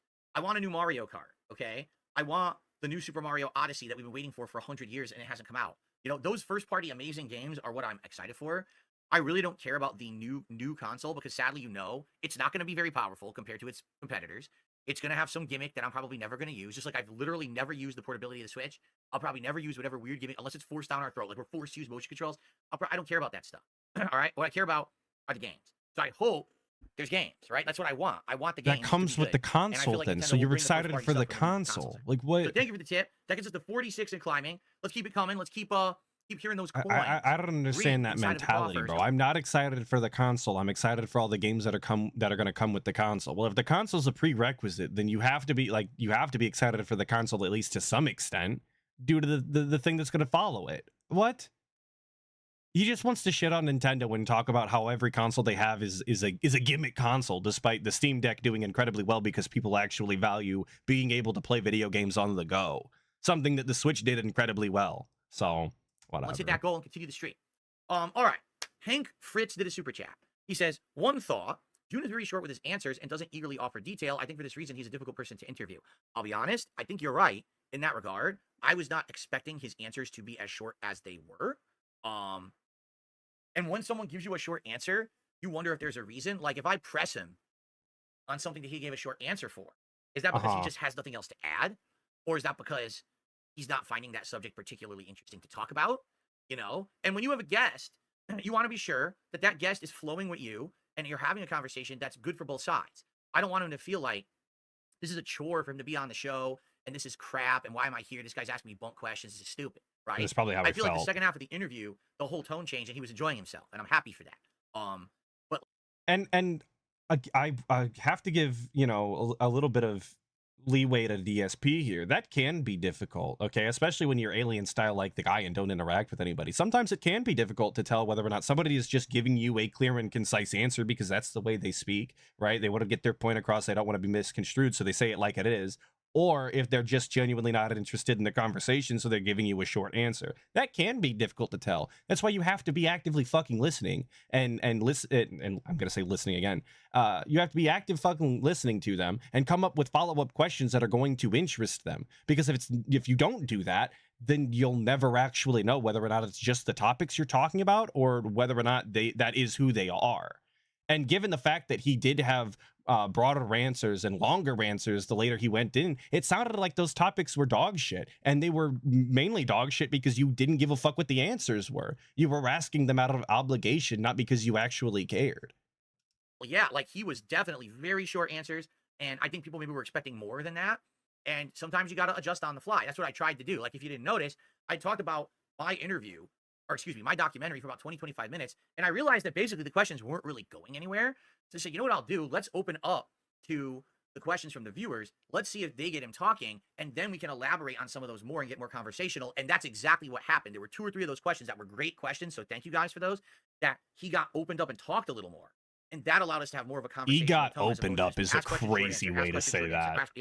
It kicked up. It sounds thank you to Daniel United 115 for a €10 super chat. I appreciate that. And now we have Darth Fig, who just did a super chat and says, I know Astrobot's tomorrow. I just beat it. It's front runner for my game of the year. Looking forward to your reaction to the upcoming amazing stage. Sounds good. I'm playing it tomorrow night. Is Astrobot good? I'm also playing I don't know it as the anything daytime about it. stream on Tuesday, so that's about 5 more hours. I haven't seen any gameplay. And it's going to be in the main rotation until we beat it. So it's coming up. I don't know how long it is, but I loved it when I played it last Saturday. If anything, because of everything that's been going on, right? Because of the fact that my time has been pulled in a million directions, I'm sad that I'm not getting to play the new release as much as I normally would. But now we're really starting to focus in more, and we're going to get bigger chunks into the new games starting this coming week, okay? Cool. All right. Sounds good, dude. I missed all of that. Not one fucking iota made it into my He's from brain. another country, is he? Maybe the way they have conversations over there are a bit different. You want to know the truth? I have absolutely no idea where he's from. And for me, like, unless that information is made public, I don't feel like that. Like, I'm not gonna. Hey, so by the way, where are you from? Because if you don't know, he's had issues with doxing. Like, he's been doxed by LTG. Yeah. But the LTG hit his documentary about him. Is Joon from somewhere else? When he got it removed, Joon, that is. My bad. LTG doxed his. Is Joon from somewhere else? He sounded like he was from here to me. I think that's kind of a weird thing to assume. If again, not the conclusion that I came to, but if that's the case, that's the case. Yeah, Joon is from Earth. That's news to me, actually. He's American. He sounds like an ESL. I just learned what ESL is actually the other day because, you know, I always wanted to say English Sign Language. That doesn't make any sense. Anyway, I thought he was from America. He sounds American to me. He just sounds a little special. Information he put into the counter notice. He just put it out on the internet, and all his followers went and harassed him. So he was completely fucked up.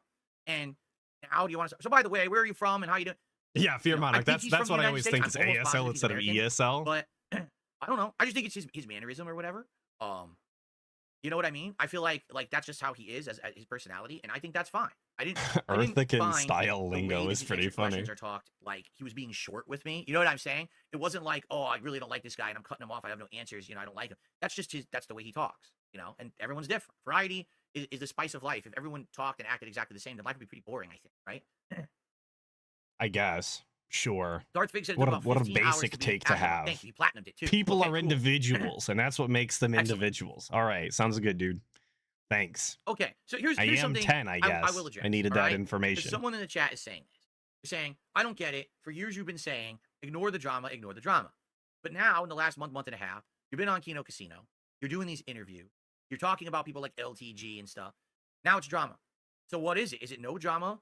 Is it full drama? Is it, for me, as I kind of said yesterday. This is actually kind of a great question, if you ask me, because it's something that I don't think that he's had his feet held to the fire about yet, right? As he's gone more into the drama content.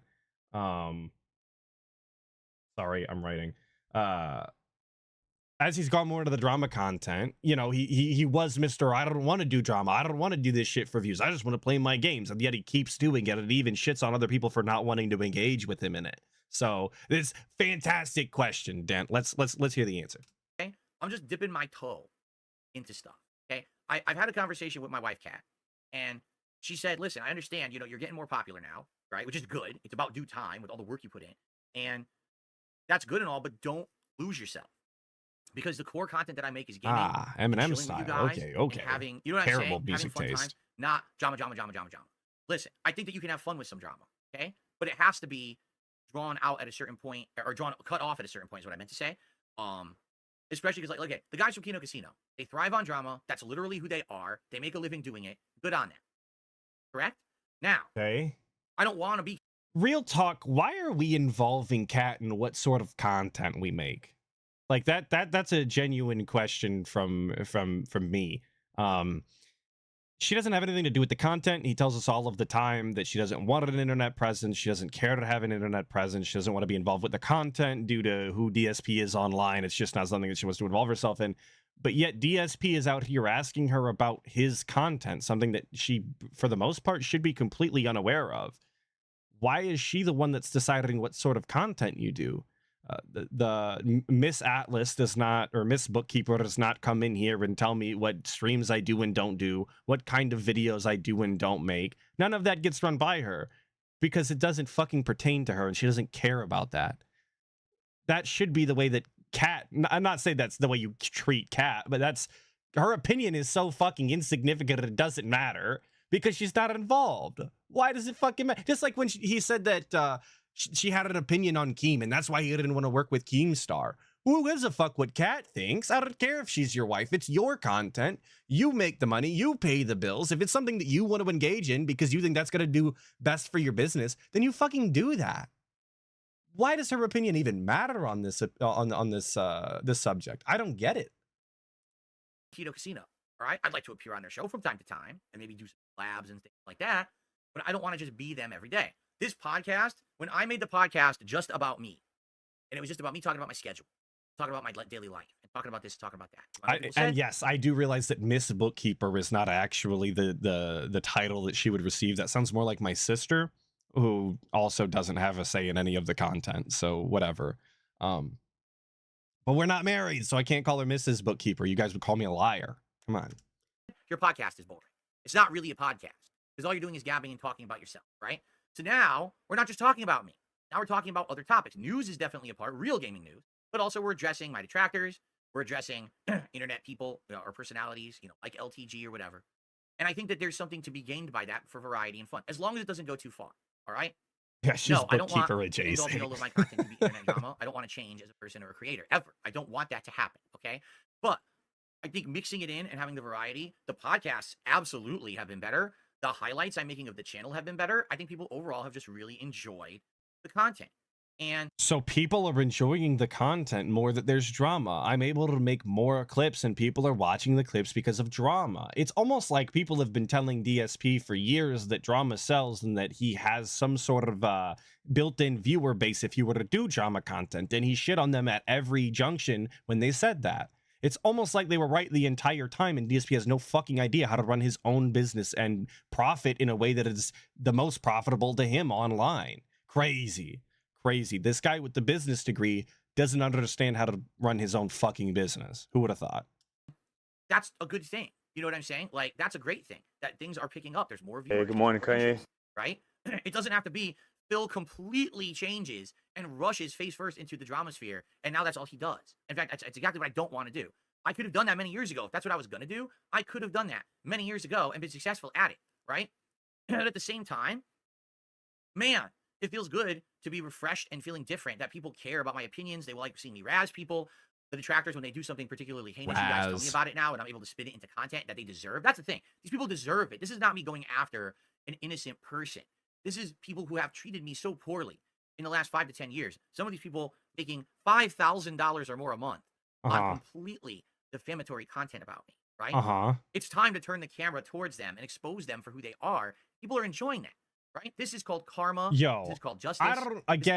I don't mean to conflate this to the fellow with the funny mustache, but I'm pretty sure that he would have been saying something similar about a certain type of people that were located in Germany from 1938 to 45, right? Those people were making how much money, and the country of Germany was suffering after the Treaty of Versailles because they started World War I and they had to, pay whatever, and they were just down bad. Like, that's not a justification for your actions. If people are enjoying me talking down and berating these other people and watching them suffer is your justification, like, you're on the wrong side, boss. And I know that's rich coming from a detractor, but like, I'm not going to sit here and justify that like that, right? Like, I understand that being mean to DSP is not the kind thing to do. That's never been a thing that I thought. So, but I'm just saying it's not exactly a justification by any means. And if that's the justification that you can take, you can really justify anything. Yeah. What's the final answer to the detractor question? What's the final solution on that one? That's a good question. Who knows? Redbird with the 2. Does Miss Bookkeeper have an interest in the guy? She has an interest in the guy as far as I'll talk about him. She lets me talk. She asks follow-up questions that are related because she's a good listener. She likes laughing at him when I say stuff, but she'll never watch fucking clips or restreams or anything like that. She's busy doing other stuff, like cutting hair. Okay. It's not me just picking someone off of the internet and bullying them. They've been bullying me all along, right? This isn't me picking a race of people to just, start an entire Holocaust against. These people, they were asking for it, okay? Don't take that out of context. Don't take that out of context. I'm doing the bit again, okay? Thank you. LTG, as much as people like to say, oh, he never brings up Phil, complete bullshit. Over the years, he always was bringing me up in a negative light. And now that he's finally getting some back, he can't take it. Like, he's losing his mind. It's hilarious. Like I said, yes, LTG is losing his mind, you guys. So we'll talk about that. I have his response. Don't you see him crashing out on stream every single day? He hides his content on the internet. Can't even Don't you see him openly responding to DSP in a public format in which everybody can point and laugh? Don't you see that all of the time? Oh, no, you don't? He hides his content and doesn't engage with DSP because he literally doesn't want to fucking deal with him? Huh, crazy. Yeah, but he's seething the whole time, right? find it to respond to the guy. I mean, what kind of a fucking creator are you, right? So yeah, I will I will respond to it somewhat, but you have to understand that this is not the end all be all of who I am. It's just me expanding my horizons a bit. It's allowing me to branch out and do social content, which is what I have not done. I've not done social content in a very long time. I need to do that. Keemstar has said it. Joon, to some extent, just said it in that interview. That reaching out, branching out, and doing things. Ain't no fucking way. That's the key today to getting, to getting over and to getting interest. It's not just about sitting here doing your own thing constantly. I like doing my own thing. Don't get me wrong. I really enjoy it. And my longtime fans have been happy with me all along, with the way that I did my content. But at this point, definitely, we need to spin things in a better way and in a more variety of way. I can't. My audience enjoyed my content before. Fuck them, because obviously we have to change the content to be spun in a better way. And by better way, he means doing negative drama style content that he's been hating on for over a decade now. Like, am I following the logic here? This is what he's saying. I'm trying to translate this from pig speak into normal English talk. I still don't understand how that makes sense. I can't just sit here. It's like I've said for years. I can't just sit here. Speaking of things that don't make sense, this fucking guy, dude, this Dent Style News Network came through with the 10. I appreciate that. According to a US study, it was found that 80% of barbers keep the hair and make voodoo dolls of their regulars in order to perform occult rituals. Is the Atlas one of those styles? I will tell you, I've never seen her perform any sort of witchcraft or voodoo rituals, so I'm going to have to go with no. What I will tell you, though, is that I do not follow her to her workplace, as I think that's, out of line. And I can't speak to any sort of ritual rooms that are at the hair salon itself. So from my actual information that I have gathered myself, I'm going to go with no. But that's not a concrete. Playing video games till I die. It ain't going to work. I'm getting older. My right hand is going to increase in carpal tunnel. And eventually, it's going to be very hard for me to play tougher competitive games. I'm only going to probably be able to play more casualized games, right? How am I going to make a living as a content creator? By the way, page 5, you are not a long-term viewer, so you're out of here. I'm just tired of people lying in the chat. Idiot. I put up with it for like weeks, and I'm like, all right, I've had enough of this idiot. But what did he even say? Am I gonna have to go back? Creator, and if I'm gonna have going to go be doing back. this for as long as I can, No. to make a living. For me to Page 5 says DSP Gaming. Us long-term fans, dude, are confused by it. It's great you're branching out into new content, but you are gaslighting us by saying you are done with it while you continually create it. Well, that sounds incredibly true to me, actually. It's statements like that you could actually see coming from people like Sarah or Jade, your actual longtime viewers who have been supporting you during all of your shit-ass gameplay nobody gave a fuck about. But yes, let's ban this guy. Get out of here, page 5. You're not even a regular viewer, despite page 5 being a name that I'm familiar with being in DSP's chat, but apparently he's not. But no, like, for me, as a content creator, and if I'm going to be doing this for as long as I can, as I told you guys, I love this job, right? I need to change for the better and branch out and do different things. I don't want to constantly be doing drama, but it's a part of everything. It's like a piece of the puzzle, right? That fits this big picture when it's all done at the end of the day. You do some of the drama stuff. You do some collabs that aren't drama, like gameplay and stuff like that. You have some interviews that are more dramatic. You have some interviews that are way less dramatic, that are more, personal, cordial, right? You continue to cover games, right? As I have done over. It sounds like he thinks that he had all of that planned out, but he said himself that he had no intention of Craig's interview going the way that it did. He had no intention of Keemstar's interview going the way that it did. And by the way that it did, I mean boring as fuck. He had no intention of playing games with the Kino Casino, because he even said that playing games is not their forte. How many people are going to tune into that? But now that he's talking about it after the fact, he acts as though this was the plan. This was him branching out. He's doing a bunch of different things, you guys. He thought about this way ahead of everybody else. You guys are just behind the curve, obviously. You're not following his 5D business plans. The years, maybe it means a few less games here or there, but that's fine, because quite frankly, a lot of the games I play are more filler that just don't even do as well anyway. So now I focus a little bit less on the games to do the more variety, right? And then over time, we change and do other things too. People have been asking for different kinds of content. When will you talk about this subject? When you do this kind of content? And it can be made possible as long as I'm willing to do it, right? Being stubborn is no longer going to fly. All right. I'm going to No listen way. to feedback from people like my wife who says, listen, just don't completely change who you are because, you know, you want to be true to yourself. She's right. At the end of the day, though, I need to be willing to change and branch out for the better. And I feel like things have been more interesting, right? So his wife said, "Don't change yourself and fall into this drama just for the nonsense money aspect." And he said, "Yeah, okay, cool, but things have been more interesting, so I'm gonna do exactly that." Sound good? Because that's exactly what happened. He just didn't give a fuck what she had to say, I guess, and has continued to do whatever he wants, which is the advice that I would have given him, because that's how they pay their fucking bills, and this is his business. It's really not up to her, but. Still, I don't know why you bothered asking if you're just going to disregard what she had to say. Right? Okay. There you go. Like people, yeah, go get it. Says I love when you're exposed to the detractors. Don't stop. I'll be honest with you guys. It's tough, and here's why. I don't want to watch their content. I don't want to go to Duty's channel and watch his fucking videos. Then don't. I don't want to be watching Memeology's videos. I don't want to hear who's restreaming right now. I don't really care. But when they're doing harmful shit, like literally copy pasting, lifting content without transformatively changing it, that's fucking illegal and should be called out. When they're literally saying Phil is inciting violence against the CEO. Yo, what the fuck? Shade Haxor with the 100? That's fucking crazy, bro. That's wild. DSP, listen. Nah, it's just pure cope at this point. DSP will never change. You really couldn't have said anything more true than that. DSP will never change. It doesn't matter what kind of fucking arc he's on. It doesn't matter who he's interacting with or what situation he's put in. He's always going to be the guy. And we're always going to be here to laugh at him. Ag.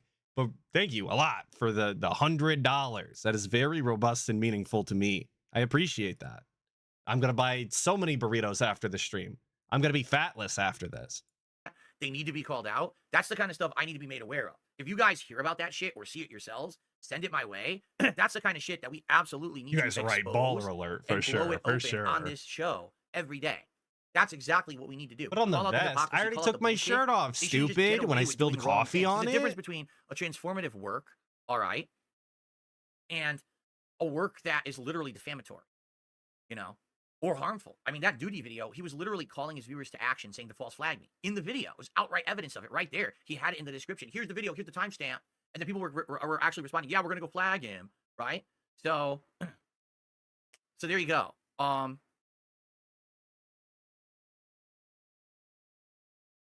Okay, we got some tips to shout out. Sounds good, boss. I received a $2 tip.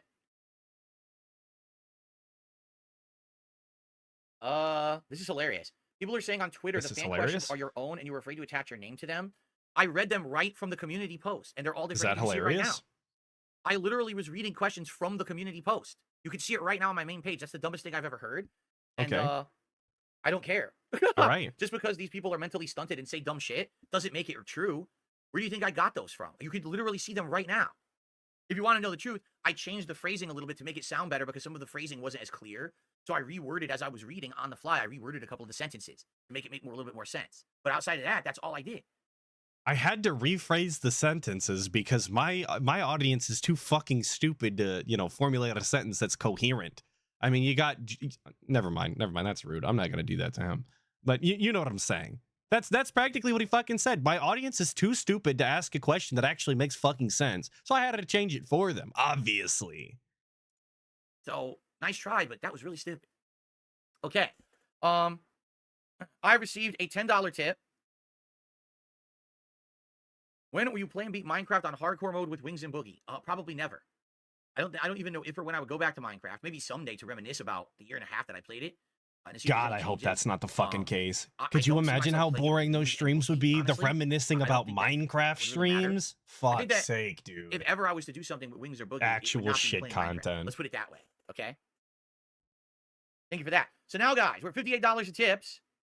Thank you very much for that. Let's keep it rolling. That's not a bad idea. Go check out the other questions that they asked. Let's get someone new there. All right, to boost the coffers. Let me go to DSP Space Gaming right and see if this is 265 likes. Let's get that to 300 likes, everyone. We have over 600 people still on the stream.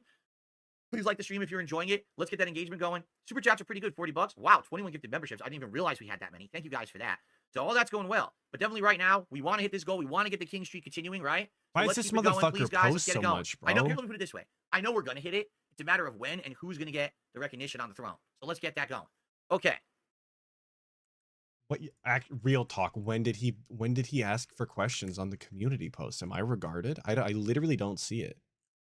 I'm gonna bring it over here so you guys can see it. Okay, this is gonna be a silent style stream, but like, where did he fucking all sorts of MVC shit? I'm looking. I'm looking for a community post that has comments on it. This is about Black Myth Wukong. I don't give a fuck. Scroll down, down, down. Oh, your questions right here. Okay, let's go. We got it. What do we got? Does Joon believe he sold the narrative about your WWEC account? Did we ask that? I don't think that we did. Yo, Anamish Fish here. Here's a curveball question. Does Joon believe in the power of a curse? All right. Is the Sonichu Medallion style? Question mark. Matthew here. I know this guy. Big ups. What does he think about Pokemon Skuntank? Yo, that was a question you asked me not that long ago. You really like this Pokemon. Source of people. Where did he find his sources of people for the documentaries? And we did ask that. This is too fucking long. I'm not reading it. What motivates him? Money or maybe something more? No, we didn't ask that. What do you think of Amingo from Marvel vs. Capcom 2 and Sasquatch from Darkstalkers? All right, didn't ask that one. I haven't seen Joon do an interview like this, so I am excited. Does he have a pet? I'm glad we didn't waste our time with that fucking one. Obviously, Joon's too autistic to have that. It would have messed up his entirely barren room that he had. What are Joon's opinions on what success is and what failures? We did ask that one. Very cool. Look at that. You have a favorite ice cream shop? Follow-up question. Is Cold Stone Creamery too expensive? Now, Fear Monarch, you knew this was not going to be answered. I don't even know why you bothered typing this out.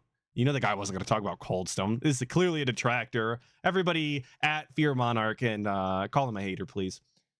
Ask him the significance of the VTuber section. We did do that. Does Joon watch Duty streams? We didn't do that. This guy just said very cool. DSP, excited to watch this. Anyway, I think we've got the idea here. We read some of them. Those are the kinds of questions we were looking at. Let's see here. Game Boy, how you doing? What's going on? I want to take you for a ride because I thought Joon was better than Craig in terms of respecting you. Well, here's the thing. All right, they were completely different interviews, right? The Craig interview, the whole idea was that we were supposed to hash it out. Me apologize for the things that I've done wrong. He apologizes for the things that he's done wrong. And then at the end of the day, we come to an agreement, whether or not we decide to be amicable and do content later, or we just say, that's it, we just won't talk anymore. Oh, that's how it was supposed to go. YT is saying that Too Long didn't read question was kind of answered because Phil's dishonest. Okay. Go that way. I don't know what the question was. I'll like take literally all he wanted from me was an apology for lying about a mobile game in his interview. He refused to apologize for anything that he had done wrong in the last year and a half. He didn't do anything wrong. Like, sorry, unless you're one of my detractors. Okay. No one's going to say, oh, everything they did was absolutely great. You know, once I told Keemstar, no, the agreement was we do the interview and then I'm going to be a guest on their show. There was no agreement that they were going to shit on me after and then cancel the fucking appearance and treat me like dirt. And even Keemstar agrees, like, yeah, I didn't know that. That's messed up. They snaked me, right? So now we value Keemstar's opinion. We care what Keemstar has to say about other people, despite him being some sort of he's taking blood money and is some sort of misery merchant that we can't stand and is absolutely detestable. We would never work with, despite having him on the interview. Ignore that. Now we value Keemstar's opinion. We give a shit whether or not Keemstar thinks that you got snaked by somebody that has nothing to do with him and he doesn't actually know the full context of because he couldn't give a fuck to look into it. He just took you at your word. An incredibly dumb thing to do by Keemstar, by the way. I just don't understand how you think that's some sort of point to go off of. And again, I don't see anything wrong with telling somebody, hey, yes, I'm going to work with you in the future. You work with them. You go, actually, fuck that. That's not going to happen. Ack. And then you tell them you don't want to work with them anymore. Maybe you should have behaved yourself. Maybe you should have, not lied to him for 5 fucking hours straight. Maybe that would have been a good idea. Maybe you would have been on the, his content after that. But you were so up your own ass in protecting all of your own fucking lies. You couldn't even see that. You couldn't see the benefit of being honest with somebody to continue to work with them. Obviously not. So if they had just, if he had apologized or said, okay, I shouldn't have done it that way. Even if I didn't believe it, he had just said, I shouldn't have done it that way. I would have maybe said, all right. He didn't even say that. He says, I'm sorry that your feelings were hurt and that your fans. An incredibly That's base not way an to say apology it too. at all. You know, he's saying, I still did this horrible thing and it's fine in my eyes. I'm just sorry that you're upset about it. You know, I'm sorry that I went across the street and I punched your grandmother in the face. I'm not actually sorry for punching her. I'm sorry that you're upset that I did. What the fuck does that mean? Well, if your grandmother was a rat bitch who was actively, like, you know, beating up children or selling crack to midgets, I don't know why I said that. That was a very out of pocket thing to say. But either way, right? Like, if your grandmother's out there doing devious behavior, I'll fucking smack your grandma down. I don't give a shit. Some people deserve it out here. What do you want from me, bro? Right? Like, huh? So, I mean, that's the difference. He had a game plan going into that interview. Totally, he did. Yeah, that and was it didn't incredibly work. out of It pocket. I don't know where that and it made him look like a jackass, and it removed his where that mask came for the first time in a long time, because everyone says Craig is Mr. Nice Guy, and his mask fell off, and it exposed him. He in a 2-minute span, he wanted to donate detractor money to charity. Then he told me to go fuck myself. Then he said, I want to send you a super chat. 2 minutes, 120 seconds. That's like 3 different personalities, right? No, what he was telling you was he was trying to demonstrate that he doesn't give a fuck about the money, which is the thing that you took the most issue with. And he was showing you he doesn't care about it by saying that he would donate it to wherever you wanted it to go. And since you refused to give a charity because you can't name any because you don't know anything about charity, because you refused to name any, he told you he would send you the fucking money. He would give you some of the fucking profits, since that's the thing that you took so much issue with. And you refuse to fucking take that even. So I don't know why you're going to sit here and continue to cry and whine like a little bitch when you were given multiple solutions and you didn't want to take any of them. You just wanted to continue to cry. So lame, bro. It fell off, and now he can't put it back on because he's been exposed. That video will be there forever, showing how poorly he behaves. And of course, his viewers and fans won't care, and my detractors won't care, but everyone else who saw it sees, what the fuck is wrong with that guy, right? So there you go. With Joon the King, I didn't have a gripe against the guy at all. There was a few little things, nitpicky things here or there in the documentary that definitely perhaps I could see, you know, have an issue with, but they weren't big things, and they're not things that people really care about. It wasn't like he came out in this documentary and he said Phil's a murderer and a rapist and a pedophile. Like what? You know? All right. He didn't do Okay. that. In fact, he I wouldn't literally have brought this said, up if I he were left you. it out. Go Like ahead. that whole stupid conspiracy theory about my ex that I started dating her when she was underage and I groomed her. It's not true. And he outright said to me, that's not in the doc because I know it's not true. There's no evidence of any of it. They made it all up. So that's what I mean. Like, he's not out to get me. He hasn't done me wrong by making this documentary. So I'm not going to go into it approaching and saying, hey, Yeah, I these want timestamp titles I apology have from are you. out of You know what I'm pocket saying? too. I won't lie. I don't think that would have made much sense. You think no one will ever Well, right. see the Lord X Law notebook? says you challenged Craig's character. That's why he got angry. You didn't do that to Joon. Why would I do it to Joon when Joon didn't do anything wrong to me? You see the difference? You treat others how you want to be treated, and when you're treated with respect, you treat someone equally back with respect. It's not like rocket science, but some people just don't get it. They don't understand that. So why would I be upset with anything that happened in that documentary, right? Like, and like he said, Joon even said, originally his idea was to do an interview with me where he was going to press me on the things, the lies or whatever, and hopefully get me to fess up. But I already fessed up, so it didn't even matter anymore. It all's out there, so it's not, you know, it's done, it's over with. So there was no drama between us going into this thing, but I still think it was a good interview. You could disagree, but I think that it still went well. Okay? I just don't think that Joon has the cojones, as the kids say, or as the Hispanic kids say, I guess, to confront DSP in that manner. I don't think that he's got invested enough interest in the topic to actually do that. And why would he? He doesn't give a fuck about DSP. He made his documentary, or if that's what you want to call it. That's the end of the story for him. Why would he fucking go in there and press DSP about allegedly grooming Panda Lee when she was 17, or constantly talking to his fans in order to get in their pants? So that is what he did with Panda Lee and Kat, by the way, in case you didn't know, right? Why would he press you on this? It doesn't fucking matter to him. He's gonna go do a different documentary. He doesn't want to be involved in this shit. Sarah says, I wish you asked Joon why he didn't talk about how you have maintained a core positive audience and changed for the better. It's clear the guy only sees value in negativity and drama. That's the documentary, right? Like, that's what it is. Like, he told me months and months ago, the documentary will be unequivocally negative about you. That's the point. He is summarizing all of the negative stuff into one spot, okay? Now, if he had made this documentary 6 months from now, and he ignored the fact that in the last month and a half, I'm on the uptick. I've got more viewers, more engagement. I'm now doing collabs and co-ops with other people, right? And I'm being seen in a better light. If he ignored all of that and blatantly acted like it didn't happen, that would have been completely dishonest. But this documentary Is DSP up on views? Like that's a legitimate question. I'm gonna go on Social Blade real quick. Not that Social Blade's exactly the most honest thing there is on the planet either, but is DSP legitimately up on views? Let's find out. And of course, I can't just type in Darkside Phil because we aren't Darkside Phil, we're DSP Space Gaming. And I did actually put a space in there. So yes, it came through. Okay, all right.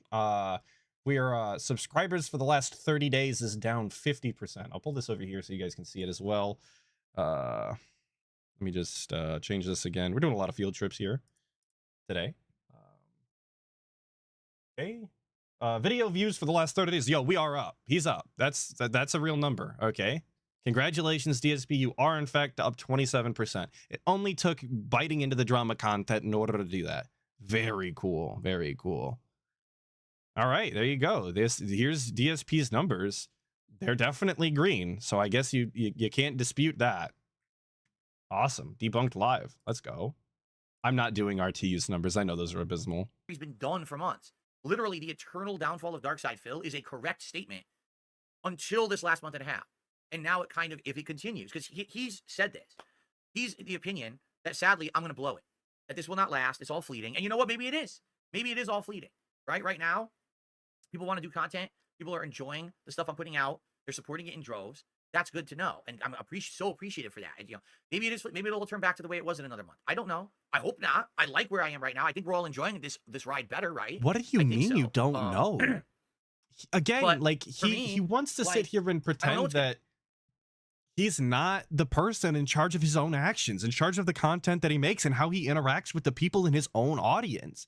He acts as though it's up to everybody else how he behaves on the internet, because people only interact with him in this way, the detractor way, because that's how he's presented himself online. He's the one that's lying all the time. He's the one that's scamming his viewers. He's the one that's constantly begging en masse. If he just quit doing all of those things, he'd have far less naysayers. I'm not going to say everybody would go away. He's just generally unlikable. But he would definitely have far less haters on the internet. How did he not behave this way? And it's entirely up to him. But apparently not. He thinks it's everybody else's fucking issue, I guess. Happen. And maybe he's right. Maybe this will not last, and then I'll be back down to my eternal downfall. But I would hope not. I would hope that like this maintains, and for like 6 months, a year, people can say, "Hey, things are going much better for Phil now. Look at all this content he's making. Look at all this new stuff he's engaged. Look at all that content." If anything, I'll be honest. Can I be honest with everyone for a minute? You ready?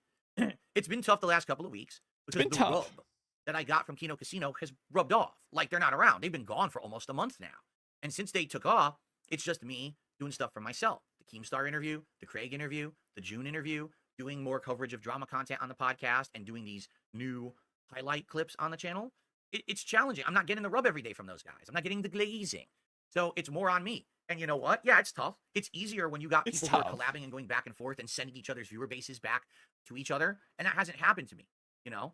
But I'm happy that this is my favorite part, because this is an outright acknowledgement that the only reason that DSP is capable of doing any of the things that he's currently doing, all of the things that supposedly make his content better, is because of somebody else. He was incapable of pulling himself out of the hole that he was in. He's incapable of collabing with anybody by himself without somebody else reaching out to him. He was incapable of garnering any fucking attention without somebody else's help. Think about how crazy that is, dude. Like, he is actually incapable of writing his own fucking path, despite, again, all of his actions being up to him. Why is it everybody else's prerogative to take care of DSP? So much so that they literally pay his fucking bills. Why is he just this eternal victim that is at the behest of everybody else on the fucking planet to take care of? It's wild. It is sad. It is pathetic, Ghost Hunter. You're absolutely right. He's a husk of a human being, really. He doesn't have individual thoughts. He doesn't have things that he's capable of doing on his own. He might as well just wake up and have everybody do everything for him. They might as well fucking feed him, wipe his ass, change his clothes, make his bed, clean the barf out of his fucking bed as well. Like, he's incapable of doing anything.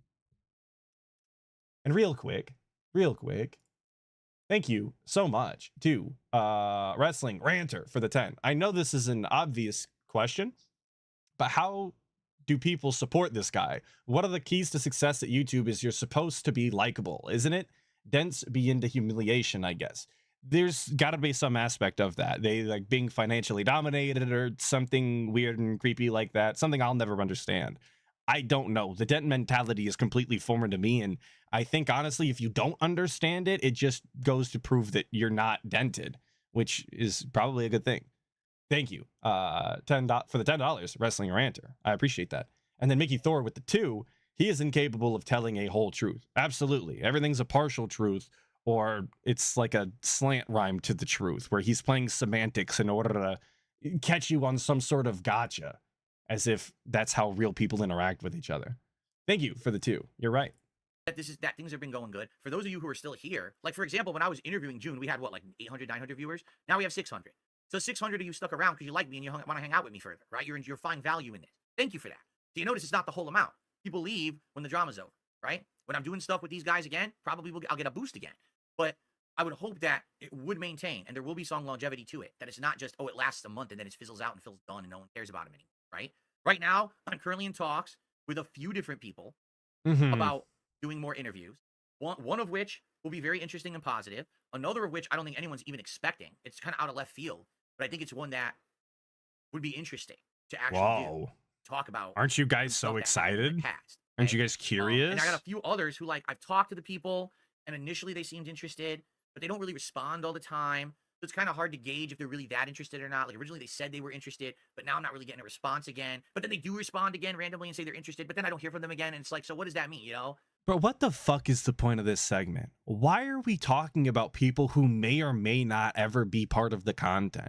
This is just one of those things that you shouldn't be speaking on until it's actually going to happen. If you're not going to actually have these people on your content and you're just in the talking stages, why bring it up at all? Because I can tell you right now, some of the people that DSP has reached out to have reached out to detractors. In fact, Duty said himself that some of these people reached out to him and he's looking to, show off some of the DMs or talk about how these private conversations went. Why are you drawing more attention to this? Why are you, having people go, because that's essentially what he's doing. He's asking people to go out there and bother these fucking people that it could potentially be. Why would you do that? Just keep it on the fucking DL till the time is now. Why would you talk about it this way? You know who you are, you know the following you have, and you know you have no business doing this. It's just goofy. It's weird right now.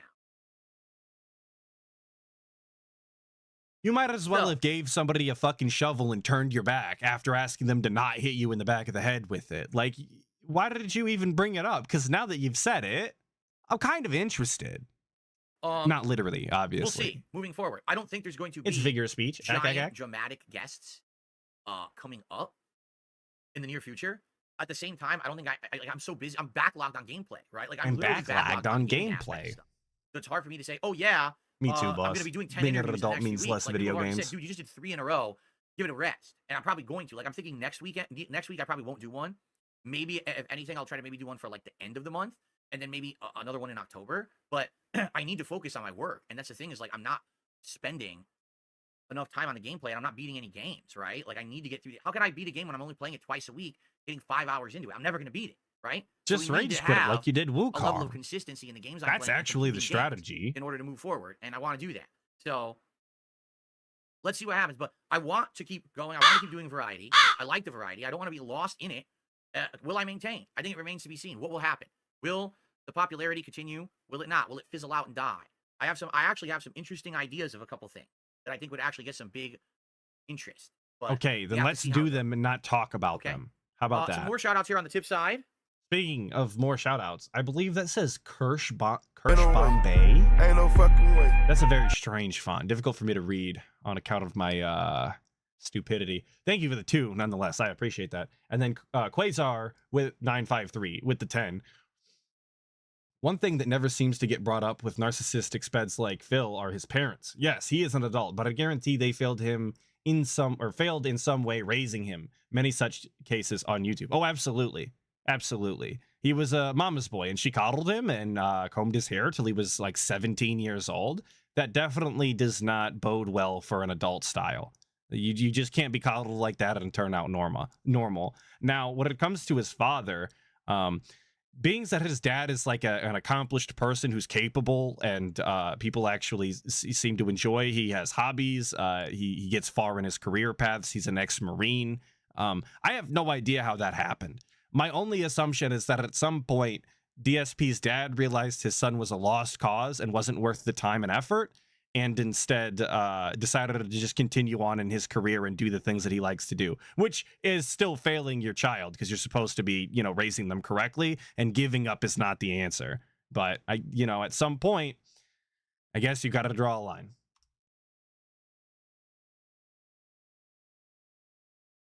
Spawn Yeah, killer. Dave said fuck it and went fishing is kind of, kind of how I see it went. What fast food item do I wish was brought back? Being that I'm not a regular eater of fast food anymore, I wouldn't even know what fast food item isn't available. Seriously. Like, okay, back in the day when I used to go to GameStop in the morning to pick up games, where I would come home and record them and upload them to YouTube, I would stop at McDonald's and I would get the bacon, egg, and cheese bagel. And I thought that was quite good. I hated the hash brown, but I liked the bagel. Then they just... Fucking like, out of all of the fast food opinion stuff, by the way, hating on the McDonald's hash brown is the biggest fucking L take possible, as well as getting the bacon, egg, and cheese bagel. I'm sorry, but if you weren't getting the steak bagel, you're fucking ignorant to what real taste actually is. And I'll stand on that forever. I don't give a shit if it's fake McDonald's steak. Get him out of here. Pancake sandwich or whatever it is. I can't remember what it's called. I didn't like those, so I stopped eating at McDonald's for breakfast, right? It would be great if they brought that back, but I think they already did. And I never ate it. See what I'm saying? So sadly, I can't really answer to that too well. What snack do I wish was brought back? Again, you know, I don't snack so much that, oh no, the snack disappeared and I can't get it anymore. You know what I'm saying? Like, I don't even know if I have an answer for that. I don't snack actively. So I really don't have an answer. I don't snack actively. Very alien. From Boogie Tipples and Nipples 20. But I thought he was a big Popcorners fan. What happened to that arc? Are we still eating Popcorners, or are we just door dashing McDonald's at midnight? Also, yes, actively snacking does mean there's a passively snacking option. Of course. Just like when he says he doesn't do things competitively, that's only insinuating that he does them casually. 988. I was wondering where this person was, right? Where has this person been all day? The person who tips the ridiculously disgusting names, where have they been? Now we're requesting that Tipples Nipples or whatever shows up. I consider doing a collaboration or podcast with LaShawn KBM. Who is that? Hold on. I just deleted this leaderboard like an idiot. Oh, now I really deleted the leaderboard like an idiot. Yes, Greg Wards is right. The Burr equals, but I thought it was. This is true. Or the game. I was wondering if you'd be open to talking with him. Who's LaShawn? What was that name he just gave, by the way? Or like an idiot. LaShawn KBM. LaShawn KBM? Is this a person? Are you guys familiar with this person? I've never heard this name in my life. This better not be somebody's like best friend in real life whose channel doesn't exist. Okay, no, he's got 27,000 subs. He talks about Dragon Ball. Oh no, he's urban style. DSP's not talking to this fella. I'm glad this guy has a hobby though. Very cool. I'm glad he talks about what he wants to online. Very productive style. Who is that? Yeah, DSP's not talking to an urban style on stream. It's not gonna happen. Oh, now I really deleted the leaderboard like an idiot. Okay. Just to talk around a conversation, he's a YouTuber. When it comes to someone needing help managing YouTube or the game, I was wondering if you'd be open to talking with him. Who is he? I don't know who this is. You didn't elaborate on who it is. So no, unless I know who this person is and there's a reason for me to talk to them. No. You can look him up right now. I think this is what LTG. Oh, okay. All right. Didn't understand. All right. This is what LTG doesn't understand. You need to talk to the right person to get the rub. LTG, for like a few months, he went on all these podcasts. He went on Destiny's podcast. He went on this other guy's podcast. He went on Destiny's podcast. Somebody who gets significantly more views than DSP on a very regular basis. Destiny is somebody who will get thousands of viewers per stream, and all he's doing is reading fucking Wikipedia. So let's clarify that before we pretend that DSP is gonna give the fucking rub to LTG. No one cares. Like, I'm sure he got a temporary view boost of a couple hundred people from each of those that then fizzled and went away. But that's not maintainable, right? With me, me going and doing a podcast with Kino Casino, guys who actively were on my ass and razzing me previously, right? To see me branch out and now collabing with those guys is something amazing and different that people are like, whoa, that's crazy, right? To me, I have an interview with with Keemstar, who I had bad blood with over these years, and now we're basically, you know, breaking bread together. Amazing, right? That's the content you want. People want to see DSP and LTG sit down and hash it out, or play fighting games together, or both.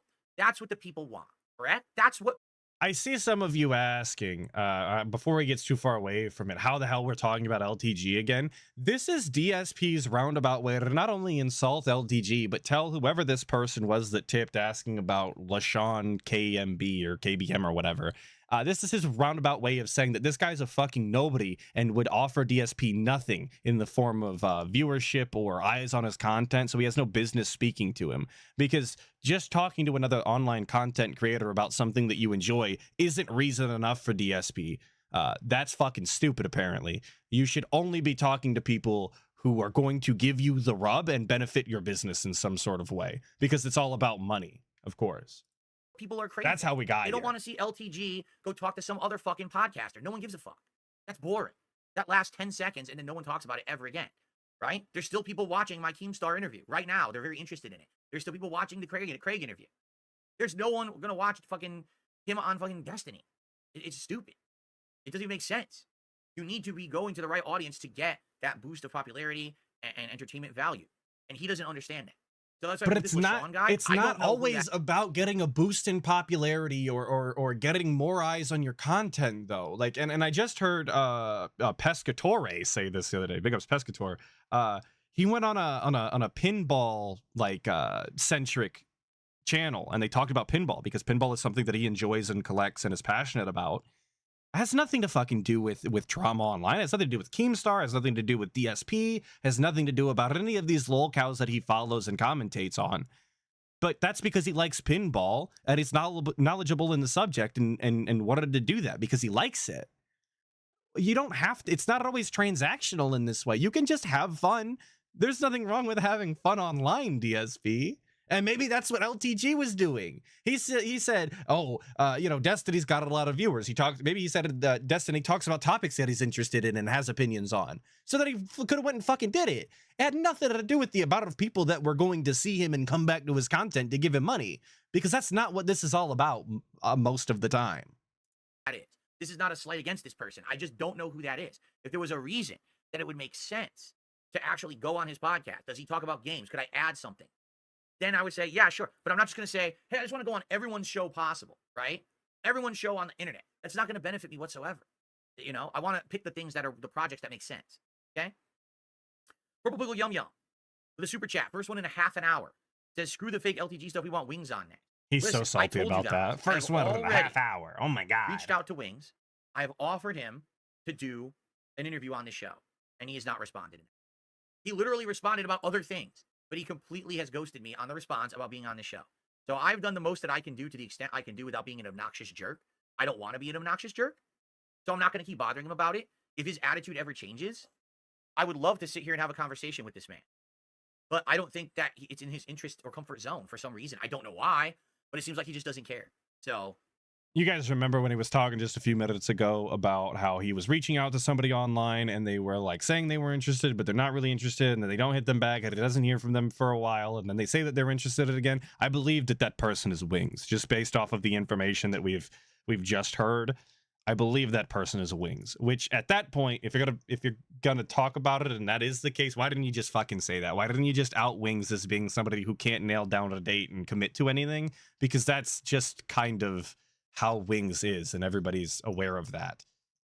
So, I mean, the guy literally was supposed to play video games with DSP and the Kino Casino and got the blessing from Keemstar, and instead of doing so, admitted that he went and just took a fucking nap instead. Like, that's the kind of person that you're dealing with. You could just say that about them. Everybody's aware.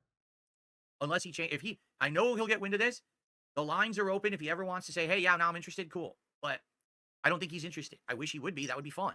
That would be a great Bless you. conversation, I feel. Well, let's see here.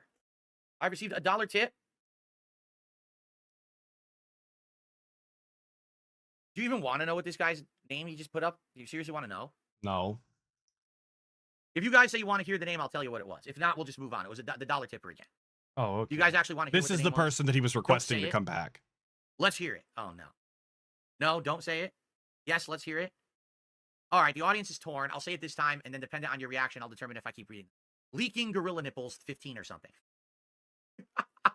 Or This guy is something. embarrassing, but Brother didn't even fucking read the name. He made an entire ordeal about it. You guys want me to say this? I'll take your opinion. And then he didn't even fucking read it for what it was. He added an or something at the end. Was it that? Was the number different at the end? Like, I don't know. I'm not looking because I can't see the fucking these $1 tips behind the scenes style. But if you're gonna do a whole fucking bit about it, you might as well read it as it is. he keeps tipping. Okay. I received Can't even commit to being literate. super chat from Razzle. I've been watching on and off since the days of What You Say About My Malele and Bring Me the Naughty Nightwear. It's awesome seeing you collab and do new stuff like this, so keep it up. Thank you, Razzle. I appreciate that. And let me put it this way. It's gone well. Viewership has been good on all of these, right?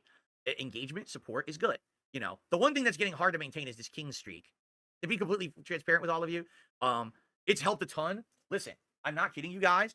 Later this month, I am planning on number 1, probably getting a new dishwasher. Number 2, getting a fan and new light. Probably getting a new dishwasher with the multiple thousands of dollars that he's been receiving in excess, right?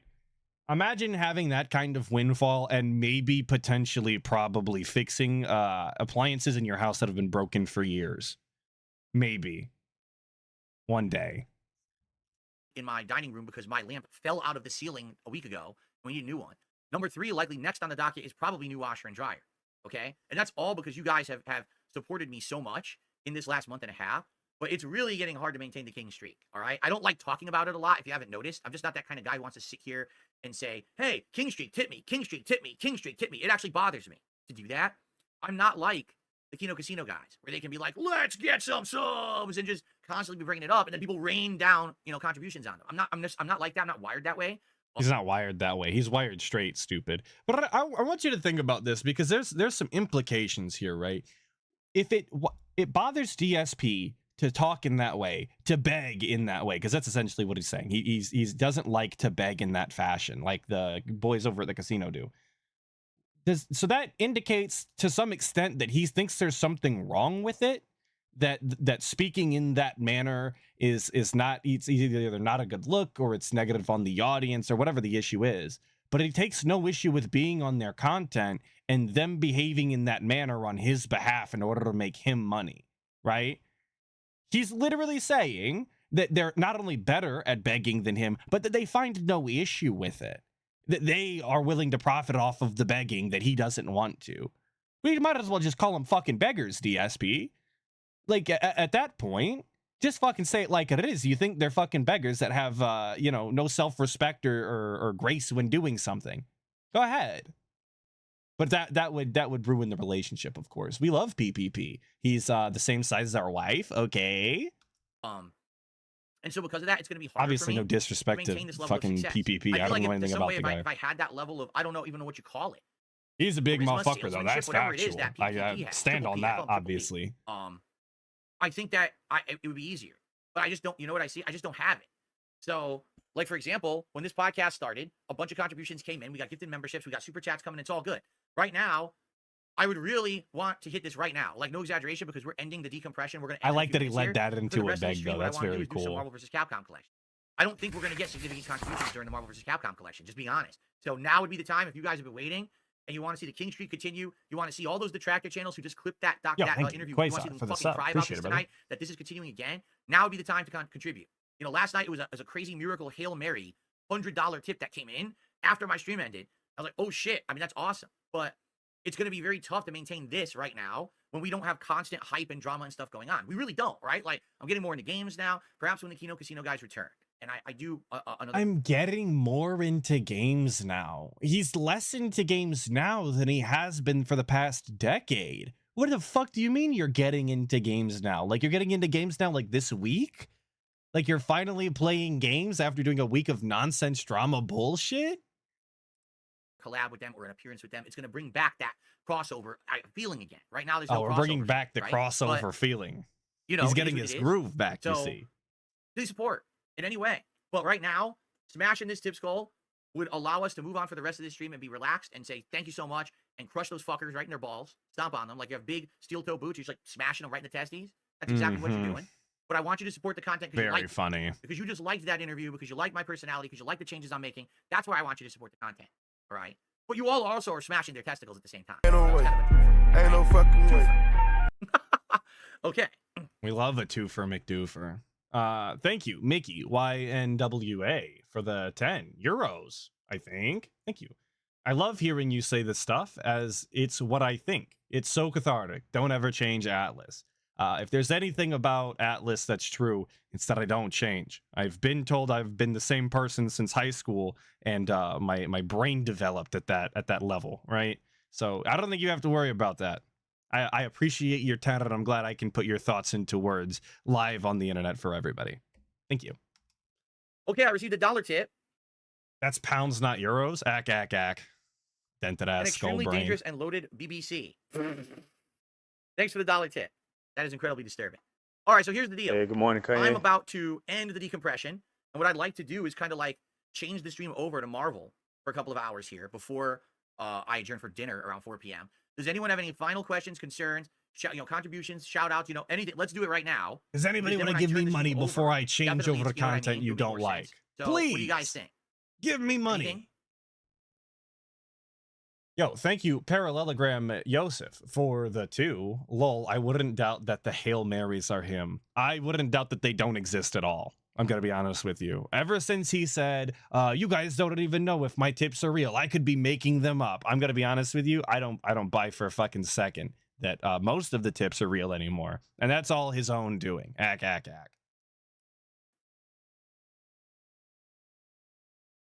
Thank you for the 2.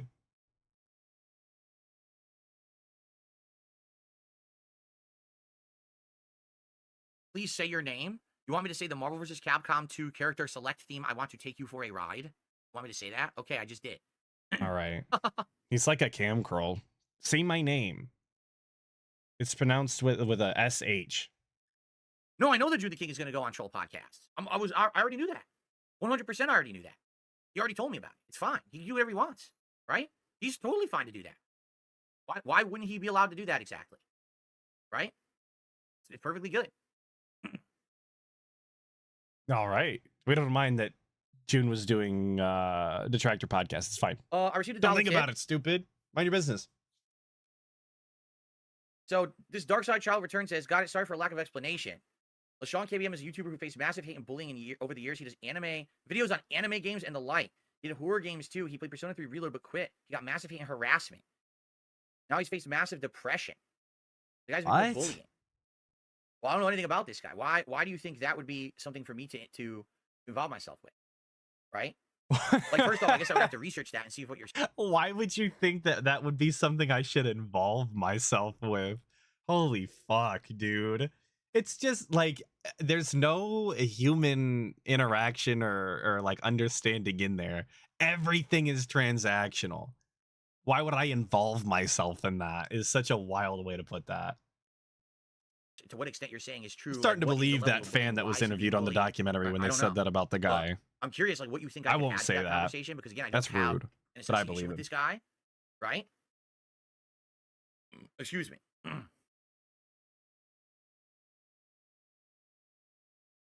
Do I have a hot? This is a good question. What guys? What do you think? were the Jeez, did we just hail?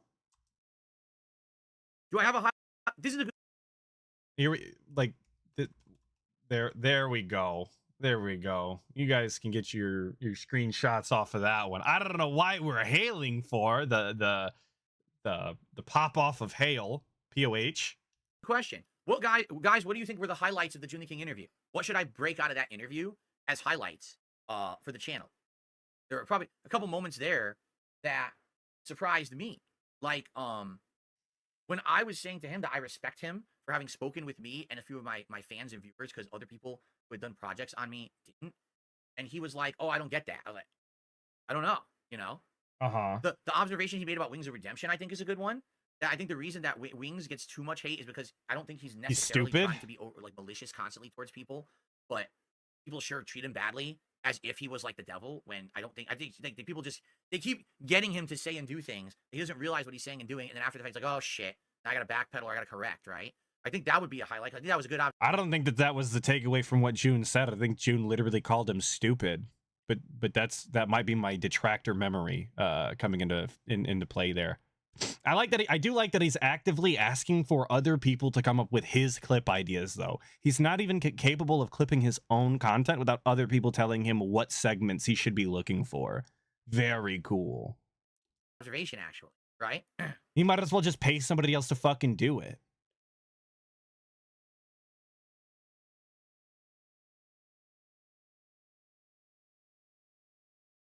Oh, I don't think. Here's the thing. Goldfish says, Joon says other lolcows have worse detractors than you. I found that surprising.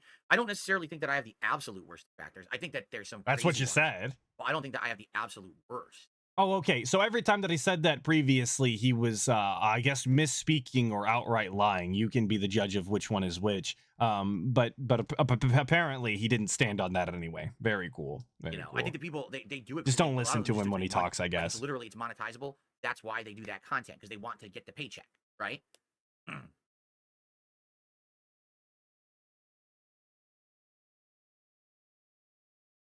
All right. He's just viciously scanning his chat.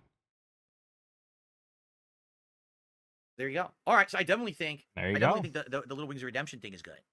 I honestly think the second half of the interview was much better, right? The second half of the interview, when we were taking questions people had asked and we were elaborating on them, having conversation back and forth about them, rather than it being all about me. To be honest, I just don't think I'm that interesting of a character in the drama sphere. You know what I'm saying? Like, I think the stuff I'm doing now, right? Dragging my trolls, engaging with guys like LTG, that's more interesting than any of the dumb shit that people talk about in the documentary and stuff. I don't think it ever was that big of a deal, Why am I not surprised to hear that he doesn't think I see the that $2 he's tip. interesting as a drama lolcow? Why is that not news to me? From I don't know why I paused Let's for see an that. MCU versus Capcom or MCU fighting game. Newer characters like Scarlet Witch would be fun. WWE Champions faction has over 100 join requests. Oh, does it? I haven't even logged in since, I'll have to log in at some point to take a look and sift through it. Haven't logged in since, just having the people in the faction, Okay. the faction to do quests and stuff. So I'd have to join, but I mean, I'm planning on playing it Tuesday night, next session. But if I have a chance to squeeze in there and do it again, I do something with it, I will. I just don't have time right now, Can't even find time for WWE champions. His life is really going to shit, huh? I'm sure down from the one thing rafters that is gave me a still on weird a vibe at the streak. beginning was him saying he had gone into planning to get you to confess, and since you already did, he had no big questions for you. Well, I mean, dude, let's be honest here, all right? With the insane amount of stuff that was on the internet about the WWE Champions account. Now, the thing is, not all of it is true. As I told you in my live react, a lot of that shit was false or blatantly over-exaggerated, misreported, and shit like that. The entire, he spent this much and stuff is so stupid. They literally have never gotten that right ever once about how much I ever spent on the account during a certain week. They don't calculate it correctly at all. They purposefully overbloat it to get attention. But yeah, like, if you do a documentary on someone, and by the end of you making the documentary, you 100% know you've got someone in a lie, right? Yes. You have the evidence. As everybody has known for the whole years. point is that this person has lied about it forever. Yeah. And the person then says, yes, they would do an interview with you after the documentary. Would you not try to ask them the question and get them to answer in the interview? I think that was what it was. Like, he had said that he wanted to do an interview with me after this. And depending on how well it was received, I could decide if I wanted to do it or not. And I told him, yeah, let's see what happens. As long as it Wait. So it's okay for Joon the King to do a documentary. Okay, just please follow me because this is gonna be a little tangent here. It's okay for Joon the King to do a documentary, find out all of this evidence about WWE champions, right? Have you dead to rights in a lie based off of all of the information that has been gathered, not only from him but also obviously detractors in the community, and want to outright confront you in an interview style and get your confession. That's okay. But when you sat there and lied for at least an hour straight to other people's faces in a separate interview, and they were also capable of telling that you were fucking lying and that everything that was coming out of your mouth was bullshit, it wasn't okay for them to try and get a confession out of you then? It wasn't okay for them to talk about it then? Okay. Again, I don't see how that logic exactly adds up, but I'm glad that I could put it together in a coherent way so that we could see it doesn't fucking add up. it's well received and I feel like it's well done, I'd be totally fine doing the interview. Do you not think that I didn't think that that's exactly what it was going to be? Of course I thought that's what it was going to be. I'm not dumb. So yeah, Craig just and all wasn't that off nice enough by- about it, I guess. answering the big question before it It's even all was about asked, glazing right? DSP And now, beforehand, of course. I'm in the realm of Then control. you're allowed to There's no talk gotcha negatively moments. about him. Instead, I do For it any up and coming detractors, I guess you just have to spend like about a year being a dent, and then when you become full detractor, you're going to be good in his eyes because you glazed him beforehand, and you'll never have any issues. Now, I wouldn't recommend this path, as that you are eternally dented. Once a dent, always will be. But if you're looking to get DSP's blessing, I guess that's the way you would have to do it. I'm well and ready. And the truth is, I knew eventually he was going to have this come out about me. This was going to be discussed. And I was going to say, that's my moment. That's just the time to do it. If ever there's going to be a time to do it, that's the time to do it. There's literally no point in waiting anymore. Everyone else believes it anyway. So you might as well just fess up, right? There's no point. And some people disappointed in me. I have fans who said, you know, they probably aren't going to support me anymore because of it. And there's nothing I can do about that. Mistakes are mistakes. You fess up to them, right? Nothing I can do, and you move on dude. positively. And that's what I'm trying to do. So, you know, no, I don't feel weird about that. Oh, he was going to get me with a gotcha moment. Like, what did you think the interview would have been? And that's what he said. He's like, now I don't have a reason to interview you because you fessed up to the thing that we got you on. So you're done, right? And think about that, though. Joon the King literally said, I don't have to get you on WWE Champions, then why the fuck would I talk to you? Why would I bother asking you questions? That was the only thing I was interested in. You offer me nothing other than that. Sure, I'll go on your show and be interviewed, I guess, because I have things to talk about, if you ask me. But why would I want to talk to you? Very cool, very cool. This is a very positive style interaction he had with Joon.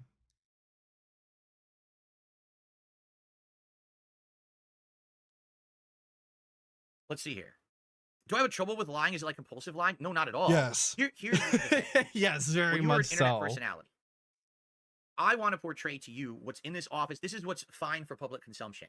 Anything behind the scenes of this, anything on my phone, anything in my bank accounts, that's my private life. There was never any intention to have certain things cross over, but people keep wanting to do that. And the thing is, you never know that what you say or admit to is going to hurt you or shoot you in the foot or hurt you further, right? I've had social engineering, identity theft, and all these things happen to me as a result of some things that I've said. I fully believe that some of the accounts that I told you, people socially engineered and were taking money out of my bank account through these accounts, I fully believe that's because of stuff I talked about on stream, right? Maybe I talked about certain topics, and maybe that was a security code for one of these accounts or something, right? So they just guessed it, and then they got in. So that's yes, the problem. DSP was revealing his mother's maiden name on stream, and that's how they got into the account, you see. So that's why he can't tell you private information, because his high school mascot was the security question, and they got that because of the nonsense bullshit he talks online. I highly doubt that one, boss. You just don't know what's safe to talk about and what's not. So in the case of a fucking mobile game, I don't give two shits about it. It never should have been a problem. It's so dumb that I don't ever think that it's a big deal. So of course I'm gonna make shit up. I'm gonna lie. I'm gonna do this and that because it's none of anyone's business. And it's not to be talked about on No, stream.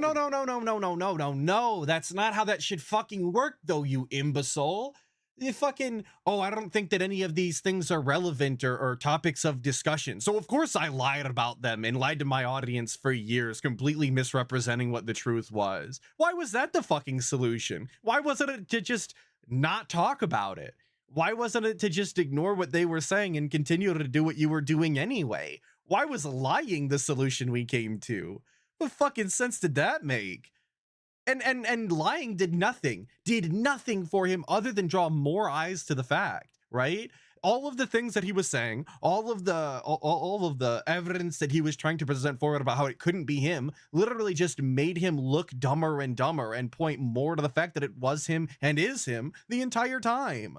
So what fucking good did that do? You should have just shut your fucking mouth. But no, immediately, like, I don't have an issue with lying, guys, but my first solution to every problem is to do exactly that. You know what I'm saying? But a lot of people don't see it that way. They think because I'm a public person that every single aspect of everything in my life is now fair game, for public consumption. I disagree. And that's going to be a place where I guess we're going to have to agree to disagree because some people do believe that and I don't. And so, you know, the lies that I tell are not like ginormous fucking awful lies about heinous actions. It's like little white lie here, little white lie there. They shouldn't matter. But now the little white lies add up to a web of lies that people disprove. And I was like, well, fuck. Now what do I do? Right? It's almost like you shouldn't have been telling little white lies everywhere, you fucking idiot. When your credibility is on the line and people are calling you a liar, maybe you should stop fucking doing that. It's almost like people can remember what you said yesterday when you can't. And maybe you should stop talking out of your ass if you're incapable of keeping your lies together. As much as he loves to lie, he's not fucking good at it. It's a skill that he's never really developed. All that time and experience and nothing to show for it, just like being a content creator. All that fucking time and experience and he's still shit. Exactly. So, and he is trying to get sympathy for lying. Oh, it wasn't that big. That wasn't that big a deal that I was lying to all of your guys' faces for fucking years, right? That's completely fine because there were little white lies that ultimately added up to a giant web of lies that fell down around me. It's fine. I need your sympathy. Please send me money. So we can never trust you again. Fair enough. If you think that it's so important that the things that I've lied about, right, are so defamatory to my character and you can never trust me again, then you know, I can't change that opinion. There's nothing I'm ever going to do to win you over. But I think what's happened in the last, again, month and a half is people are like, there was never anything here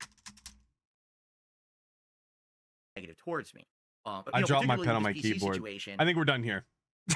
I think that's the end of the stream.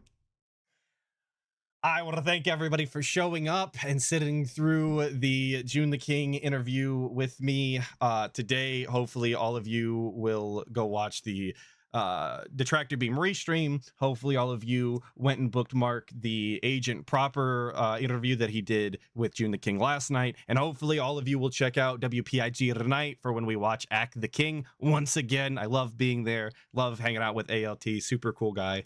And hopefully you all tune in for TBS tomorrow, where Joon the King is going to be interviewed for all of your pleasure. Thank you all so much for hanging out. I really appreciate it. Please stay safe until our next meeting. Goodbye.